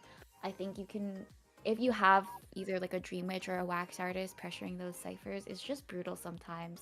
But both teams have really great communication, so I don't think it'd be. For sure. I don't really foresee it as a problem. It Mhm. does seem like our first two bands here are going to be the Dancer and the Seer. Are we going to be seeing Chinatown? I'm not quite I was sure. gonna say, I believe the infographic there at the top is wrong. I believe we are still going to be seeing Sacred Heart. All right, but in fairness, I think female dancer and Seer are really solid choices for bands in general. Um, Mhm. Even with Chinatown, having those female dancer boxes, I know most people use these slow boxes, but having Annie, oh my gosh, we're gonna have Annie first thing. Yay, toy merchant. And we're also going to be getting little girl as well. It was really you know what? I saw the toy merchant pop up there and I was like, I was just waiting for it. Um I it looked away does for 1 second. does look like, unfortunately, we are going to be seeing that geisha ban on Sacred Oh, Heart. She is one of my favorite hunters, but if you were here last week, you saw Mushin played a yeah, very strong geisha on Sacred. absolutely. And I think Geisha is such a fun hunter to play on Sacred I Heart. Oh, agree. we're going to see some wildling. Maybe that's coming from David. I remember seeing that he was a good wildling player. We did get Antiquarian and Priestess taken off the table, but you know what? I think Toy Merchant is a great alternative to Priestess on this map. There are so many cool catapults that you can set up. My favorite one is the one outside Birdcage where you Mhm. place it and you can go in through the window. Love that I one. always have such a hard time setting that one up, but beautiful, beautiful placement whenever the toy merchants and matches can get it. Yeah, for sure. I do think that all these survivors at the moment are gonna be pretty tough to chase. I think. Oh, we're gonna have Psychologist S. Yay! My baby girl. And it does look like our final ban on the survivor for my goodness, on Raven's End is gonna be that prospector. Um really actually anticipating a disciple play here. That would be really fun. I feel like we haven't seen too much of her in this tourney yet, but No, not at all. I think. Oh my god, what was I gonna say? I was just so distracted by the Annie. I'm so excited. I felt so robbed last match when she got banned, but first pick, thank you, thank you. Yeah, I'm really excited for this psychologist play too, but it does seem like I believe DK is setting up for that wildling little girl strategy, and it does look like the little girl is going to be running flywheel and the wildling with Tide. All right, really solid stuff.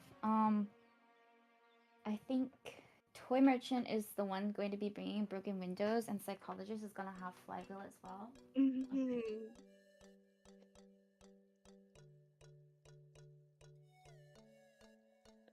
Yeah, I mean, Broken Windows on that Toy Merchant here, honestly, super phenomenal choices when it comes to these traits. Also, just because. Oh, yep, it seems like we're actually going for a wax artist play. I feel like we're trying to combat with the wax artist last match. Yeah, this is gonna be David play. I'm so sorry. I think I mistook Ravens as survivors for this round. But we are gonna be seeing some of David Wax Artist. We saw him play Dream Witch previously. But yeah, I'm really excited.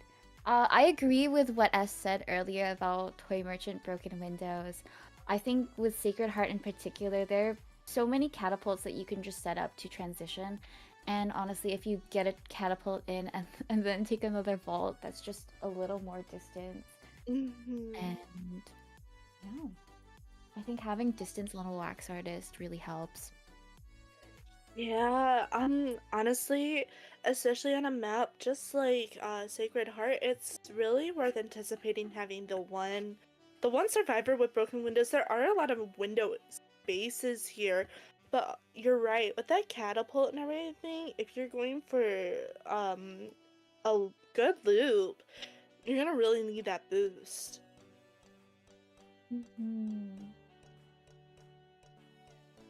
Oh, and it is going to be I think Broken Puppet playing in. We had them sub back in, and they're gonna be the ones playing Toy Merchant and A Assassin on Wildling, Medjet on Little Girl, and Anonymous A14 as Psychologist. Yeah, I mean, I'm really excited for this match, especially because you don't really see Wildling that often anymore, but DK does have a really good and interesting Wildling strategy with Little Girl. Oh, getting Toy Merchant up in the middle. Also pretty good. And then, of course, having... Oh, okay, so David is going to be spawning in the Shack Ruins. So Psychologist won't be too far off.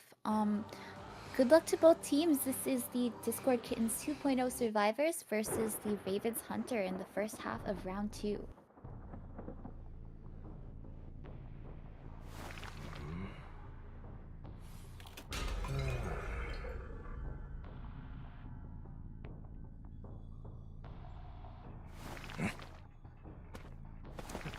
Alright, and it does seem like we are starting this match off with David going off towards Anonymous here, transitioning towards the shack and blocking off both the pallet and the window space. Really anticipating that Psychologist trying to go back in for a loop. It does look like she's gonna go on the tri-pallet area, but go back to shack. Yeah, it looks like we are really watching and anticipating Anonymous have a loop here, and I believe, yeah, I was gonna say, it does seem like David is running confined, so I believe we are going to be seeing an up-down build. Up-down bling. Oh, surprise, surprise, we are gonna have the Wildling over here. Great stun. Whoa. That got a lot of distance for the Psychologist. Yeah, I think transition over to the outside of hospital. There was a nice catapult over here to transition over to Birdcage. I think I'm not sure if the wax over there was able to hit the cipher, but both Wildling and Little Girl are over here to support that psychologist. It Yeah, does disrupt their decoding a little bit, but I was gonna say, it really does seem like we are really disrupting decoding, just because I feel like we are too focused on supporting the psychologist in this area over being able to get that kite in. for sure. Yeah. And of course, transitioning over to an area where your teammates are decoding does extend it even more. She is going to have to abandon the cipher right here. But Yeah, I was yeah. definitely going to say, with a situation like this where you have a teammate about to go down, and unfortunately, like, you are in the position of being in the area with everyone here, supporting them still at 5 ciphers just isn't really, I don't feel like it's really a feasible play here. And David made a really great choice of breaking that catapult that goes into the birdcage. And we did see a blink here, but it didn't quite connect. And now Little Girl is able to reach onto the psychologist. And Toy Merchant is gonna go down here. Yeah, I think that Toy Merchant was really anticipating that catapult still being there. If you were watching her kind of circle around in the area, a little bit on the later end that it was gone. Really unfortunate. It does look like we're gonna see a whistle here on the Wildling. Really great choice. I think having the Wildling go in for the rescue and just have the psychologist pick herself up now that she's gotten that distance out of David's sight is a good choice. I was gonna say, it seems like Anonymous plays psychologist, very somewhat similar to me. Yeah, I feel for like sure. getting. This is more so a later gameplay here, but I would really foresee Oh seeing like, no! oh no, Yeah, unfortunate transitioning here. into the hospital did show psychologists. We are gonna see a flywheel over here. I do want to note that that was a really intense rescue previously. It was right at the halfway mark, but I think Wilding was able to get it in just then. And not get stuffed. The Wildling got hit immediately as Tide activated, so that was really close.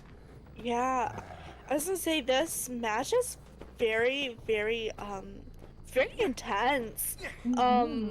Especially just because we are seeing a lot of really great teamwork coming off of all of the off of DK here.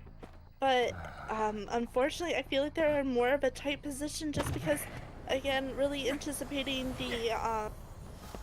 the really early 5 ciphers support was, I feel like, really inhibited them from being able to decode here.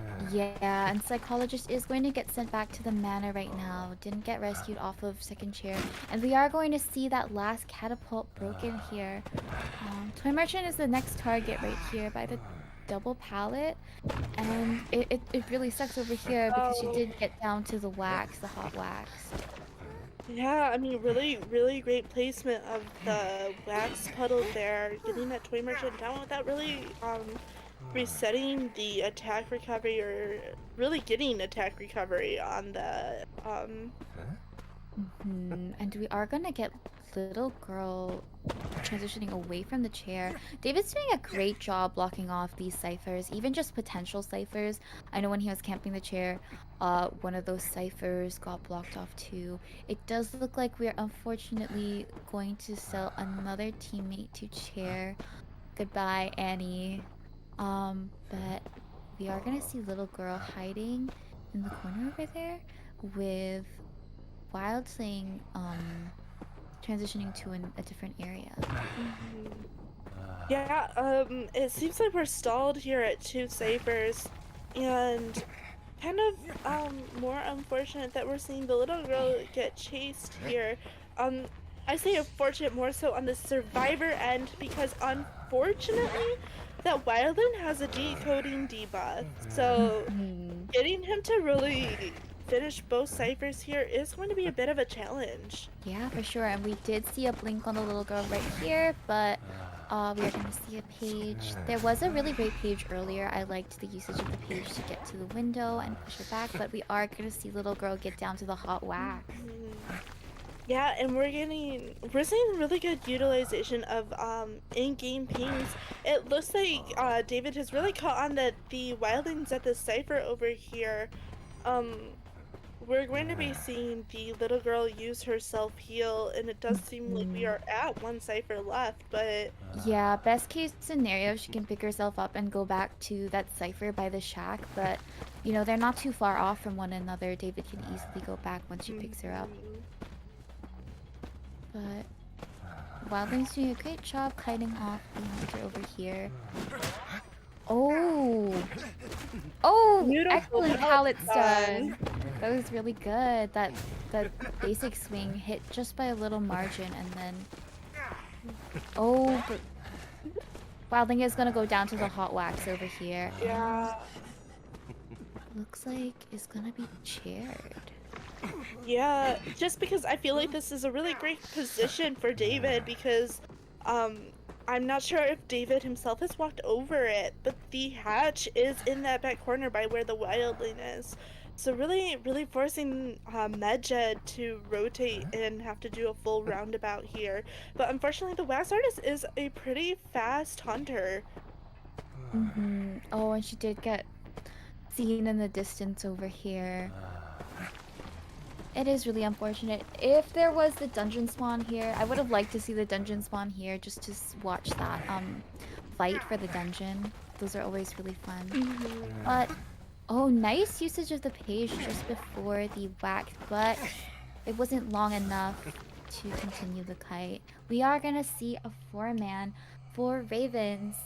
Excellent job and congratulations. Congrats. I think DK did a really good job going up against the wax artist, but there was just a lot of unfortunate circumstances that kind of snowballed. I think everyone did a really great job containing the hunter though, and David just really did a good job being one step ahead of them and stunting their decoding progress and going back to older targets. I agree, and I really feel like without the catapults being able to be put into play here, it really put a dent in DK's on hiding abilities here, just because you really need those catapults for distance. Yeah, absolutely. We did see that they were more transitional catapults, and I would have liked to see them utilized a little bit more by teammates, but of course, easier said than done. I think that placing those catapults in particular, especially the one going in through birdcage window, is always a tough one to place. And it did get broken early on, so good on the wax artist for taking them out so early. I just definitely think that it's tough when your hunter, especially wax artist, gets to have a little more control over how you decode those ciphers. David did a really good job blocking everything off. Even ciphers, like the one outside birdcage, that one took forever to pop just because of the watchfulness and the chair right beside it.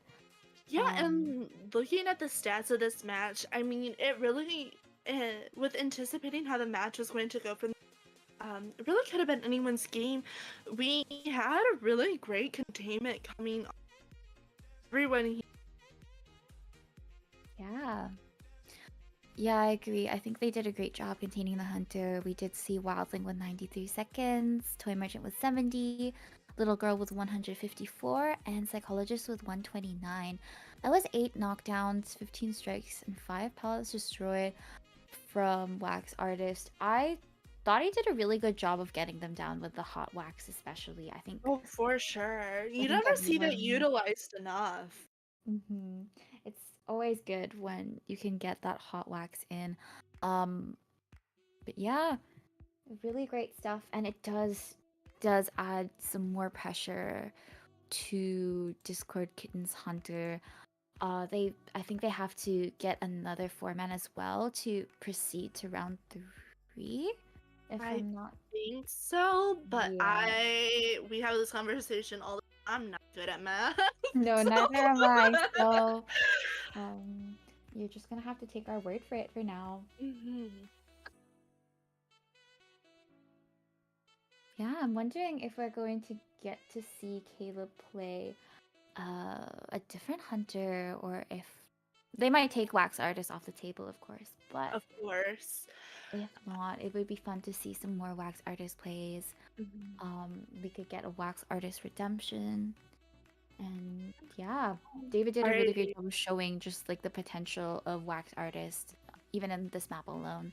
Mhm. And I do think that it's one of those maps where the ciphers are pretty close together. I think that's what hurt Caleb in the previous match, not being able to watch those ciphers as much, despite the enchantress leading into different areas. So I think that was a Mhm. big difference. And And yeah, yeah, and we also did get some confirmation. We do need to see a 4-man off of DK's hunter side, right? Mhm. Yeah. For them to go into a third round. So we are subbing Caleb out Okay. Mara on DK's end for 14. Really, really interested to see what Zomera brings to the table here. Yeah, for sure. I think they were the hunter that played last week as well, right? I believe Um, so. yeah, if I'm not mistaken, we did see some Mad Eyes last week. I would love to see some Mad Eyes, or any unpopular hunter pick. I'm For doing this sure. for Bones, but also because I genuinely want to see Lucino, so I don't know. We'll see.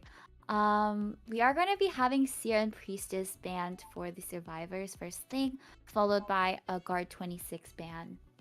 Okay, perfect. Honestly, I really, really do respect that Bonbon ban here. It looks like our first pick today is going to be both the psychologist, and we're going to be seeing the mercenary be put into play on Raven's survivor end.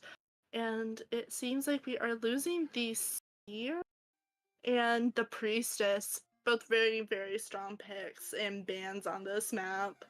Yeah, Sacred is another one of those Priestess Playgrounds map, but might I suggest some Toy Merchant alternative? Manifesting. Um, is that Embalmer banned? It is an embalmer ban, and No! oh no, we are going to be seeing a toy merchant ban. They're really, really trying to put Annie in that seat. Oh, Did nothing wrong. Oh, we're gonna see some Prisoner though. Always hello, fun to see some Prisoner Lucosa.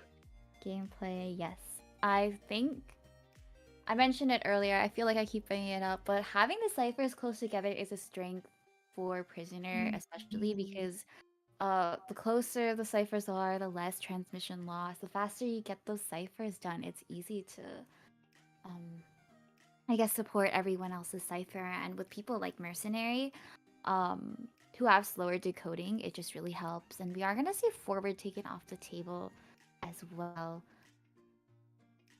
Yeah, honestly, I have to agree with you. Oh, Ooh. we are gonna be seeing a Lucino, but not the one we are anticipating. We are actually going to Yeah. be seeing the professor come into play. Honestly, he is like Perfumer 2.0, so I can't really be too upset. I really love seeing Professor gameplay when it comes to that back and that additional boost that comes with him. I just don't see Yeah. him that often. Yeah, for sure. I definitely think it'll be fun to see not just Professor, but the rest of the teammates utilize those scales. I would love to see those in play, as well as, all right, we are going to be having a single tied team composition this time around. everyone is going to go for the broken windows, except for the mercenary, of course. Really, really feels like we're really pushing to be able to get kites in here. We are going to see we're gonna see a Galatea. We're gonna see that sculptor pick Yay. on DK's side. Yeah, they're gonna have to be really careful utilizing that broken windows here. Really easy to um get smacked up by a statue when you take that vault, but I trust in their game sense. I do too.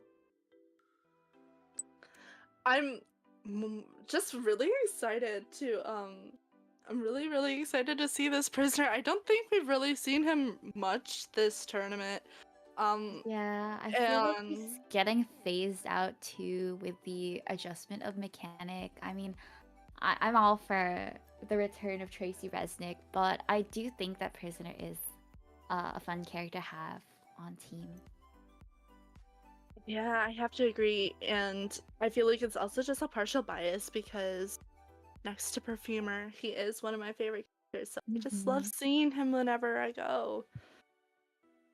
Yeah, for sure. I don't blame you. So we are going to be having David on Professor, Proud Sensei as psychologist, Sapphire as prisoner, and Pablo Zichi as mercenary. I'm just really overall excited for this team composition here. Especially because Galatea um, on a map like Sacred Heart, there's a lot of wall spaces and very closed off areas.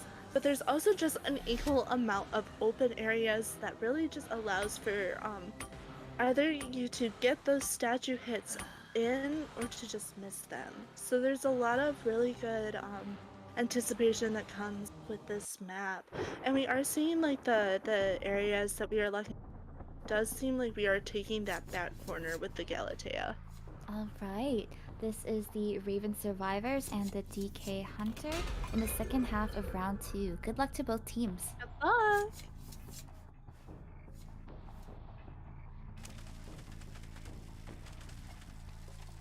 All right.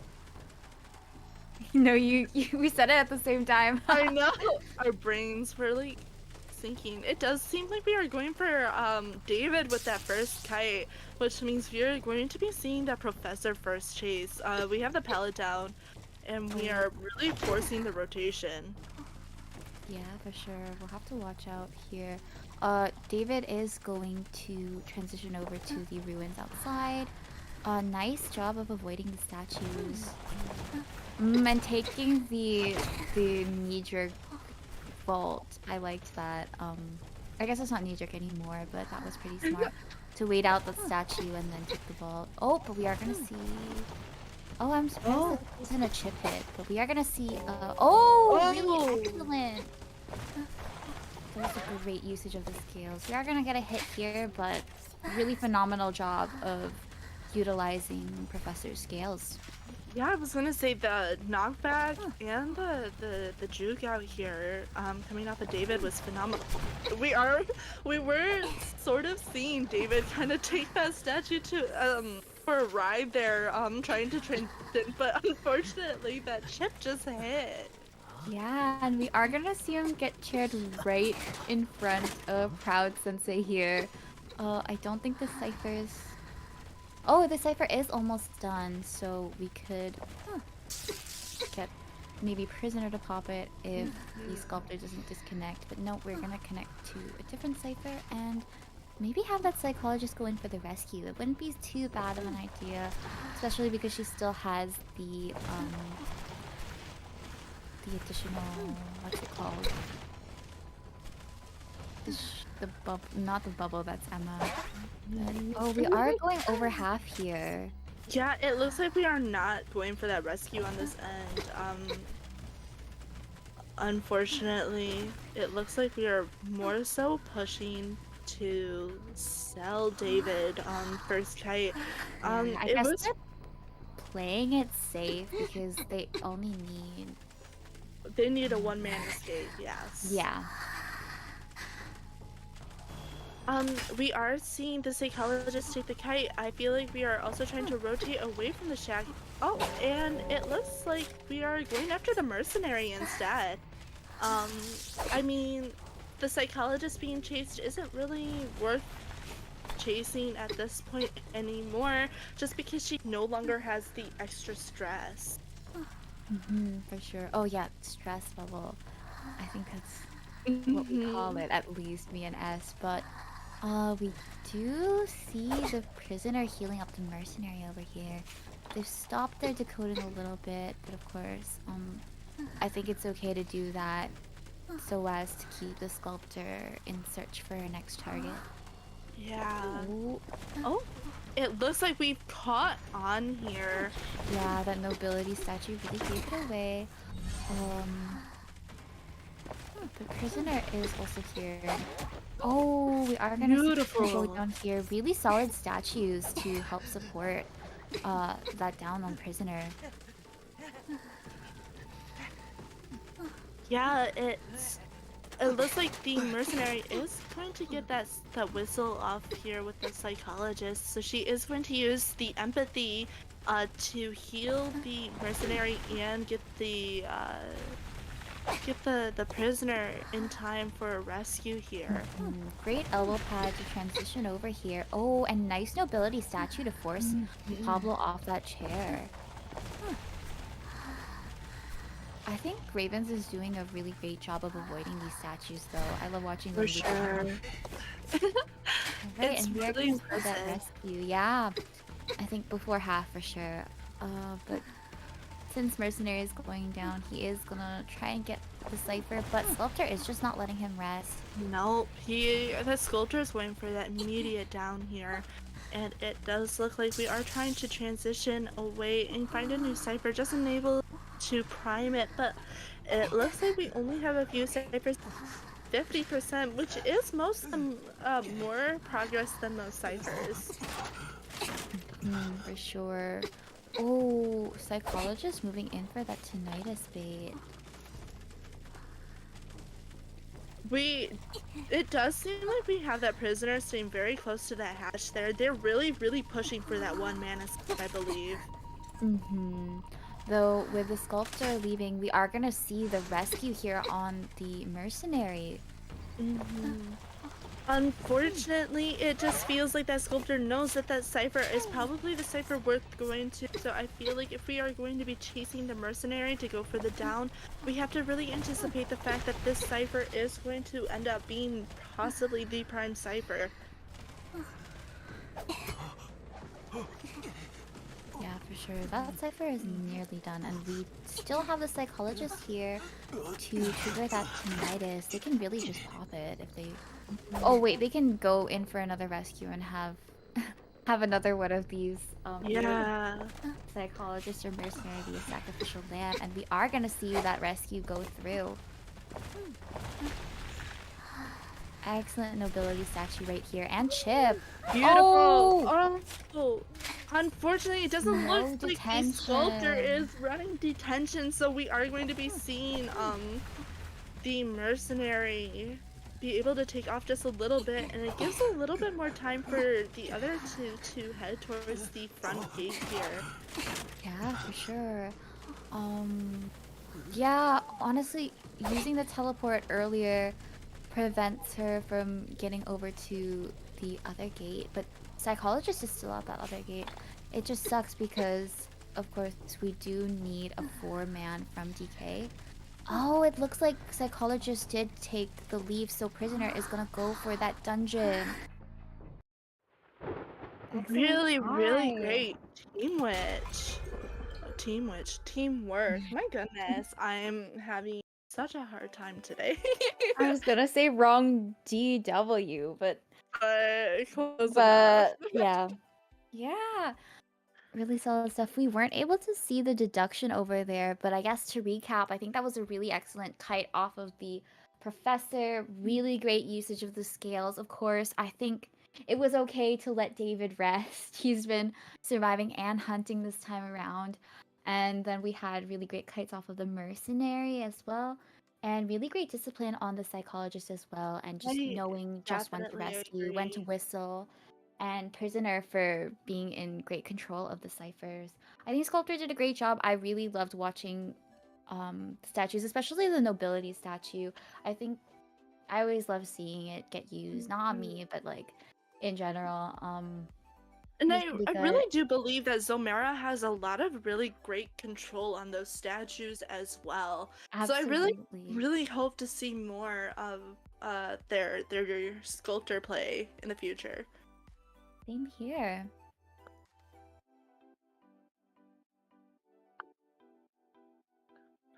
Be the Annie you want to see.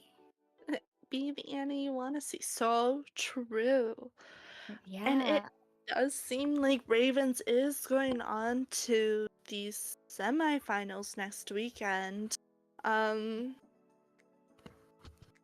All right. Congratulations to Ravens and well done, Discord Kittens 2.0. It was really fun to watch everybody. I had a lot of fun, yeah. And then Yeah. I know in about, I believe, an hour and 15 minutes, we're going to be seeing, oh goodness, right off the top of my head, but I can't remember.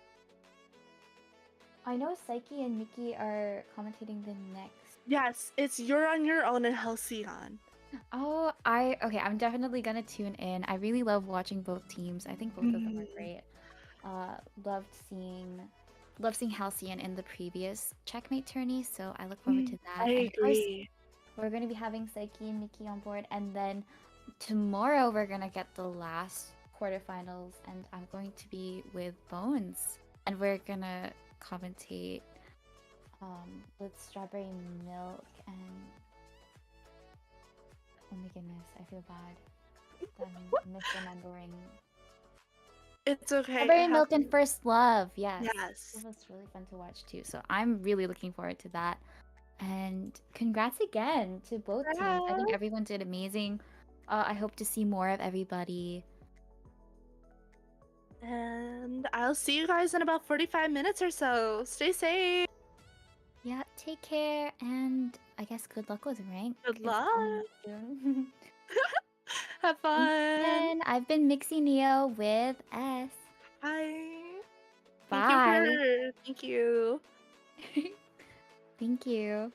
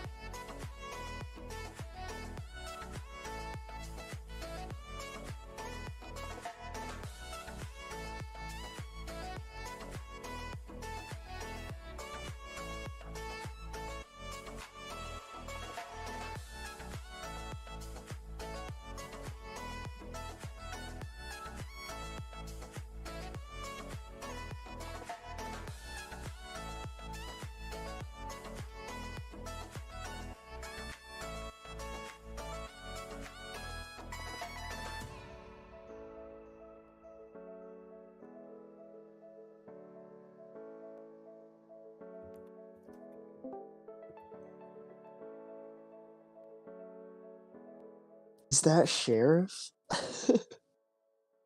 Miki, I'm pretty sure they can hear us. No, she's muted, bro. They can't hear us. You sure? Positive. They can. Hey yo, what's going on, everybody? This is your host, Sikey here. Miki, would you like to introduce yourself?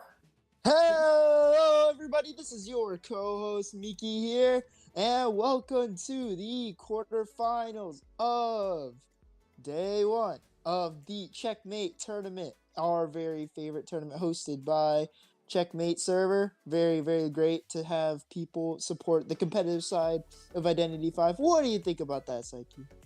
Absolutely. I am so happy to see another person, another tournament. Always happy to see people trying to support NAEU wherever possible. Ali, you're a real one. We have the second ever tournament from Ali here, maybe even more, but this is the second one I'm commentating for Ali. I really appreciate it. There needs to be someone looking out for this tournament, for this server, I should say, and for this tournament preferably. But yeah, Miki, we're doing pretty good out here. We're doing pretty nice in the tournament scene for NAEU right now. Actually, a lot of tournaments recently. I really do like it. There are a lot of upcoming places are now saying, hey, they're looking at these tournaments like, hey, we should have our own. So if you're looking to level up your skills in IDV, right now is a best time to find yourself a team and compete in the tournaments that are graciously being set up by people within the NA community. Because just because we don't have sponsors doesn't mean that we're down. Absolutely. And the great thing about these tournaments is you don't even have to be the best player in the game. We see a lot of different range of skill levels out here in the tournaments, and it's nice to see us all here in one spot trying to make this community collectively better in the competitive scene. But in terms of today's teams trying to get into the competitive scene of getting first place, because it's no easy show, as much as we want to help each other make the server better, we also want to win. And today we got Halcyon versus You're on Your Own, Miki. What do you think about these teams so far, Miki? I think that if this server, if this tournament took place a couple years ago, You're on Your Own would be Team Thank You. Exactly. Long time ago, Miki. There was once the thank you ping. Y'all remember that? Those are some good old days. No, they weren't. No, they were not at all. Now they're reserved for auto pings when you heal your teammate. Exactly. It was actually funny. They removed thank you, and then a few months later they added You're on Your Own. So I'm not really sure where they're going with that. I don't know. If they were gonna remove the ping, why not just keep it down altogether, you know? That's just kind of what I was thinking. Anyway, guys, today we're going to be talking about the teams for today. We got Halcyon versus You're on Your Own. Ali, could you remind me exactly where... Okay, here we go. I found it. No, I didn't find it. Miki, have you found where the team list is so far? I believe You're on Your Own. I believe You're on Your Own has a Japanese hunter, Muchin. Very familiar with him. He's a very good hunter. Yes, you absolutely. Just go find him. You see, I'm also trying to find the list right now. I'm going through Discord on like both my laptop and my phone, and so far, no luck. Dude, that's crazy. I got a ping earlier and I can't find it anymore. But I will say, thank you, Ellie. I will say, thank you.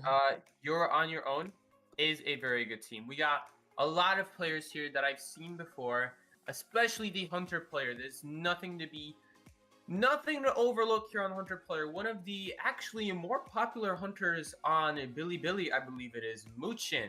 This is the top geisha player that came from Japan, I'm pretty sure, or from China. I remember some Asian country. They actually used to play in one of the Asia servers, and they were one of the best hunters. And now they've come here to NAEU. And Muchin, you might remember him from Fusion in the Call of Abyss.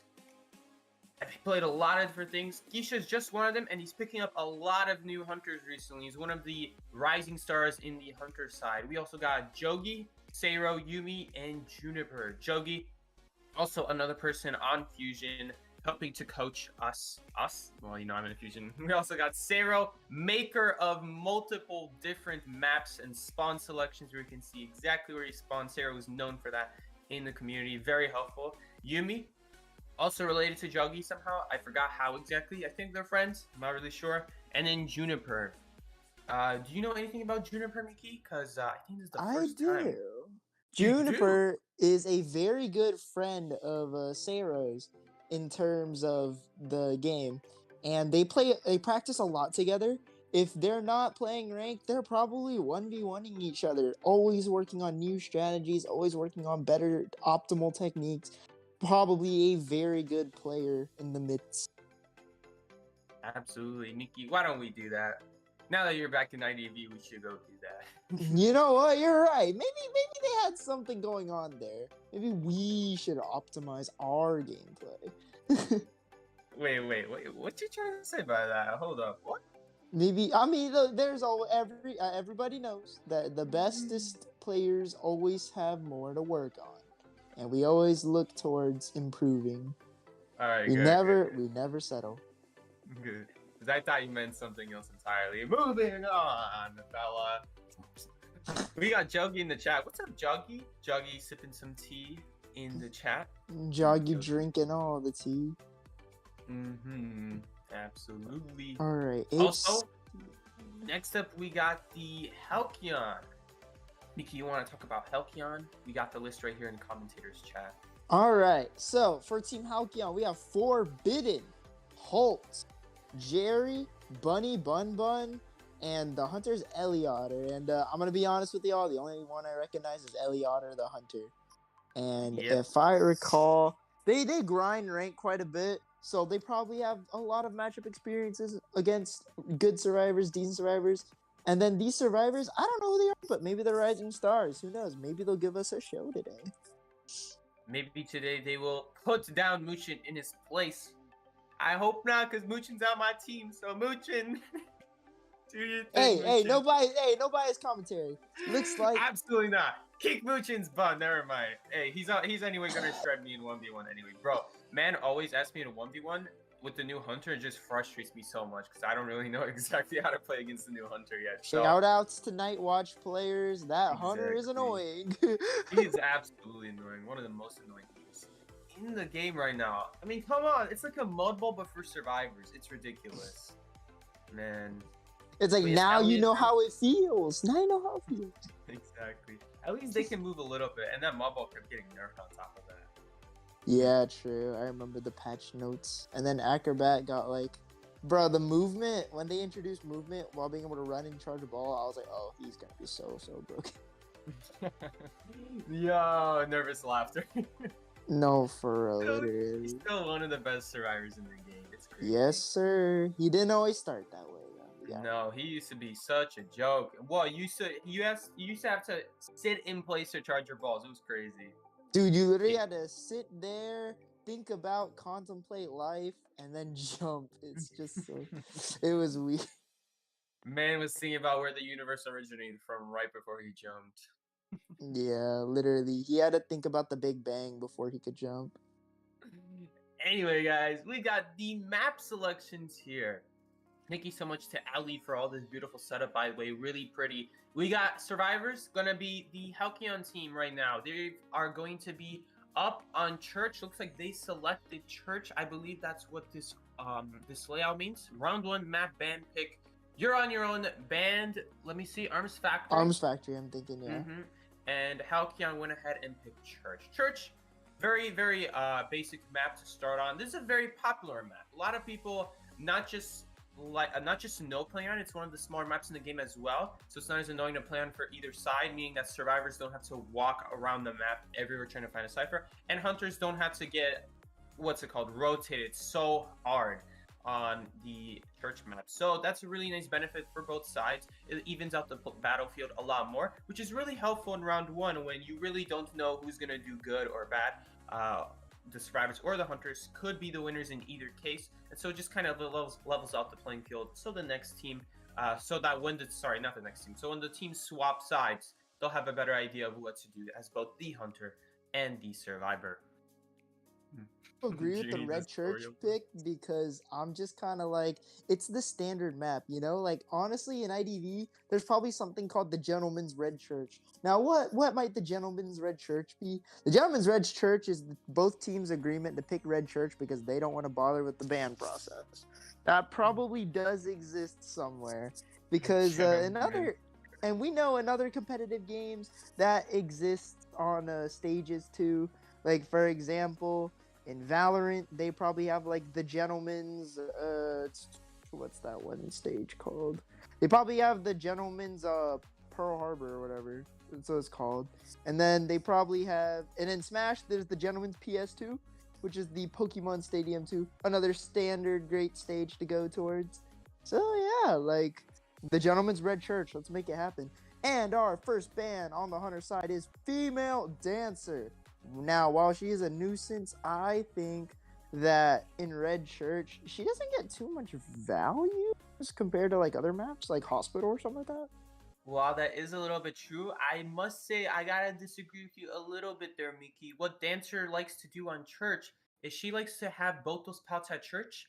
She likes to drop a music box underneath both those pouts and then drop the pout on them so the hunter cannot deal with it. If they want to deal with the box, they have to break an absolutely crap pallet to deal with the box next. While you're doing that's all that, smart. the survivor just goes ahead and rotates wherever on the map there may be support or a forward or anything like that, or just a good, strong kiting position against the hunter you're against. It's just so brain dead. It's a lot easier than playing forward. It's probably even easier than playing antiquarian, which is why we see antiquarian the second ban, as well as entomologist. You see all these annoying survivors that They're are all just so assist ridiculously survivors. good. Exactly. Yeah. We've been saying these. It's kind of crazy that we live in a world where it's actually easier to support, but just by dropping an ability than it is to use a whole stun and aim and do all that stuff. It's kind of crazy how forward, he's still OP, don't get me wrong, he's still one of the most regular ones, but why would you do that when you could just play so much safer, just drop a box, and it's even so worse. non-committal, yeah. Exactly, it's theoretically infinite with that box. The hunter has to answer it. The forward, there's excitement, there are hunter abilities to do against it. You could also just make your movements unpredictable. It's crazy how much of a difference it Next makes. pick is Batter in the survivor side. Yes. Batter could be good. They have to be a little bit careful based off what hunter they might be able to see. Because batters might be good against stuff like Wheel and Geisha, but it does struggle against other stuff like Blood Queen or even Dream Witch. So it really depends on what hunter they're up against. And I believe Halcyon is the survivors here. Yes, they are. So Muchin could play Geisha. This is a very possible pick. He's not going to pick Round 1 Geisha would Blood not be a Queen. bad idea. Yeah. It wouldn't be a bad idea, but look at this. They have a very solid team comp against Geisha, and it looks like Muchin is banning stuff against his Geisha. So I do know Muchin. Muchin does like to ban stuff that is just ridiculously good against Geisha, so he definitely was planning to go for a Geisha here. But Halcyon already knew that. They went Seer and Priestess, of course. No questions about that. And then the Batter, the Perfumer. I mean, that Perfumer is obvious pick that it's a Geisha. Absolutely. Very good counter pick, actually. There's not a lot of hunters where you would pick Geisha in a tournament. But look at this. Muchin has a trap card up his sleeve. This is one of the newer hunters he's been playing around with. And not even. He's been playing this hunter dating all the way back to the summer tournament in 2022. He was already playing this against the Japanese teams, I believe, back when he was in I don't know if Fusion ever went to Japan. I think they did. If not, they were playing online, but they did qualify for, I believe it's called IVT. I don't remember what it's called. It's a league in Japan. He was kicking butt with Sculptor. So this was a very good bait pick, actually, from Muchin, now that I'm realizing it. So this will be very good against Perfumer, of course. Not bad against Seer. Priestess always broken, but we'll see how he deals with her. Maybe if he can cancel the portal while she's making it, that would be really good with the statue. Oh, yeah. In the Red Church, too, Sculptor benefits because there are so many narrow walls that she has to deal with. A lot of kiting areas that she gets to push survivors into, and then it closes them up. They really have nothing else that they can do when put into those situations. So if you're the survivors here, you got to realize open areas are the move, especially when she's not full presence. It becomes much more difficult to connect statue hits than it would be if you're like tight kiting something like Sculptor. Absolutely. That is something to watch out for. Definitely. Why did my stream quality suddenly decrease? But anyway, we got everyone rolling in here. You streaming on a potato, bro? It looks like I'm streaming on a potato. I'm not joking with you. It actually looks like it. No, it's fine now. But anyway, I can't wait to see what we got here. Perfumer can still be good against Sculptor. Don't get me wrong. You just have to avoid the statues and prioritize basic hits. Because though your Perfume can avoid statues, the problem with perfuming statues is that you get hit by the statue once. If you perfume back right away, then you might get hit by the statue as it comes back to you while you're in that animation of perfuming back to full health. The other problem is if you wait though, so that the statue breaks before you perfume back after you immediately got hit by a statue, the hunter could catch up and then basic hit you. So you absolutely gotta use the perfume on the basic swings. Bikey. We have builds submitted. The Priestess will be running Tide Turner Borrow Time. The Batter will be running Flywheel Borrow Time. The Perfumer will be running Broken Windows Borrow Time. And the Seer will be running Flywheel Borrow Time. Now, Sikey, why do you think it is that the Perfumer is running Broken Windows? Here's my prediction. I believe the Perfumer deduced that she is going to be the one getting chased. And she wants to be able to use these windows to transition kite the Sculptor as well and efficiently as she can. Now, having Flywheel might be good for assist characters like Batter right here, because he can quickly like dash to the pallet, right? But for a Perfumer who needs to kite who's the anchor kiter, she's definitely gonna need to get away from Sculptor, because one Flywheel will do nothing for a hunter that can just chip you down to shreds. Absolutely, it's gonna be a big necessity to have the Perfumer, who's probably the worst one. Well, no, I would say Perfumer is actually a little bit better than Seer, just because she has more abilities. As long as she can dodge the statues, she can probably be better than Seer. I would actually say that Seer is the more dangerous target here. The hunter wants to find the Seer because the Seer has less abilities, and the Owl will still be very easily removed with the statue if the Seer's not careful. I'll tell you why I think.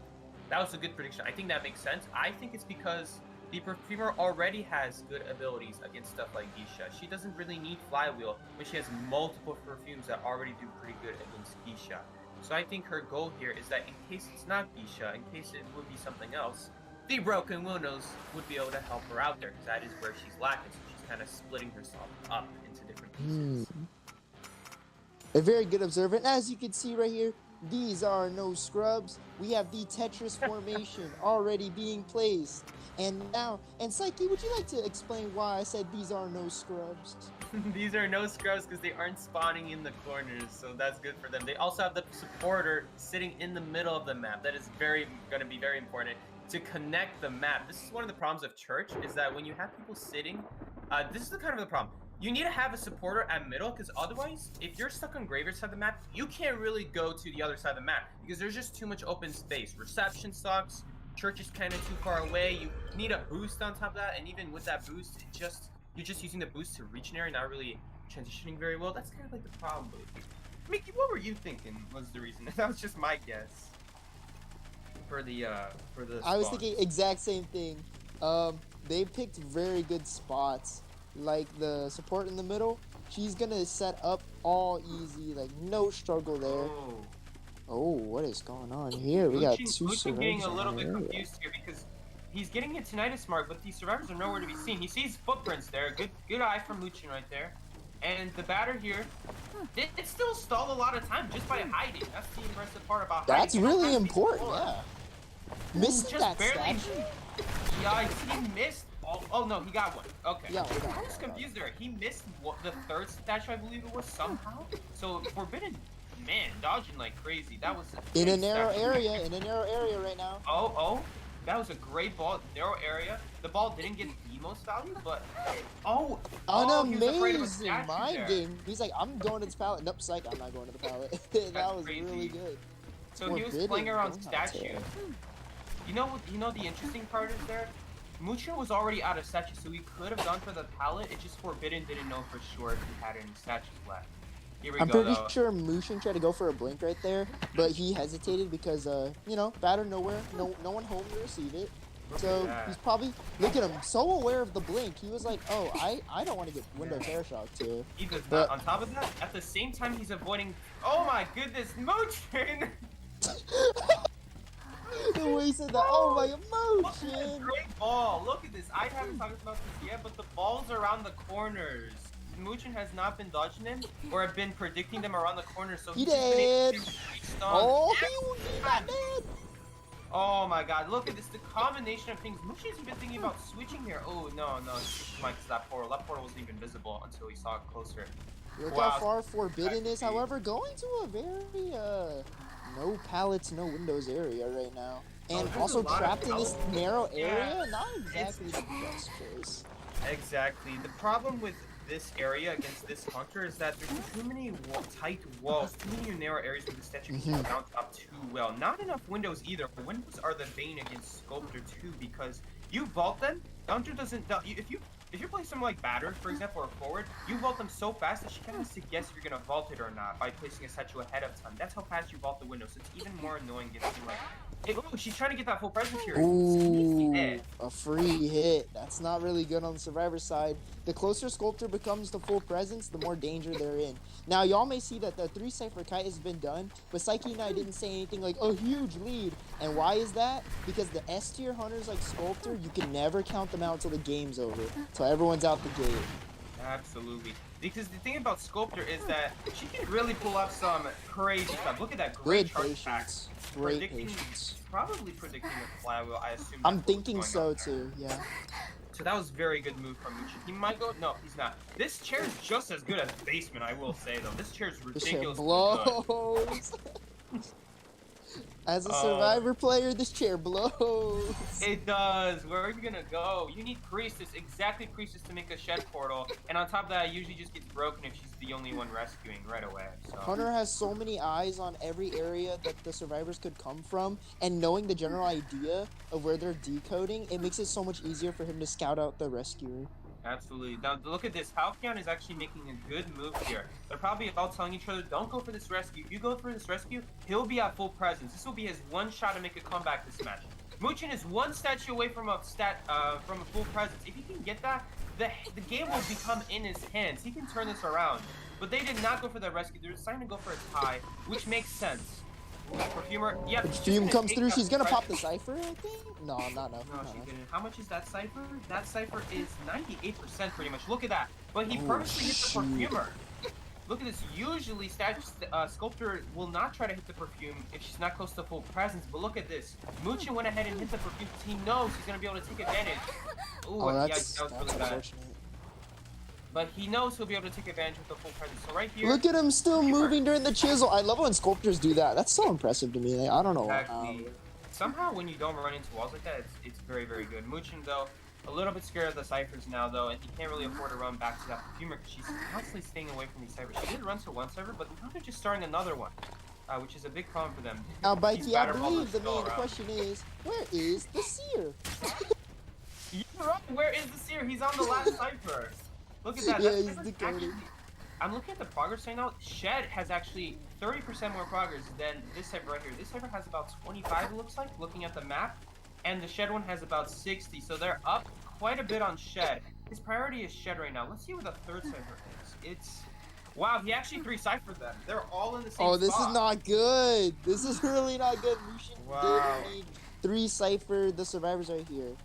So That this is, is really nice for him. Looks like they're trying to heal up here. The thing about Sculptor is that she has such ridiculous reach with these statues. It's not going to be easy for them to decode because these statues go quite a distance. Okay, look at Give that. him a I go. like the heal. I like to see the heal, but however, they got spotted out. This is really unfortunate for Halcyon right here because they were doing a really good job at the beginning game, and they have a great understanding of how you want to play against Sculptor, which is taking it slow. But their heal got interrupted and stuffed out by Mushin. However, hard committing to the Seer. Seer missing the flywheel, unfortunately, and the Cypher in Shack is almost done. A teleport coming off right at the right time right here from Mushin. I see where it was going there. A little bit scary for Muchin to play it risky and try to hit this here before Hold up. he goes for the teleport. But now look at this. No one can rescue. No one can rescue. So I was thinking there, why wasn't Muchin going for the priestess when the priestess is already injured? It's because now they have absolutely no one to rescue. Now they could pop the Cypher here. That's the problem. Oh no, he's actually gonna chair right there. Right by the Really good Cypher. move. A very good choice right here by Mushin. Muchin knows he has the game sense. While he hasn't been doing as well this match, he still has that game sense. This is the Hunter game sense we've been seeing right here, of just being able to protect the Cypher, choosing the right person to chase damage so that they don't have any He's- easy rescue here. They're Oh, all dead wow. to one statue here. They're all dead to a single statue. Wow, that's Probably gonna classic pop the rescue, though. Cypher with Tide Turner, I'm guessing, but cannot afford to give more than one hit. Yes, they cannot. I think Muchin's gonna try to get as many statues as possible before picking up. Balloon hit! To get as many hits. Try to get That's as a many terror as possible. shot. She's gonna go If he down. can get us, look at this. If they pop and he gets a second hit on all of them, they're dead. They're dead. They're both All dead. of Yeah, them are that was a dead. terror shock. Oh yeah, and one of them got hit again on top of that. If you get hit twice, even if it's not a terror shock, it will not save Will you die. for time. Mm-hmm. This is a rough spot. Man, look at that sassy. What was that? Sassy what? Did I was you like, hear them? No, because like I said, oh, look at this. We thought that Mushin was in a horrible situation, but we see a 4-man elimination. Like I said, chat, you can never count out S-tier hunters and especially strong hunter players using these hunters, because the reason they are S-tier is because there's no such thing as a strong lead on them. That is a very scary position to be in. You know what? If it weren't for that one flywheel miss from the Seer, he would have been Yeah. able to stall out a little bit more. That Perfumer could have gotten a little bit more deco, and she probably would have had the Cypher Prime before Muchin could have teleported on in time, because his goal was to injure that Seer before that teleport. Now, if the Seer didn't miss the flywheel, there's a very good chance that Muchin would just teleport to the Perfumer anyway and just accept that the Seer is going to be at 3/4 health remaining.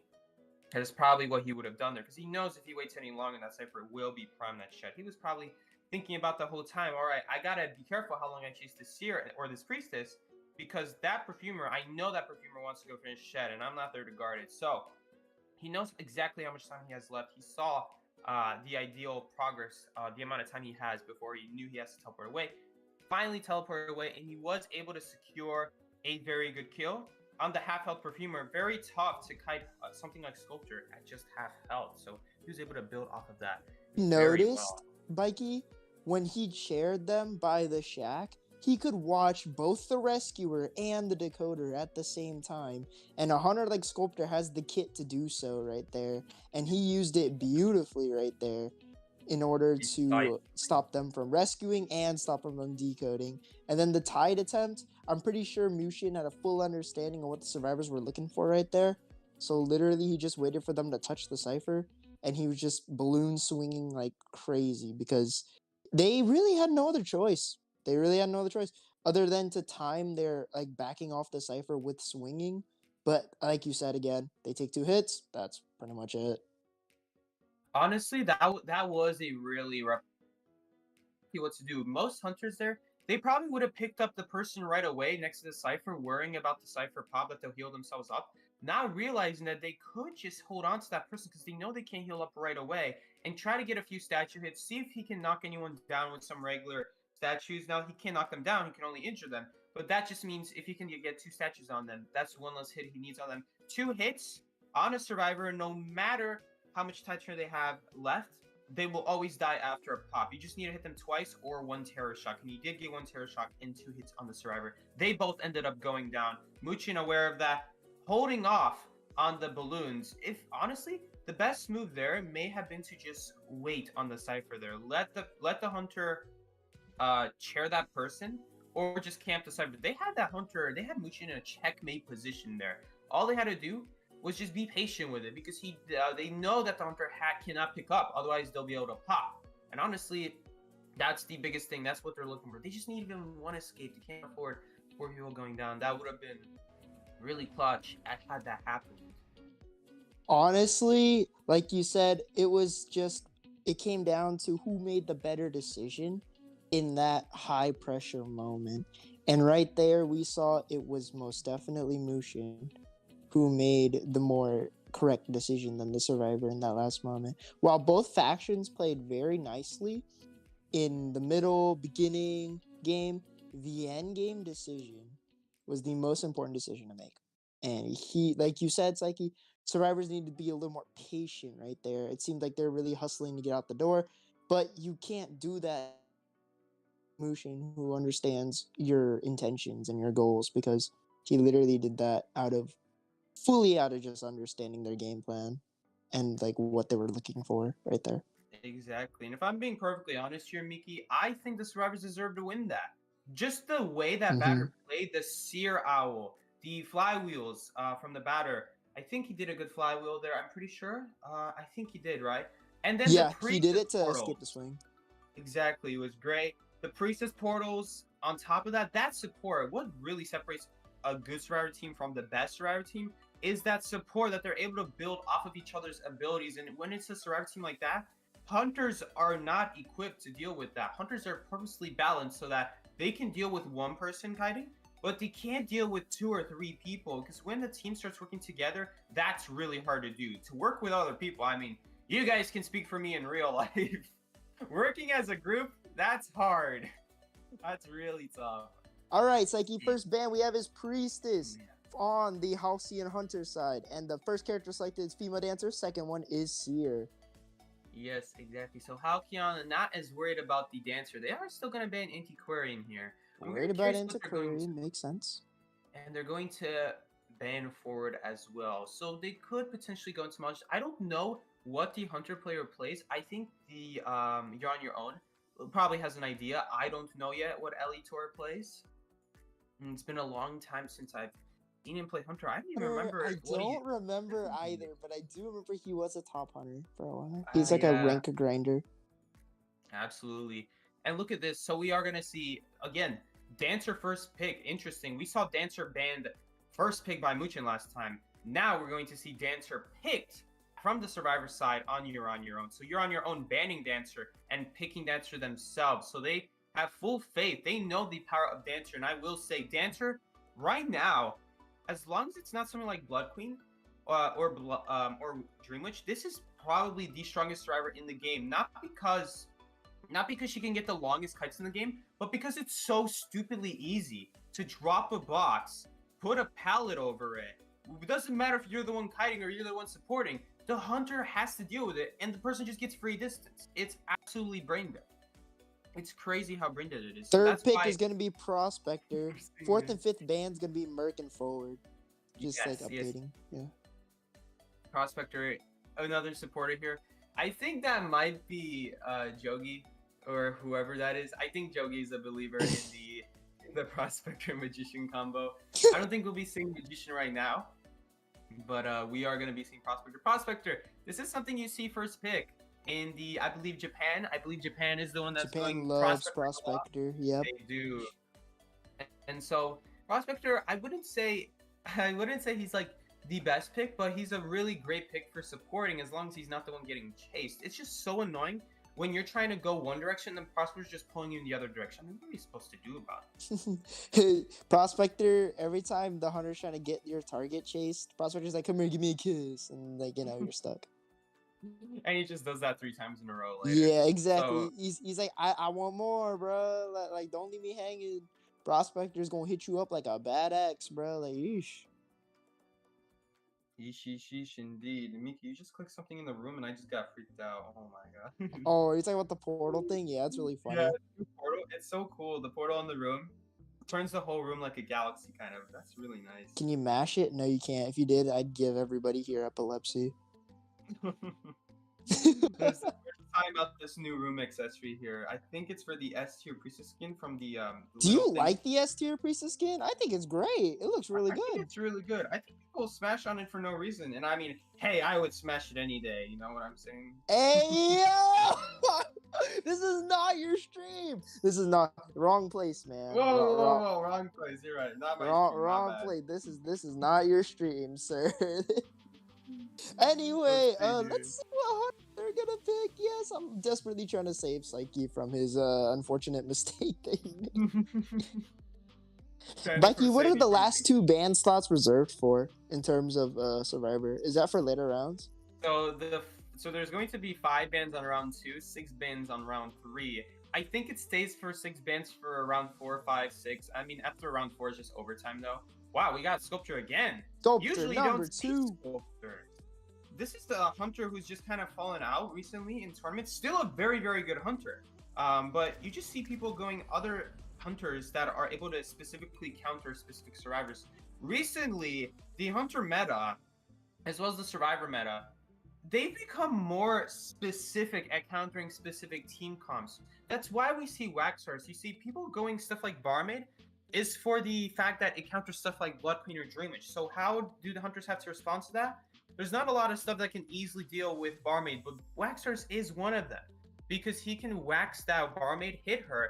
If she's at 50 or more wax, it'll be pretty easy to hit her again without losing much. That's the thing about Wax Artist, is that he's able to build off of survivors who don't have really good boosts, good abilities. And it's another thing about him is that he's a very precise hunter. He targets specific survivors on specific maps. Stuff like Dream Witch and Sculptor, though, they're more general. They can destroy lots of survivor teams, but it's just harder to pull it off. Map, yeah.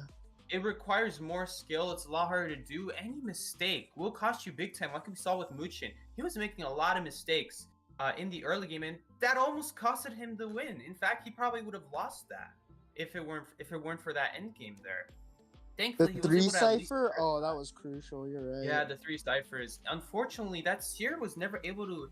I forgot why, but these survivors never got to start a 5th cipher. The 4th cipher was like 60% by the time that 5th cipher started last match. So that was really what kept Myxieneo in that game. The fact that the 5th cipher was just taking so long to start. At the end of the day, you can kite for as long as you want. The ciphers ain't done. The hunter's still in a good position. Exactly. So even though Sculptor, we don't see a lot of Sculptor nowadays, she's still one of the best hunters in the game, and do not underestimate her full presence. That is when the game turns around for the hunter. Yeah, for sure. Sculptor, like we said, another hunter you cannot fully count out in any scenario. As we saw last game, that's proof. That was 100% proof of that. Absolutely. And again, we're going to see Sculptor again. This is a very good general hunter. And it's probably also good to trip him up with the flywheels and the broken windows. The survivors do have to pick builds before they can know who the hunter is. So even though we're seeing the hunter, they already had to pick their builds. I assume, right? I hope so. That's how it is in tournaments. Yes, they are picking their builds. We already have the builds from Ali. Officer has Tie Turner. Dancer has broken windows. Seer broken windows. Prospector has flywheels. So I imagine these survivors, you're on your own, probably had a better idea that, oh, this hunter isn't going to probably go a flywheel hunter like Myxieneo was. We saw the team before this, Halcyon, as a survivor side, they had a lot of flywheels because they were probably expecting something like Geisha, which is known for his Geisha after all. Exactly. But here, we have everyone, well, almost everyone. Prospector probably has flywheel because he's going to be the harasser most likely. And this is a very good ability to have with harassers. There's no guarantee that you're going to have windows or dropouts for boost, but we can guarantee that a flywheel will be good. Just to run away, just to like keep running away from the hunter, and then when they finally catch up and you finally swing, you can just flywheel it, and that will waste a lot of time. Especially like that's such a long swing from a miss that when she swings at a flywheel, it's not easy catching up to someone after that. By the way, production, please forgive Sikey for what he said not too long ago. I still want to have him as a caster. We do not need to ban Sikey for his accidental mistake. He did not say anything inappropriate. I swear, production, we apologize. But anyway, right here we are on Red Church again, and I think that this is a pretty decent team, well-rounded to deal with Sculptor, and I really like the shift in the meta that the game has taken. Now we're in a support meta era. Did you notice that? Yes, I did notice that. That's kind of what we've been seeing. The female dancer, the antiquarian, the entomologist. It's just these survivors are able to just spread apart the hunter. That support, like we saw earlier. Hunters nowadays, very good at dealing with one person, not so good at dealing with multiple people, especially dancer, antiquarian. It's really hard when they're just holding their ability in their hands. And then there's not a whole lot you can do about them because their abilities reach from a far distance. I mean, they practically become the next hunter. To any hunter. All hunters struggle with more than one survivor. Like you said, you feel like that's how the game should be, yeah? Like, supporting should overall grant you a lot of reward. And I agree with that. Supporting is a very difficult thing to do. Requires a lot of communication, a lot of practice. But let's see what goes down. This chair is really cool. Whoa, this sculptor's chair is really... This is a wolf? That is so dope. Alright. Oh, this is the wolf skin. That's why. Anyway, so we are beginning, and she is pushing the wedding reception area immediately, about to crash the party, and does target, it looks like the Prospector, because one of them has a cape. It's either Prospector or First Officer. Don't quote me. It's Prospector. I was right. Cup at him. He's not here to drink any water from it though. He's gone. He does not want that. Not thirsty at all. He's plenty hydrated. Here comes the first magnet. It is a pull. However, I think a push would have been better there. I was Oh, thinking he has that a as wall well. dividing him? Yeah. Hug the wall just so they push really far away. Oh, that's late a owl. big mistake. They're gonna be down an extra hit now because of that. That's the whole point of this series, able to get that third hit in and protect the person for an extra hit. That's just what makes Seer so broken. And it's unfortunate it didn't do so good. That hit is That magnet- guaranteed right there. You see that magnet where she just placed pulled it that? out. That hit is guaranteed right there for Curious to see Sculptor. where he's going to use this magnet. I thought a little Jeez. bit. Was her hitbox always that big? What the heck? I thought he would have used it a little bit sooner, especially because that blink was already up. The wall, yeah. But we saw that flywheel there. I'm pretty sure that flywheel was in meaning of prediction the blink, but it was still a little bit too early. This is Man, a we good didn't- start for Halcyon, Unfortunately, given that what stakes they have. I don't think Jogi set up the. I'm wondering now, why weren't these boxes here sooner if he's setting them up now? Now is a little bit too late. I'm pretty sure there weren't boxes there earlier. I mean, if there were, the prospector didn't exactly use all of them. So it's a little bit unfortunate. Here we go. Great rescue, though. Good Able rescue. to stall it out. Good job from the. Oh, look at that. Ignoring the. I don't know about that. I feel like the prospector should Yeah, have that seen pal's that. important, right? Yeah, that pal's so important. The prospector could have just went backwards and then just kept reusing that area, come out the windows. Is he worried about the cipher? Yeah, I guess he's worried about the cipher. Look There, at that see, great you know how laser. that push happened right there? Back then, it would have been a really good spot to have it too. He'd be in a much better position for that first kite, and now he has to worry about giving full presence. Hopefully he takes the statue, because if he takes a physical, that's full presence. Exactly. So he's gonna try to just make it a statue hit preferably, because if he doesn't, it's gonna be very hard Alright, to get a good, rescue good, good. off. Nice. I will say, we've definitely been seeing cleaner statues here from this sculptor than last game. We've been doing a much better job here. It's a lot more fluid, I will say. Even though it lot looks like more in the end, it's gonna accurate. be the exact same. What is it? It's gonna be the exact same result here. He's gonna chair, and they have 2 ciphers left. So even though the overall playstyle of the statues were overall Oh, better, it missed the chisel. yes, kinda. just barely. They actually have more progress than Halcyon had at this stage of the game earlier, even though the Hunter was playing pretty well overall, I would say. Especially with that flywheel, especially with the blink miss. Not the blink miss, the seer miss. Look at that, gonna hit the first officer. But the officer has tied to and watch, so it won't do anything. Now the seer has an opportunity, not the seer, the prospector has an opportunity to survive. I don't know why he's running here though. Gotta be careful Not a here. good Maybe spot get to a stun. run. No, Hold no, up, no, no. connection. So is he gonna pull? I think this magnet Not might worth get it. removed. No, Yes. just barely. Not worth it. Yeah. I saw. I'm pretty sure Sculptor knew exactly what he was fishing for right there. And if you notice back there, Halcyon's Hunter at the graveyard. I was gonna call it out, but you could tell she was fishing for a physical hit. But Prospector did a really great job not giving it to her, so that the second rescue would not require like to rescue from full presence. Second my machine is God. prime. Waiting for the Well, swing. She hit the wall, and then because of that, she can't swing again. That's crazy. Let's Waiting go. for the swing. Hello. Beautiful. The little bit of trust there. Trusting as a hunter would swing before they pop. So a little bit scary. They're like, yo, he is gonna swing. And Honestly, then I'm a little bit surprised they went for that wrist. They could have just had Seer at full health rescue. Dead. Really. Yep, got the hit there. Day, yo, day. dead, yo dead. Teleport coming Gonna- out right there. We are gonna see a little bit of a greedy The teleport pallet! here. This is why you You're- should have broken this pallet. Wasted speed boost, Exactly. unfortunately. A little bit wasted, not able to get the full value out of it. Waited on the vault a little bit too long before finally vaulting the other window. Yeah, Seer was dilly-dallying just a little bit, but could have used that speed boost to run all the way to Shack maybe, but Dungeon no hit here. No hit No here. hit, I know. crazy. Yep. Yumi's doing a good job with these windows. I would have probably run around the other one instead of reusing this one. Okay, the plan is to go for Dungeon. The plan's dungeon. Yeah. But it's a little bit too early. It's a little bit too early to go for dungeon. This hunter is running impulsive. We might see it come. The hunter wasteful cannot here. lose composure here, or Oh my Seer goodness! does They get got dungeon. this! No, Yumi! Oh, Yumi went for it. Oh I no! think Yumi could have had that if they went for maybe the gate just got opened. Wow.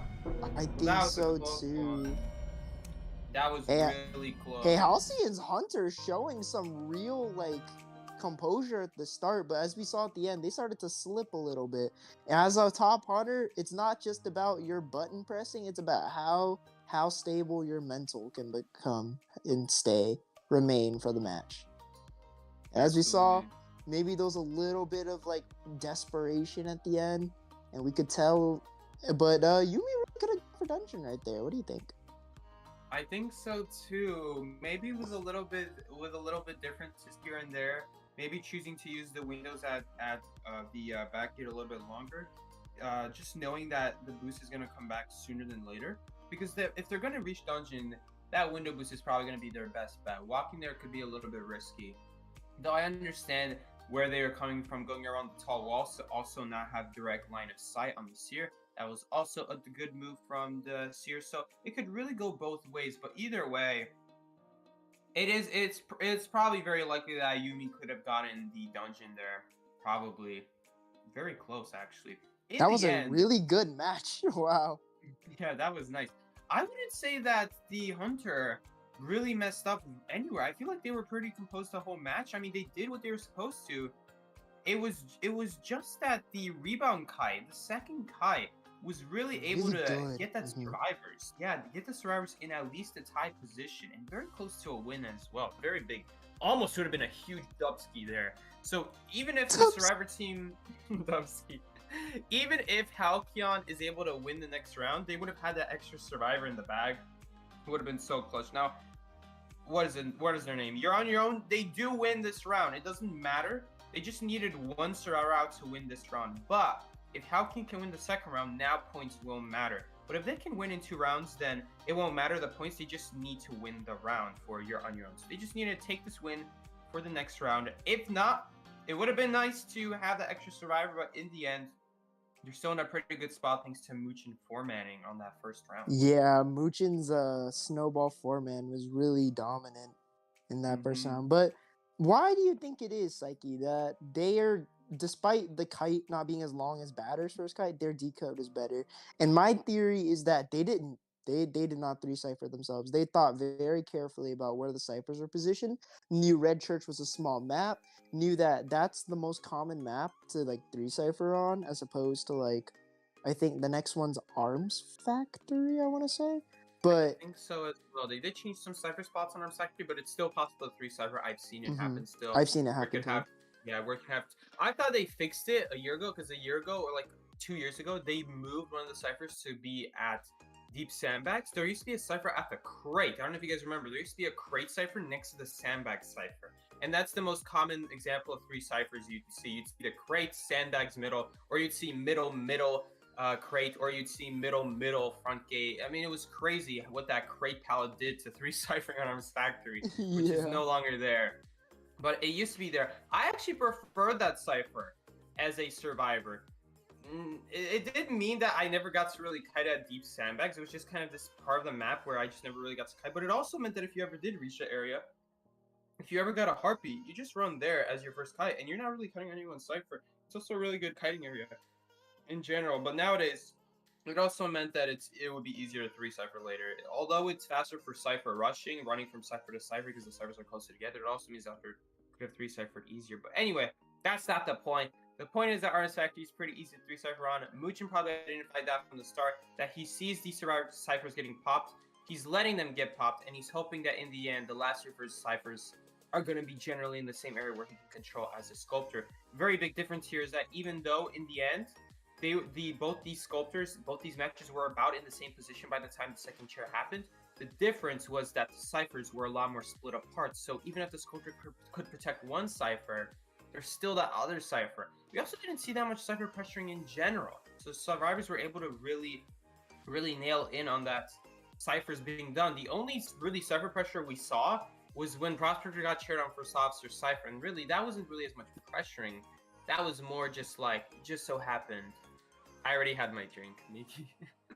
Oh, wait, you did? My bad, bro. I thought Yeah. you were gonna go get your drink, and then you wanted me to take over like right here. Nah. All right. I But just that's all I witnessed got to something. say. So my friend of mine DM'd me saying if I watch this ad on like while commentating right now, and I didn't laugh, that he would give me hunter advice, like free hunter advice. And bro, I did it. It was hard because I was literally about to burst out laughing, but I had to like breathe, bro. My stomach hurt. It was rough. What was the video?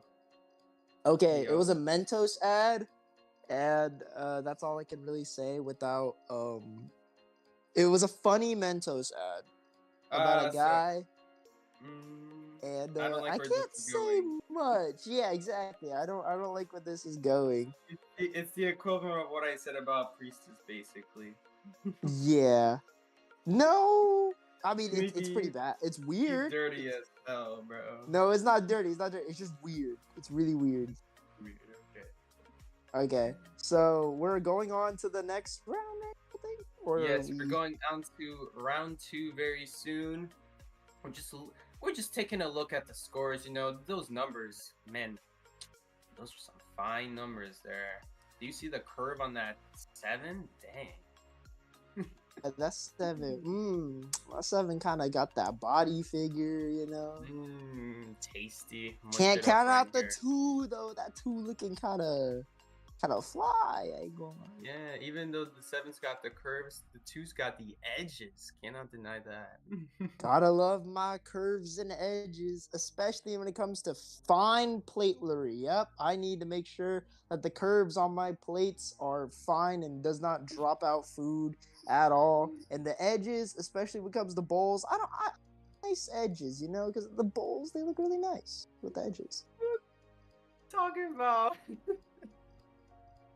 Oh my god. Yo, alright. I'm just gonna move on to the maps now. What map is that band? I think that's Arms Factory again. Yeah, that's I Arms feel like Factory Arms being banned. Factory, bruh. No one likes the Arms Factory. You know, it's a really good survivor map. Really hard to kite on. Sorry, not imagine. Really hard to chase on this map as Hunter. A lot of tall walls. They probably are all gonna play Hunters that just do pretty bad against tall walls, which is why they're picking stuff like Ever Sleeping, for example. Not a lot of tall walls in Ever Sleeping. We might see a Wax Artist here. Actually, this is a very popular Wax Artist map. So we will see. Miki's probably watching another funny video. No, I'm not watching a funny video. I am just giving a friend of mine who's in a competition some advice. That's all. Alright, well, we need some advice for what they're about to pick right now, Miki. No, I'm just gonna take over. Honestly, there needs to be some. Is that Ever Sleeping I see in the play? Yes, sir. That's Ever Sleeping, alright. Oh, I don't like Ever Sleeping, bro, because I have to Let's- commentate the tram kills every time I'm watching. First ban is Priestess, second ban is Seer on the Hey, Hunter yo. side. Have some faith in our Survivor players and the Hunter players. No, bro, the tram, he'll always find a way to make a cameo. Dude, the He just... tram is part of the route. Tram, you The gotta, like, tram watch is out. literally the annoying commercial that comes on that gets stuck in your head. Yep, it's always around, bro. Like, for The tram example, is it's... like, oh my god. The tram's like the How to Chew 5 gum commercial. Just No, bro, the tram is like the Whopper Jr. commercial. Oh, you mean like the one you sent me? Oh my. Yes. That was a nasty video. It was funny though. First It picks was. are Etymologist and Female Dancer securing the support already. And the ban is a Hermit. Hermits? Man, they know the I power of wanted to Hermit. see Hermit. Bro, you're on your own, robbed me. Bro, they know the Hermit is more powerful than the Sculptor. Do not underestimate the Hermit. Hermit is so good, guys. Think about it. Hermit can get Shut damage on multiple up. survivors. He can stun the survivor in place. Sculptor can't stun the survivor in place. Think about it. He can hit people across the map, technically. Oh my technically God, has you movement? cornball. Why isn't Hermit one of the best hunters in the Bruh. game? Let me You know what? think. You know why? It's because it takes too long to freaking kill your first target, and that's like the most important target of the freaking game. Exactly. The first target takes like 3 or 4 hits if the survivors are able to control polarity well, as long as they don't have everyone switching to the same color early on. as long as the Hermit's not using red as the default color, so they're forcing switches constantly, which makes him on a cooldown. As long as the Hermit is doing stuff like that, he still gets kited like crazy. I mean, it's crazy.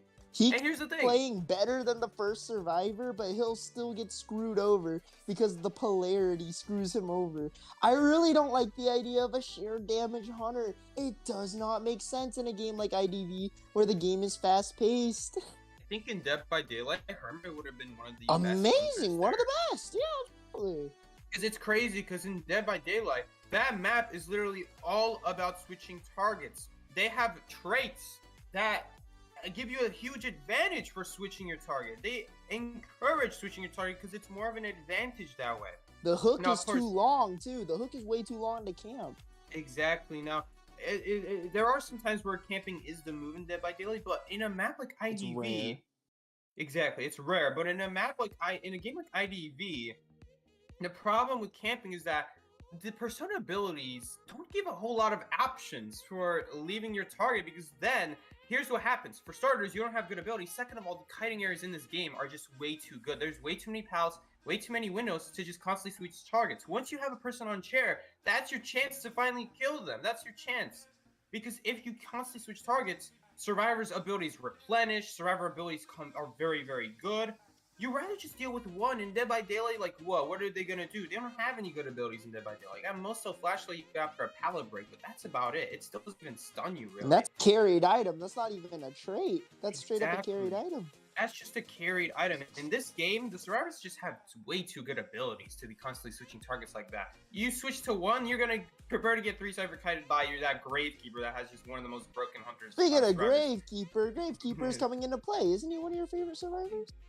He's definitely one of the best. Not my favorite, but he's definitely one of the more. I would say he's like pretty cool. How you get like essentially 2 seer owls. And we I got wonder a what they're toy pulling merchant. around. I'm guessing they're depending on lineups here, because toy merchant has some believe really so. nice lineups on this map. I think we're going to see a catapult at 2-story going straight into graveyard over that wall. I think that's what we're gonna see here. I also think we could see Actually- one that goes right into the corner house. Bro, like, this is right this into is the literally. two-story. Yo, I'm just not realizing, Miki, this is literally what we sometimes practice in Fusion. Yo, Man, you stealing. guys aren't the only one Yogi. practicing. Jogi is part of our team, so he's probably coaching them as well. Like, what we do is probably what they do. Yogi's revealing your secrets. So here's probably what they're going to do. We're probably going to see... Wow, Waxers. There we go. So we do see the Waxers on every sleeping. Here's what we're probably going to see. G special. I'm very curious what we're going to see. Which star is going to spawn in middle. Definitely not going to be the Gravekeeper. Why not Gravekeeper at middle?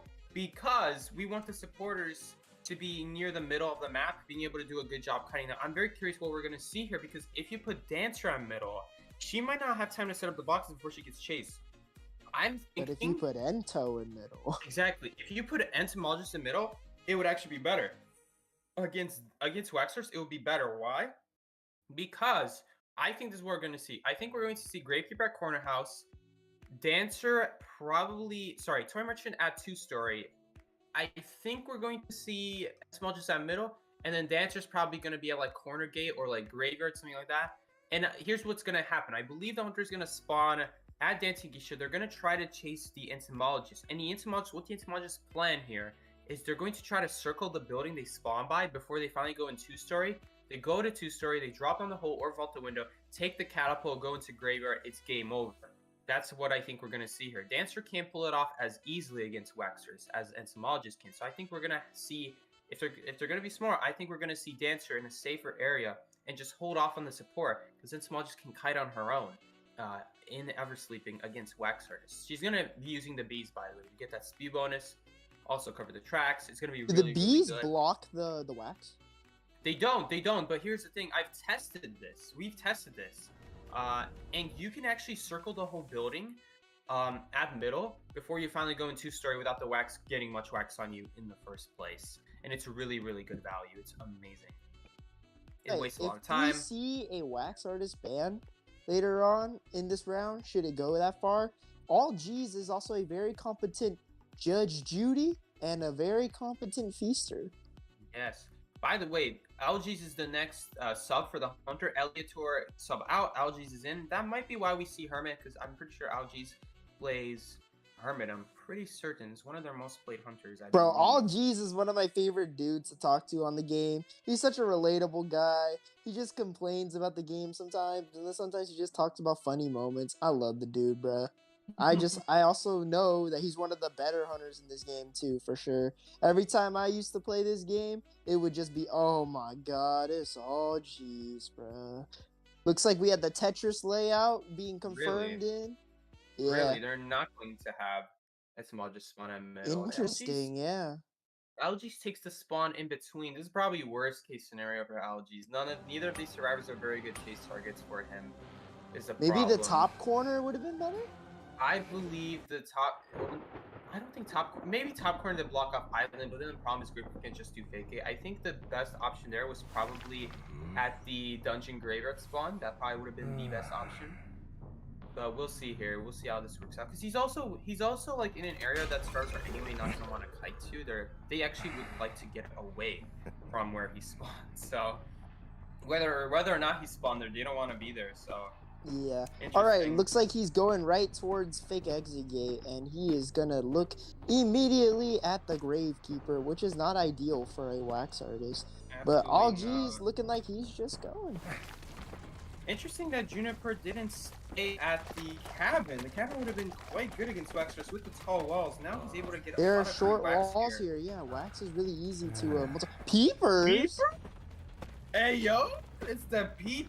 We do see some boxes at middle there. Let's take a look if there's anything else. It's 2 boxes at middle, along with multiple pallet drops. If Gravekeeper can get into middle, oh, this is game over. If he can get in there with his shovel. If he can get in here with a shovel, oh my godness.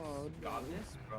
Okay. Godness? Well, anyway, Juniper's still in a pretty good situation here. If he was able to keep that shovel, that would have been best case scenario. Just go under all these Because he just slide under these pallets. Yeah, he just slides right under. But Alex, not respecting the boxes. This is exactly what I was talking about earlier. You have to break these boxes. You are not going to catch up if you don't break these boxes. All GPs, bro. Can't be stubborn. Juniper, I hope Juniper uses the shovel. Should have used the shovel. Would have gotten rid of a lot of does not need to leave this area. Yeah, he also does not need to leave. I mean, the beast fort is cool and all, but he didn't need to really leave. I guess the idea was to cipher, but really, it's just jeopardizing this kite now. Because yeah, there's no way. Might be shorter now. There's no way he would have died at the blue boxes. As long as with another proper shovel use to get rid of the wax, it would have been game over for Alex. He has to watch out for the PP too. Yeah, so now he's gonna shovel, but this shovel's gonna be quickly disintegrated right here. One of my new favorite words, disintegrated. Bro, you're a smart guy. You didn't know what disintegrated was? No, I know what disintegrated was, but I never use it like just generally. This is a pretty unfortunate start for All G's. However, like you said, this kite could have potentially been longer. This kite, Juniper, not the team great. I should have used the other pallet there. Would have stopped for a little bit longer. But Juniper could have kited 5 ciphers here. I mean, it's crazy. We didn't get to see the whole value, but you guys saw that Waxers could not catch up. All the Gravekeeper had to do, I know that Gravekeeper was off the cooldown already. All that Gravekeeper had to do was go down and shovel. It would have automatically removed all the wax. Then you can go under every single pallet. Algies would finally have to. I'm surprised he didn't answer the pallets sooner, because that Gravekeeper could just go under them. That's another reason why I should have broken it. But even if it wasn't Gravekeeper, it's just so stupidly broken. Guys, look at this. By the time he deals with both these boxes, 15 seconds on the chair has passed. That's how much kite time he would have gotten for free. Yeah. And that's just Gravekeeper sitting on chair. What if he was able to just move around already? It Vanilla dodging all of those bees. I meant not bees. Wax right there. I don't know about those bees. I feel like they should really be decoding at this stage of the game. Wow, got the item from my merchant. That's my merchant's doing a really good job. Oh, he did not hit the watch. Oh, okay. Wait, did he hit the watch? He did. So he is dizzified, bro. What? Dizzied, hypnotized? Hypnotized, yes. Last cipher is an island. There's no way Algies is gonna be able to stop that. He needs exactly a teleport, and if he teleports, he's gonna lose his target. Good use of waiting in the pallet though to like stop the. Exactly. These pallets themselves work as well. So, very rough. He's gonna try to go for the full presence. Oh no. This is really bad. Intermission actually has a football. Okay, so this is what Intermission's gonna need to do. She's A gonna need peeper to use goes this down. catapult.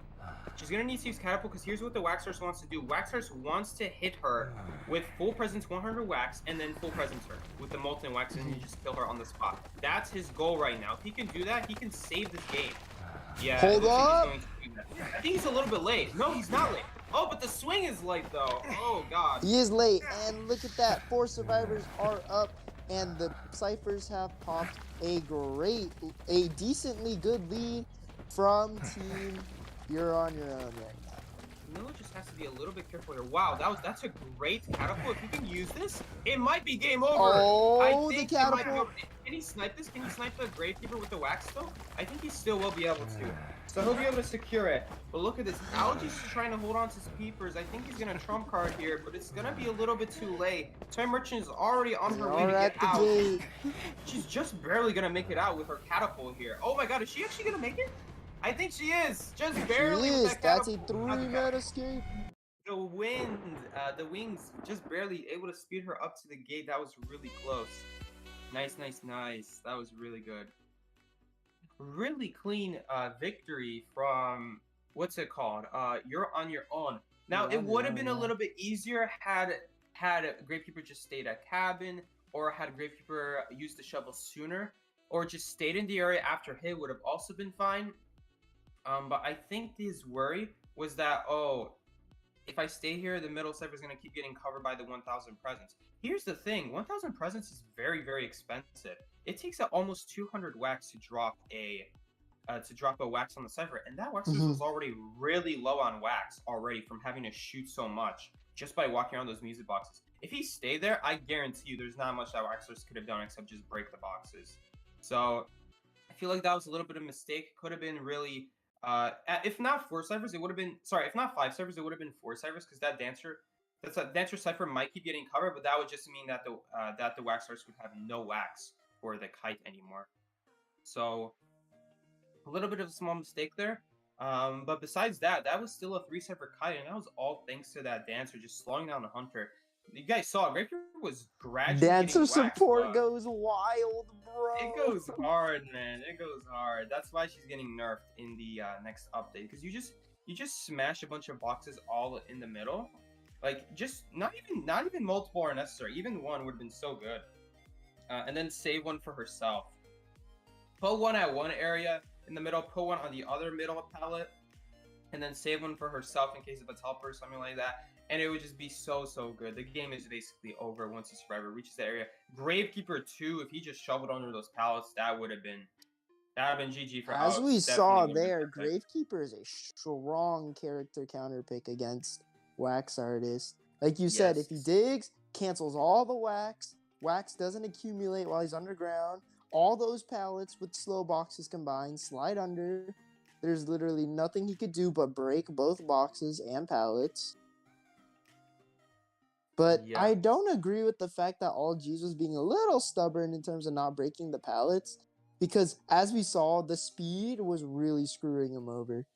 And Exactly. Gotta respect those boxes. you have Here's to the respect thing. boxes. If he breaks one of those boxes, he just transitions away. It's a lose-lose situation for the hunter. His chances are better if he breaks the boxes, but it's still almost close to 0 because of all those boxes. While he breaks one, he's still being slowed on by the other. So if he ignores the other one, he's still got the other one to deal with. And on top of that, Algae would have had to deal with the third box. I don't know if you guys saw the third box. The third box was next to 2-story, so he would have had a third box to deal with. It would have been game over.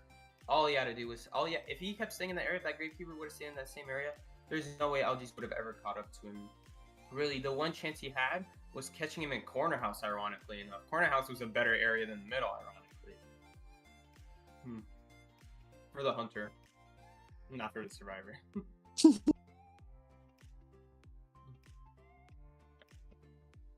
All right, we are on second half of round 2, and the first survivor ban is Priestess. Second one, female dancer. As we saw, yeah, ban dancers, but screw that. I don't want to deal with that. No questions asked. There's no freaking question asked. Ever Sleeping is one of the better maps for a dancer to go on.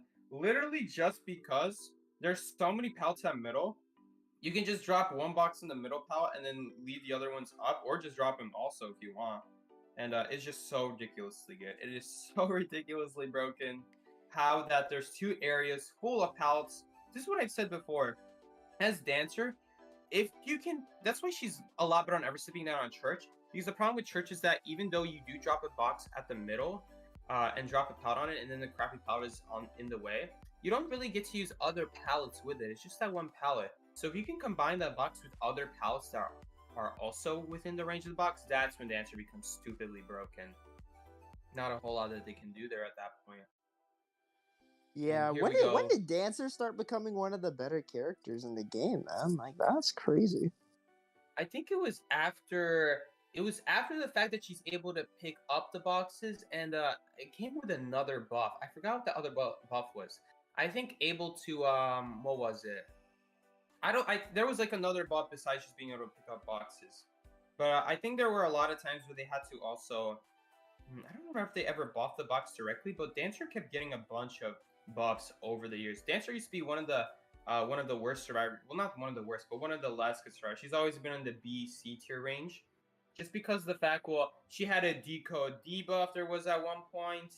She couldn't pick up her boxes. Her boxes took a very, very long time to drop mid-Kai. Like, if you wanted to just tap your box, then it would take you, like, a good 2 seconds or something like that. Nowadays, it's almost instant. Just bop. Yeah, bop, it's already down. There were a lot of us. I'd have to look at all of them. But Dancer kept getting buff after buff after buff. She also didn't originally have a twirl. Originally, her slow box slowed herself down as well. Actually, no. No, I think Dancer was immune to that. And I think every other survivor would also get slowed down by the slow box. I'm pretty sure. And then the fast box would increase the Hunter's recovery. It was so funny. Dancer was just hilariously bad for the wrong reasons. It helped the Hunter sometimes. I remember the old Dancer days, and then the buffs came out. The twirly twirl twirl, and then the one that mattered more than the twirly twirl twirl was definitely when she could pick up her boxes. I was like, well, I gotta break that now. Actually, no, because nowadays when you drop the pallet on the box, you cannot pick up the box until the Hunter breaks the pallet. But if the Hunter breaks the pallet, then they're also Definitely gotta break the box. Yeah. So if you drop the pallet, it's more of like you're committing your box, but like it works because of how much value you get out of it. Oh, I know another reason. I'm looking at it right now. Another reason why Dancer is a much better now. This is probably the biggest reason.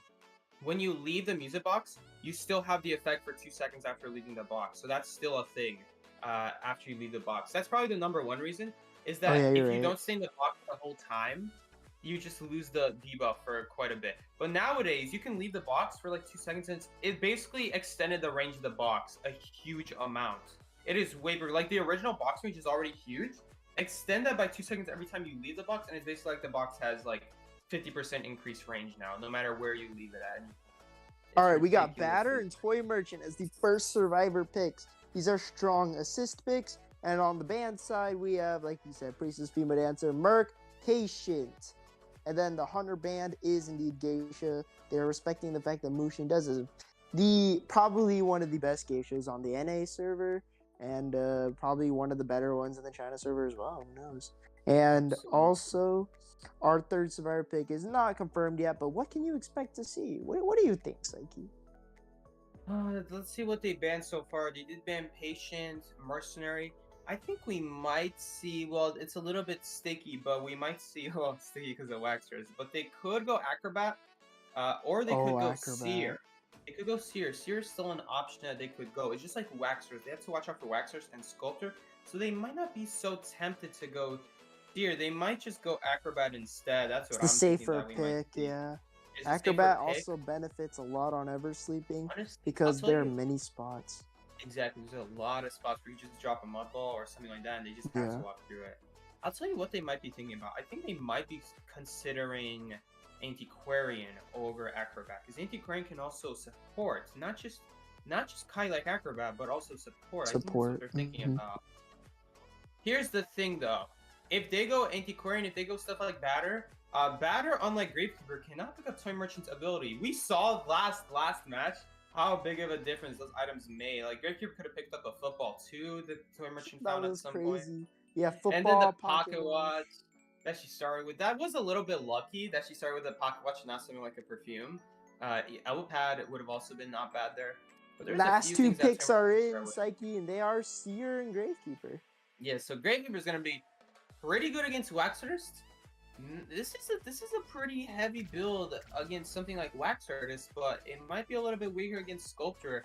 I'm curious to see what Muchin goes here. It He could might be just go Sculptor again. Yeah, it might be shaky. It might be a I team mean- that fumbles to Sculptor. Exactly. It's such a good map for Sculptor here as well. It's hard to argue against it. It's This is Seer, Gravekeeper, Full too. commit against countering a specific hunter, and as you said, it was probably to counter like maybe Wax Artist, or maybe to counter what's Maybe. it called? Honestly, Clark. Gravekeeper- I could see a yeah, Clark Clark counter. is another one. Here's the thing, Gravekeeper is not bad against Sculptor. You just need to make sure you shovel in an open area and then avoid. Oh yeah, the what'd she do? wall. What did she do? Yeah, what does she do? She's not like Bonbon. She needs to combine it with walls or other statues. She can use her own statues as walls right before they start moving. Fun fact. Yeah, but Bonbon definitely is the better projectile hunter, but the better overall hunter is Sculptor. Definitely, it just becomes less good against something like Perfumer or Gravekeeper, as they can just go in and open, and then your only option is going to be basic. You can't really use statues in an open area. But I'm and expect guessing to she hit that. trades that for being able to look at ciphers, which is on top a, of an exactly amazing trade. Yeah. on top of having a stronger late game and Mhm. also a better early game overall. That better early game is what allows you to get that better late game in the first place. So being able to have that range, no matter where you are, you're never really safe from a statue unless you're on heights. Very strong. Not at and all.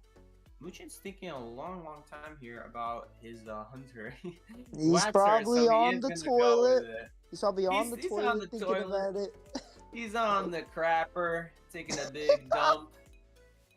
He's like, should I play a sculptor or should I play Man's chilling. He's weighing out his option as he unweighs Wax himself. Artist? It's a Wax Whoa. Artist. It is a Wax Artist. But after looking And- at these survivors, wouldn't you have gone sculptor if you? I don't know. Maybe they'll talk about it after the match. Jogi with him. But besides that, Wax Artist is still also pretty good here. It's not a Yeah. bad pick at all. It is a little bit sketchy, I will say, because of this toy merchant. Like if toy merchant just catapults away, I mean Sculptor wouldn't be Batter able to do a having whole lot range, against either. batter having non-committal range, possibly. Yeah, exactly. So he's not like forward where he has to accept 50 stack every single time, 50 wax. He can Yeah. just shoot them at a range. And it's also not so bad at all against freaking Wax Artist, who's able to also shoot at a range. Sometimes you just need to stop the hunter from shooting for a little bit, just so you can have a time to drop a window or drop a pallet without getting hit by a ton of wax. Sometimes that is necessary to do, where you hit them and there's a brief moment where the hunter's getting pushed back. That's your chance to do something while they can't use their abilities. So just think about it. It's basically like silencing them because they're stuck in an animation being pushed Yeah. back. For sure. Also, I didn't think about it until now, but Wax Artist actually is one of the most unique designs I've ever seen in video games and stuff. Like, Definitely. straight up, a dude who's like a normal dude, but like he has his woman's made of wax. Like, it's weird, but like, it's interesting. Hey yo, his woman is sister. So unless you live in Alabama, I wouldn't call her his woman. But the thing is, she got kind of weird for a sister. Yeah, that is a little bit weird for a That's sister, a I little will bit say. weird. I like how there's a normal grid and then there's graveyard. I know, the graveyard is just kind of like this random area on the map where it's just like pushed off to the side. Let's see here. They're going with the exact same Tetris position. formation. Exact same position as we saw You're on Your Own go earlier, with a little bit of small differences. But where Gravekeeper will up there. Mushin be placed? I believe Muchin's either gonna go fake gate. Sorry, not fake gate. Really? He's also gonna spawn there? Really? The bottom corner? Really? Really? Okay, well, I guess it's a little bit different, but honestly, he could have been in the same position that could have been happened last game, where his options could have been either Toy Merchant or Gravekeeper. That could have been the exact same thing. Or he could go middle, and then middle would be like Strider who doesn't want to go. But here's the thing: last match, like middle was Dancer. Dancer would have also been a really bad Strider to try to chase. I'm curious, why did Muchin also go this spawn? Bruh, Is this I don't know, the because exact people same like to spawn? look at walls when they start the game, Bro, this is the clearly. exact same spawn as we saw last match. This is literally a repeat. But is it gonna Different? be the same situation? Here's the difference. Batter's already running away from Waxers, unlike last game where the Grapekeeper kind of ran a little bit towards the Waxers, which, look at this, now the Look Batter at has so much more the walls. Yeah, he can't shoot any wax right here. Right, so that was this is first of all a big difference that we saw that we're seeing this game that we didn't see last game from the Grapekeeper. So Batter already taking great advantage. of There's this. a Oh, look at that catapult. Bad. Yep, pallet yep. drop. Look at Bad that pallet drop. pallet. Ooh. That's just one shot away. He might just not shoot here.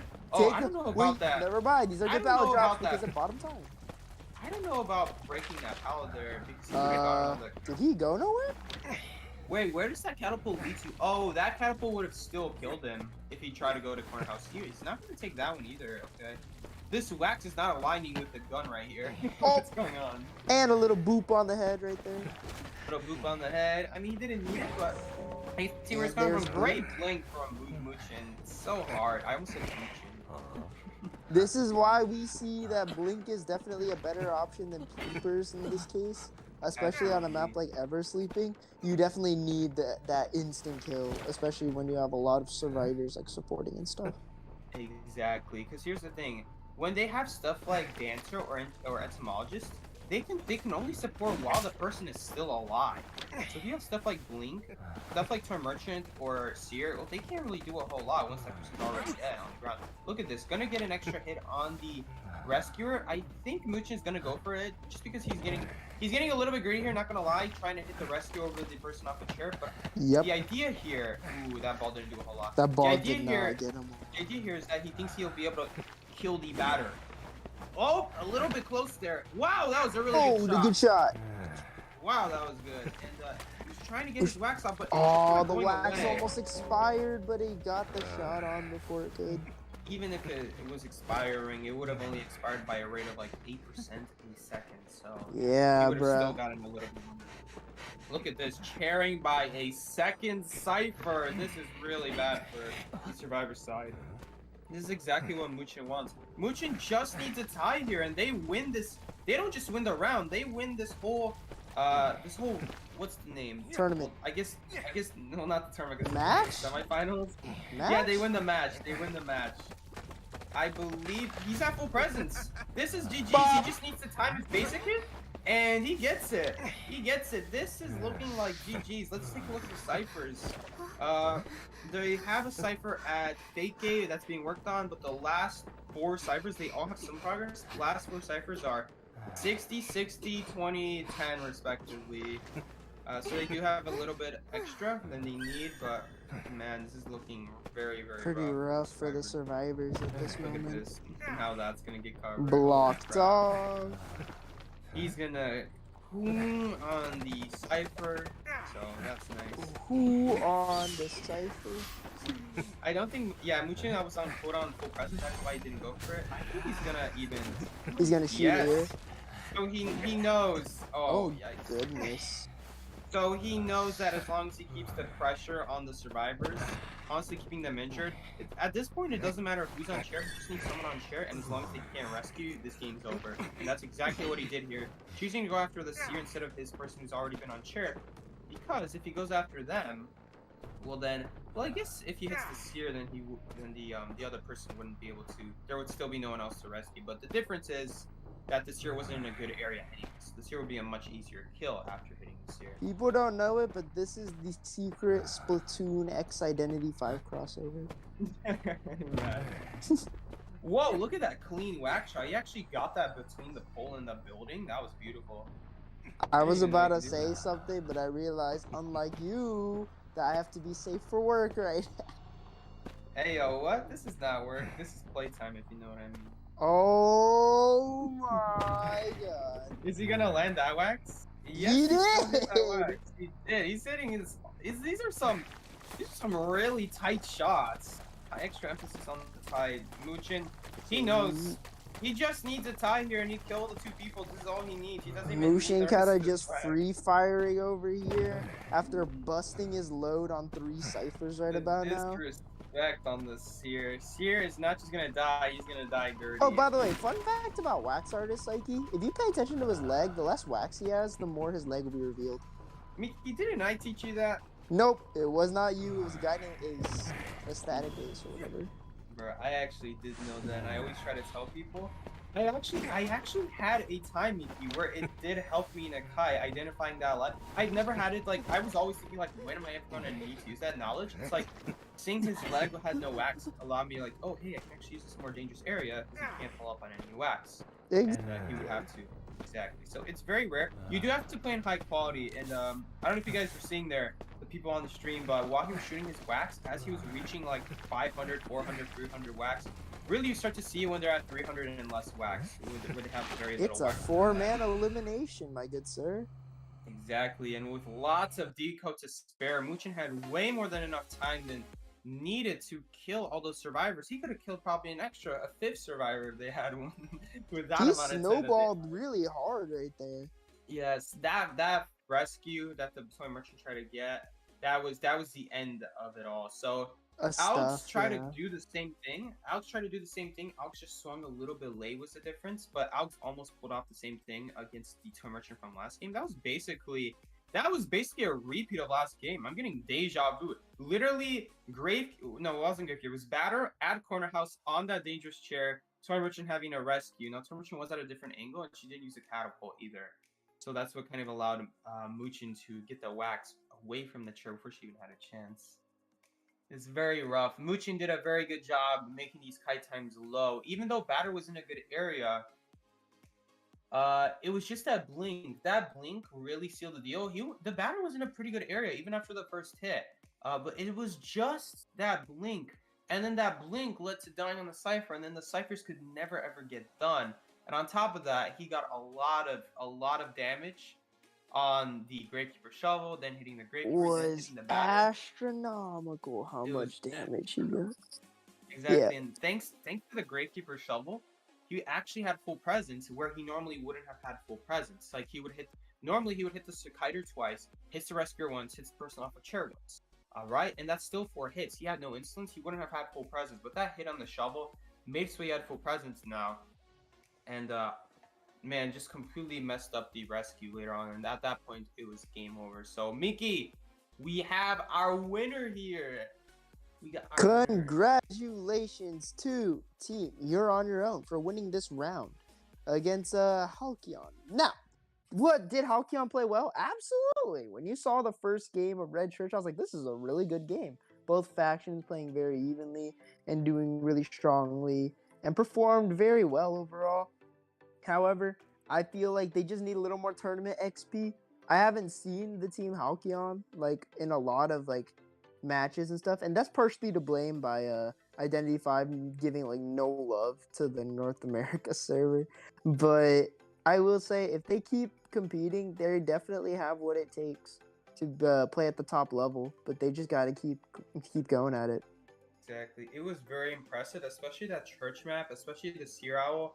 Honestly, I dare That say sculptor was really good. Their sculptor, Halcyon sculptor was really good. The sculptor was pretty good. Their survivors played. No disrespect to Joggy. Joggy's my friend. Joggy, I must say, their survivors played very, very well. I mean, that Batter on the corners, that Seer Owl, the Priestess portals, The combined support with the was Seer very Owls, good. It just put Muchin in such a rough spot that whole match. And if it was just played a little bit differently, Muchin probably would have walked away with a loss. If not a loss, at least a tie. But honestly, that was very close to being a loss, and they almost had Muchin in the bag. Would have been On very, the very good. ropes, absolutely. Yeah, Muchin at the tip of his table. He was about to be tight. I meant, he was about to be upset. Yo, what? Slow down there, buddy. I'm just saying. I'm just keeping it real. Well, guys, besides Miki being a little bit silly, I wanna. Bro, you were sillier than me the whole time. What are you talking about, bro? Yo, you're right. I'm kind of silly as well, though, especially with that wax harness. No, bro. It was before the priestess comment, dude. That was something else. OD. Hey, you don't want to know. Anyway, Yeah, guys, exactly. that will be all for today. Thank you so much for joining along, watching this watching this tournament day against your Ion versus Halcyon. Great play from both sides.